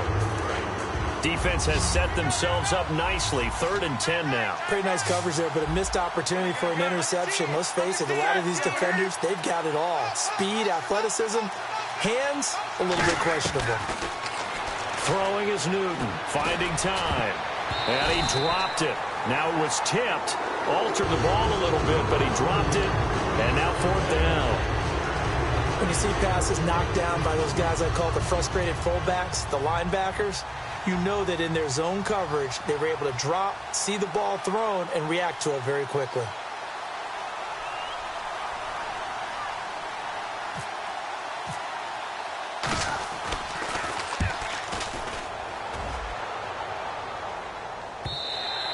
And a little too much mustard on that one. It hits a couple yards into the end zone. A missed opportunity there maybe to pin them back. Now the Redskins offense, they get set to go back to work here. They've got the lead. Last time had to punt it, though. What's the key to this drive? I think it's leverage. Leverage. Big guys up front. You know the motivational speech on the sideline is, guys, give us an opportunity. Protect the passer, create space for our runners, and let's go ahead and get these guys. Low man wins. Let's go do it on this drive. We'll watch that leverage on this drive. So 2nd and 10 here. All right, here we go. Green, 39. Cousins now on 2nd down. And he almost had it defensively. Could have been a game changer there in this second half. Instead, it's 3rd down. Well, he did almost everything right. Excellent coverage, breaks on the football, just unable to haul it in and take it the other way. So he dropped an interception. The key for him now, don't dwell on it. Just move on to the next play.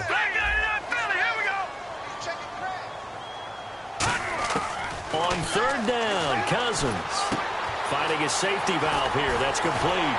And he's going to have the first down, yardage to the 35. It's a pickup of 15 and a fresh set of downs. We can talk all we want about football being a game of strength and brawn. It's also a game of mismatches, and they're trying to create one there, getting it to their back out of the backfield to make a bigger play. As we often say, get it to him in space, let him use his leg. Yeah, if he can get a matchup against a linebacker or maybe a defensive end dropping out in a zone blitz, he's going to win that battle just about every time. You give him 15 more, and it's another first down. I think the best offenses love to get the ball to their running backs in open space because they have the ability to make people miss, and they also have the ability to run over people. And if you do that throughout the game, after a while, they might just run through some of those tackles and go a long way. Well, we saw him shed a nice tackle on that play. Give him 3 on first down. It'll set up a 2nd and 7.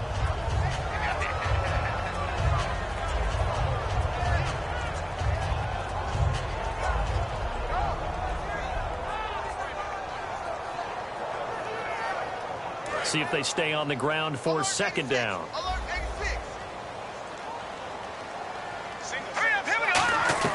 2nd down, Cousins. He's got time. He sets to fire deep. And that is, I think he caught it. He did, but they'll say out of bounds. It'll be in.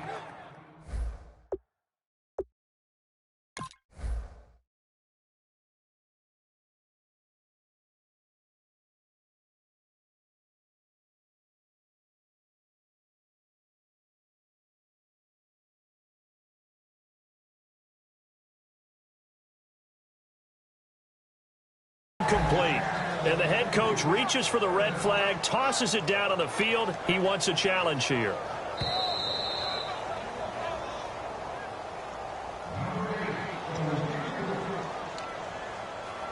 Well, he challenged the play. It did not pay off.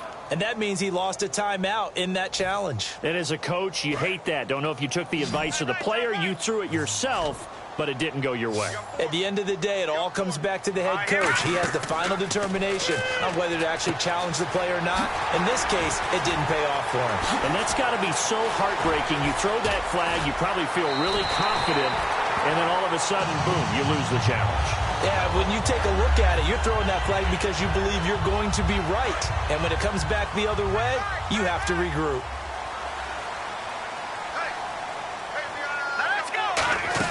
They go back to the ground with Jones. And he takes it in. Touchdown, Washington. Matt Jones, a 10-yard touchdown run. And the Redskins are going to add on to their lead. I know we don't talk about it enough, but the intelligence level of the guys up front blocking, the offensive linemen, maybe the smartest guys in football overall. Add in a little bit of athleticism and a whole lot of toughness, you've got a lot to deal with, don't you? That's why the guys in the backfield get them really nice Christmas gifts, right? If they're smart, they do. And the decision to come out is going to cost him 5 yards with a new rule as he's taken down right at the 20-yard line. Here's the Carolina offense as they get ready to take over here.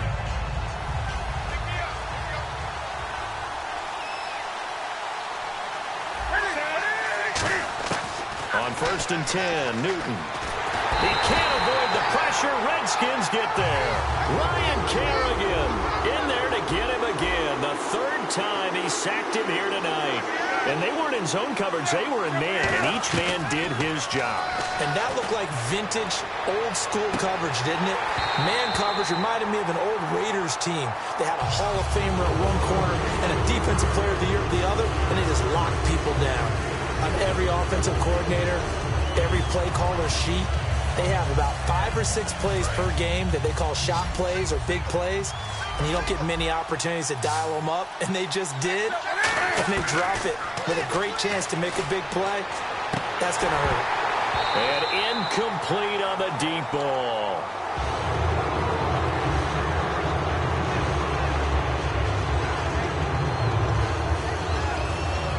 Here's Mike Cyphers now, standing about a yard deep in his own end zone.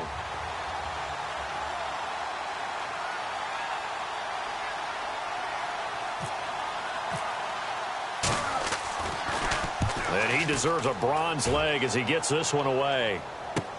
Now it's Crowder. Whoosh. A nice job on the return there, 16 yards. And possession will switch hands, 1st and 10. A look at Washington as they come onto the field. Good drive last time, really effective passing the football. Do you maybe mix it up, now go to the ground game and surprise the defense a little bit? I would anticipate the defense making some changes, but I wouldn't necessarily just absolutely go in the opposite direction. They're doing so well throwing the ball. This is caught inside the 15. Touchdown, Washington. Deshaun Jackson, 54 yards. And the Redskins find a way to stretch their lead. And this is obviously quite a performance. And most of the time when we talk about someone putting a team on their back, I think we're talking about a guy who runs the football. In this case, it's a guy out wide catching it, and he's done exactly that. Truly leading his team right now towards victory. 3 touchdown catches. He's been the headliner. On the return, it's Ted Ginn Jr. And with a new rule, that decision to bring it out will cost him about 5 yards as he only gets to the 20. Carolina getting set to take the field. And down on the scoreboard, certainly needing to avoid what happened on the last drive, punting the football. Sense of urgency has to take over for them here. They know the score. They know the situation. And by the way, the punter no longer exists for their offense. That's how they have to treat this drive. They need points. Big time. Give him 5 on the carry there, and it'll be 2nd down. 2nd down following the run. Frustrating for a defense, energizing for an offense. Finding a way to create that type of yardage in your running game, That'll make the guys carrying the ball very, very happy. Stepping up, he'll try and run. Just a couple on the pickup there, and now it's third down. Well, they brought in an extra defensive back here, so probably not expecting a run on 3rd and 3. A good call. And they're going to speed things up here. Newton to throw. He was trying to get it that time to Ted Ginn. And that'll bring up 4th down. I think that's a big-time play there because the slant route is really hard to cover because the timing is so quick. But able to see it, diagnose it, and get to the football, that's why he was able to bat it away. They'll break the huddle here and go for it. This is 4th down.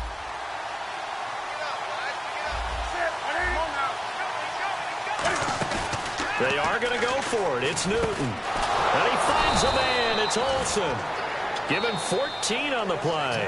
And on 4th down, they're able to convert and move the sticks.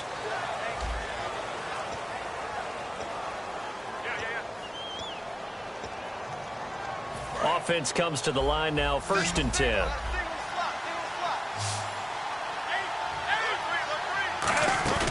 Now a play fake here on 1st down. And no escaping this time as he'll go down. They got him for a sack. Sua Cravens in there to get him the 6th time they've sacked him tonight.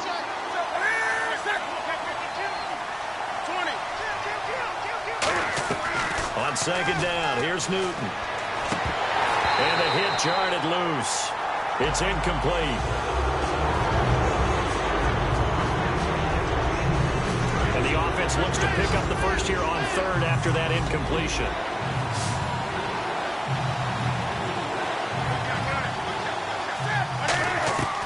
Third and long, it's Newton. And he bats it away, and it falls down incomplete. And whistle blown, a timeout here is taken, and it's taken by the kicking team. That's going to leave them with just 1 remaining here in this 4th quarter. All right, they're going to try and keep hope alive here on 4th down. They're going for it. The tight end, Olsen, in motion.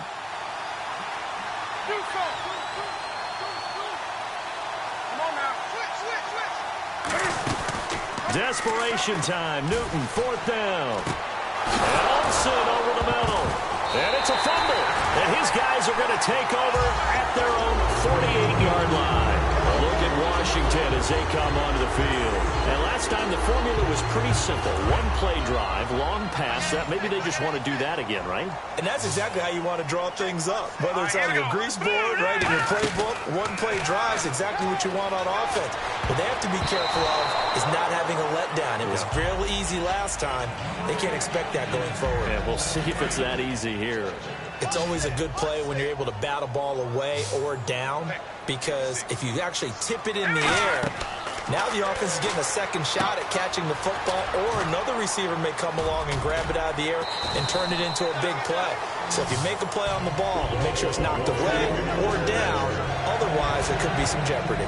And defensively, they just don't seem to have much of an answer for this passing game. Not at all. Look at the confidence that's exhibited here. With that type of a lead, clock on their side, instead of running it, they're still... Now the hit comes, and Cousins lost the football. And to the 43. So down inside the 45 to the 43-yard line. That's where they'll take over. And onto the field, here come the Panthers. And the turnover last time, that's sort of been symptomatic of their struggles here in this one. Good word. I like it, though, because you're exactly... Cam fighting. He lost the football. It's out, and the Redskins scoop it. The big man, get the oxygen tank ready. And they will finally get him, but not until he's all the way down inside the 15-yard line. A look at Washington as they come onto the field. And last time, the fumble to turnover. Now, they still have the lead, but I don't think coaches care. The turnovers will bother them no matter what the scoreboard says. That's the relief that you still have the lead, but coaches look at what if and what it should be.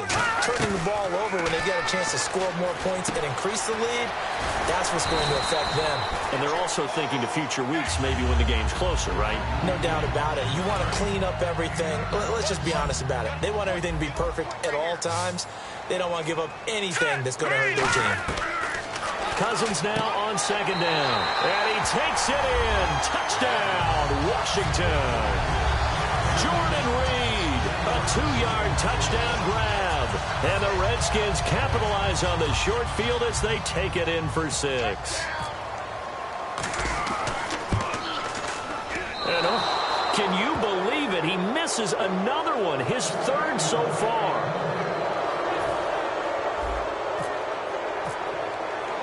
Following the touchdown, Dustin Hopkins will kick it away. That'll be taken in the end zone. Carroll.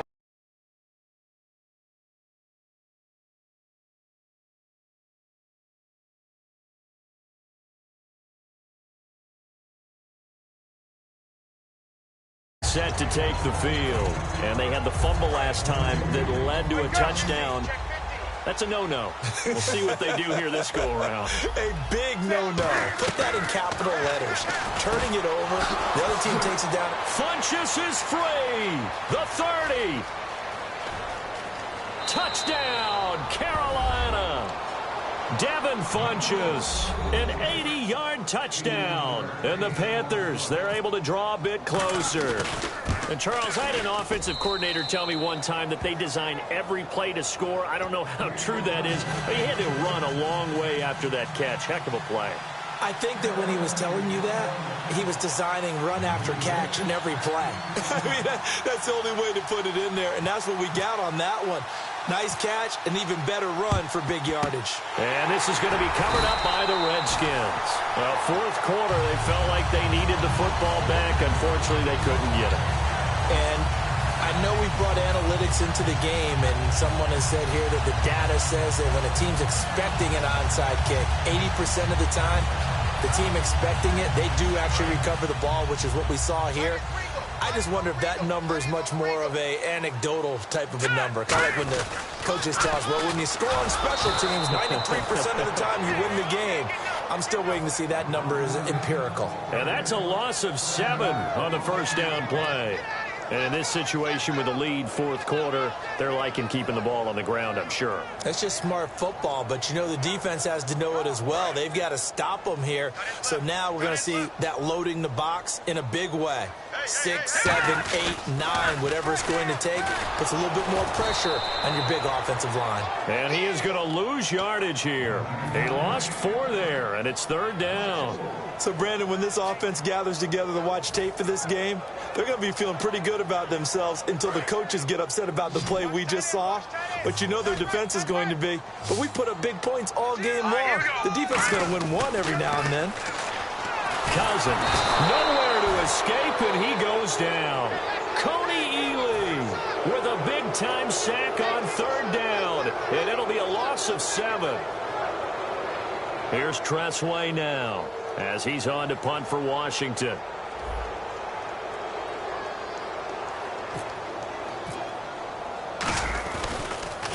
And he puts a little something extra into this one, by far his best of the night. Here's Ginn. They'll call that a punt of 59 yards. Tough to do better than that. And the Panthers will have a 1st and 10 from deep in their own territory.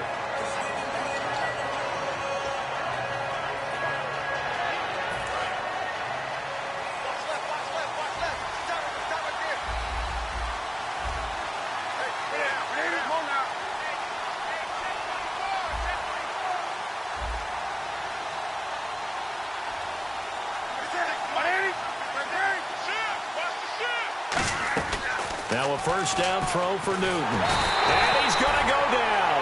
Back at his own 5-yard line, it's a sack.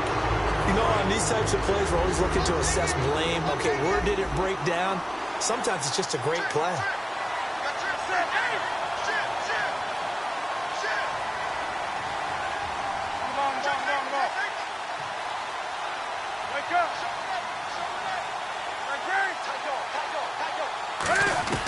To throw on 2nd down is Newton. And they've got the hook up. This is Olsen.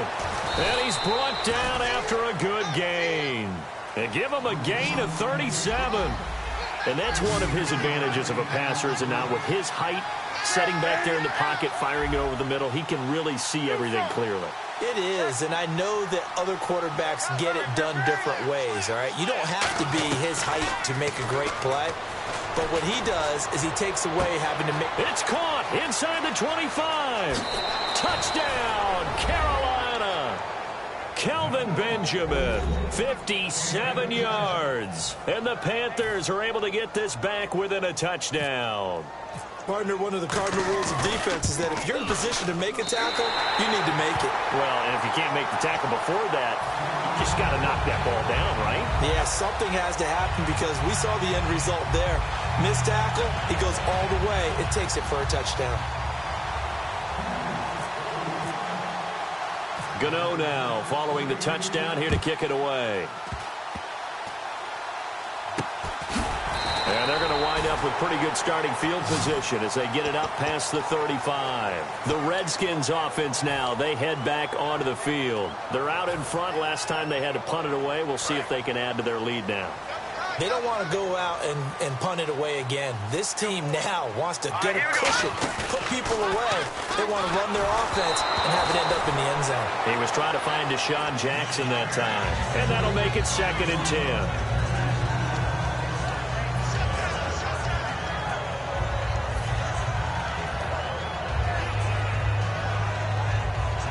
Time is starting to run out, really becoming a factor. We'll see if the defense can get the stop they need to get the ball back to the offense. Here's Cousins. He sets up the screen to Jones. And he'll be brought down right at the 45-yard line. It's a 9-yard pickup on the play, and that is going to set up a 3rd and 1. And at this stage of the game, time a factor, time on their side as they just try to eke out the final precious moments of this one. Again, we'll see the pistol here. They'll try and run for it with Jones. And he's got the first down, yardage before being taken down at midfield. At 5 yards on the play there, as the drive will continue.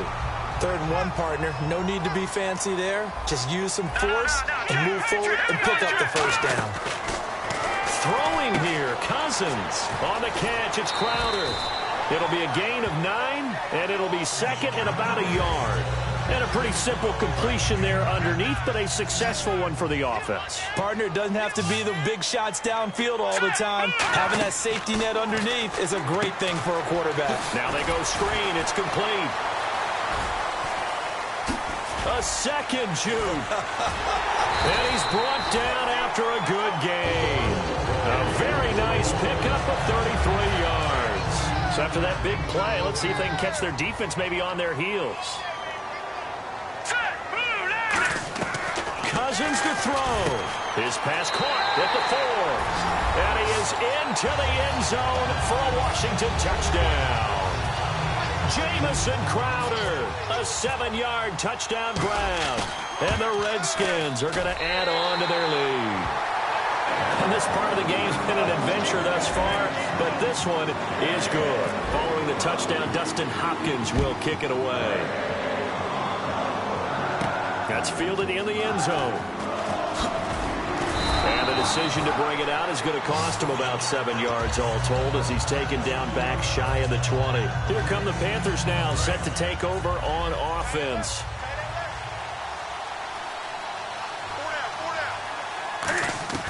On first down, it's Newton. And a scary incompletion, almost picked off. It would have been their first INT of the game. Instead, 2nd down.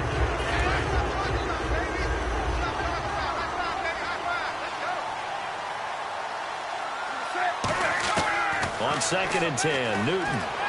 Now a desperation throw deep. And this is intercepted. And that should do it. A great read, and it's picked off. And they will set up shop at their own 41-yard line. So out now come the Redskins. And that last drive, a long drive. But not just that, they had a great air attack going. Do they stick with that? I would think that they would, because if they were confident enough to do it on the last drive, starting backed up in their own territory, why would you change anything? They've got to be confident about what they're presenting and continue to do so. Yeah, because the secondary, they really look clueless. And that was amazing because that drive went and went, no adjustments, and no big plays by the defense to knock the ball away. Cousins to throw it. He's going to let... This is caught inside the 15. Touchdown, Washington. Deshaun Jackson with a career-high 4-touchdown game. And the Redskins find a way to stretch their lead. And the lead opens up now to 22 points.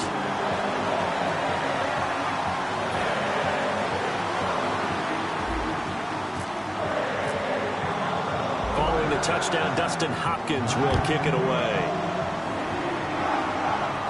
That'll be taken in the end zone. And he won't return this one. He'll go down to a knee, and they'll start at the 25. Carolina getting set to take the field. They're down big here late. I don't know. You just one last drive here for pride? Some people like to do that. I remember playing for a guy once. We were down huge, and someone said, "Coach, what do you want to call?" He just waved a hand like, who cares? Let's get out of here and do something some other time. But some teams like to do something at the end to feel a little bit better as they continue to move forward. Yeah, probably just want to put this one behind them. Able to shake him off. And he's going to drop this off to his fullback. And he'll be taken down, but not before he gets into enemy territory. Well, we haven't been shortchanged on offense. Another fun play to watch there on the deep pass. This game has the feel of, what, a turkey bowl, a Thanksgiving Day. You know, when we get together this year, when the Davises and the Gardens get together, that's what our playbook's going to look like they're drawing them up in the dirt. And so far, it's working for both of them. He couldn't quite hold it. Got hit. Ball pops out, incomplete. And we're hitting the end of this one, and it looks to probably be the final play. One last throw here for Newton. Flush to his right. It's complete right side to Benjamin. And he gets this one all the way down inside the 15. All right, partner, as a defender, how do you feel about a game like this with all these points? I'm not happy. This is not the football I like to see. But for teams who know how to put points on the board, today was a textbook example. The winning team sprinting right from the beginning.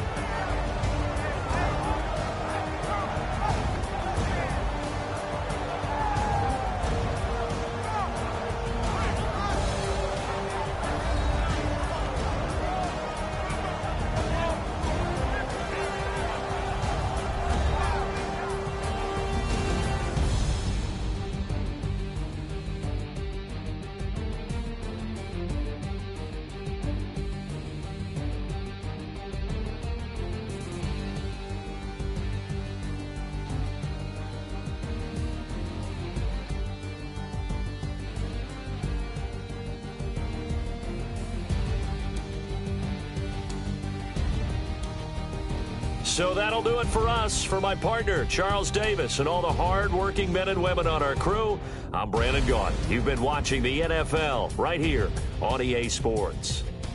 It's a win for the Redskins as we say so long from FedEx Field.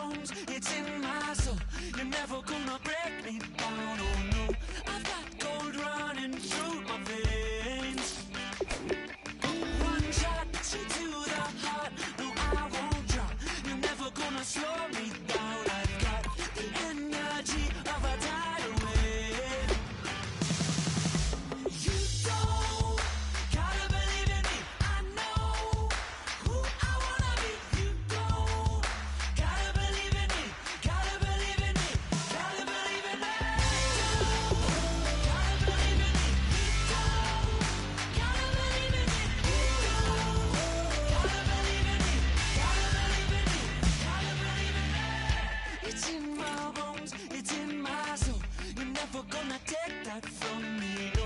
I'm gonna be who I wanna be.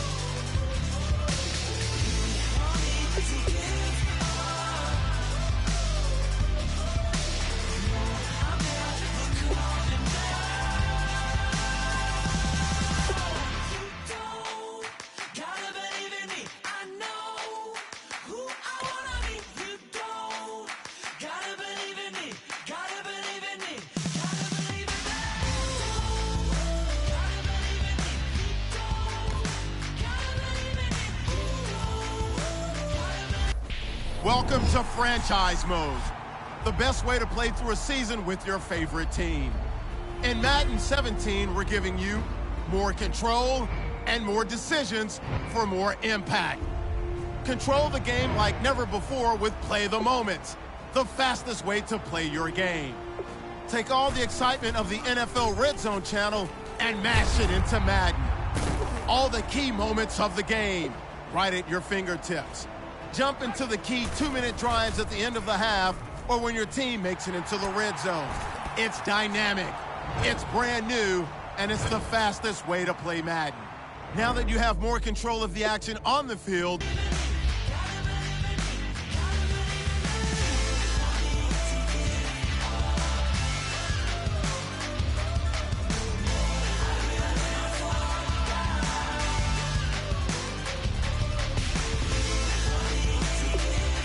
select the team you want to join. Don't worry, you'll be able to choose the role you plan in just a second.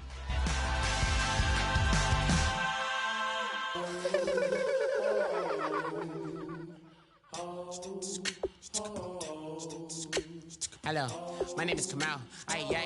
I am from the clouds. I'm a human now, but I used to be a raindrop. Word up, I'm really good at putting words up. I make them levitate and circle with the birds. I don't need to force it, I let it occur. Whatever occurs, thank you. Feel like I was touched by an angel. Once again, a whole nother angle. I got a lot of holes in my angle. I got a lot of love and a whole lot of ignorance, and that's a good thing if you want to relate. I'm just trying to relate. I'm just trying to relate. I'm just trying to relate. I'm just trying to relate.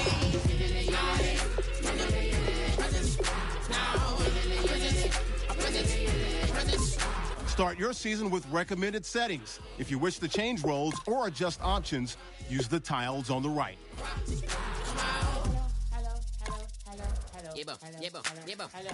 It's come out like a power with an M. I get down like gravity, rackety, rappers and raps rapidly follow the rabbit into the rapids and being rapping and rattling, rattle riddles and rivets into the sky. I'm a rebel feeling rhythmically right and vigorous, spinning right to the rhythm, widow to side eye. I am the killer in the grasses. I am the kid in the corner with the glasses. I am the specter, you should respect her. I don't expect the special, ain't special. I don't expect nothing. I'm just really glad I can say something. That's a blessing. Ain't no stress affecting my presence. But sometimes the pressure keep pressing. Worst keeps my impression impressed. That's the way to relate. I'm just trying to relate. I'm just trying to relate. I'm just trying to relate. I'm just trying to relate.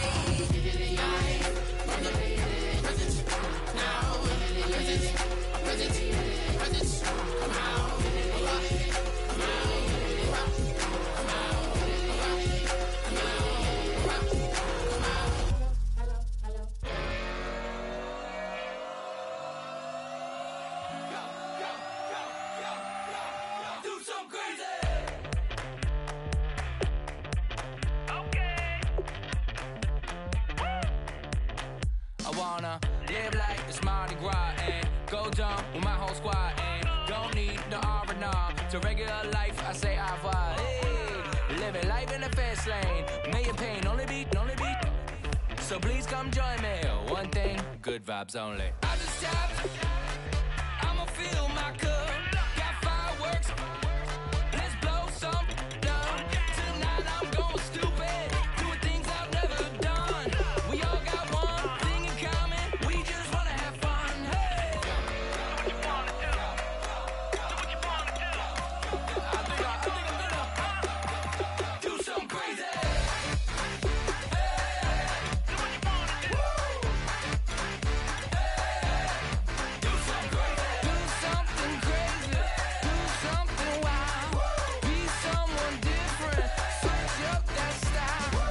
Come by, bring a rack, new grill and a bunch of snacks. And where we going? You don't need a map, you don't need a nap, you don't need jack. Except lots of people, some very loud speakers, cold drinks and good. Join me. One thing, good vibes only. I just tap, I'ma fill my cup.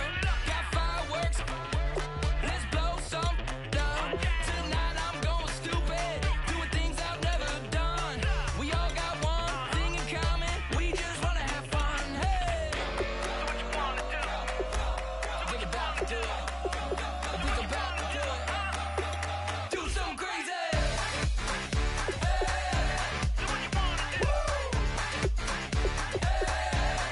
Do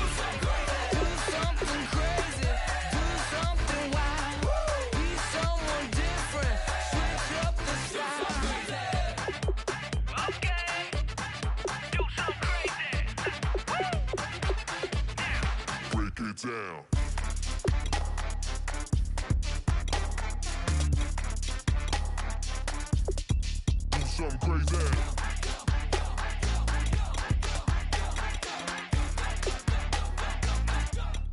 Do something crazy. I just tapped. I'ma fill my cup. Got fireworks. Let's blow some up.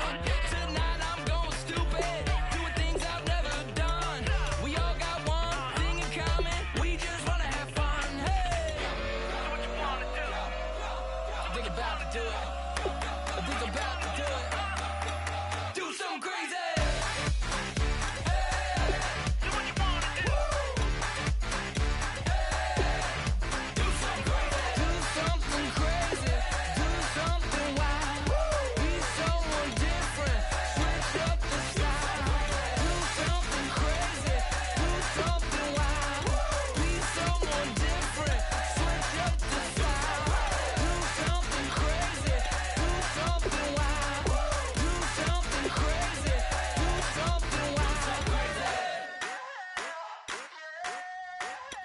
I wanna sip on private planes. I wanna scream my name on top of the Eiffel Tower.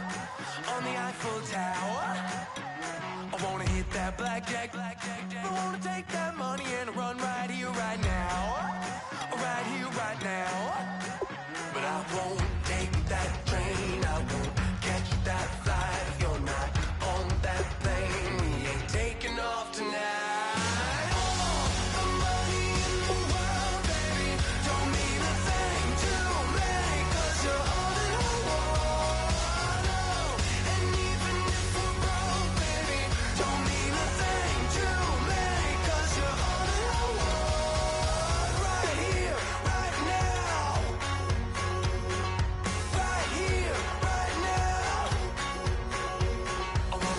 Show in Tokyo, I wanna karaoke, bump it a little bit louder, a little bit louder.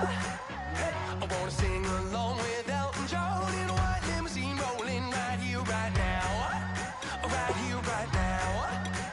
But I won't take that train, I won't catch that flight. If you're not on that plane, we ain't taking off tonight.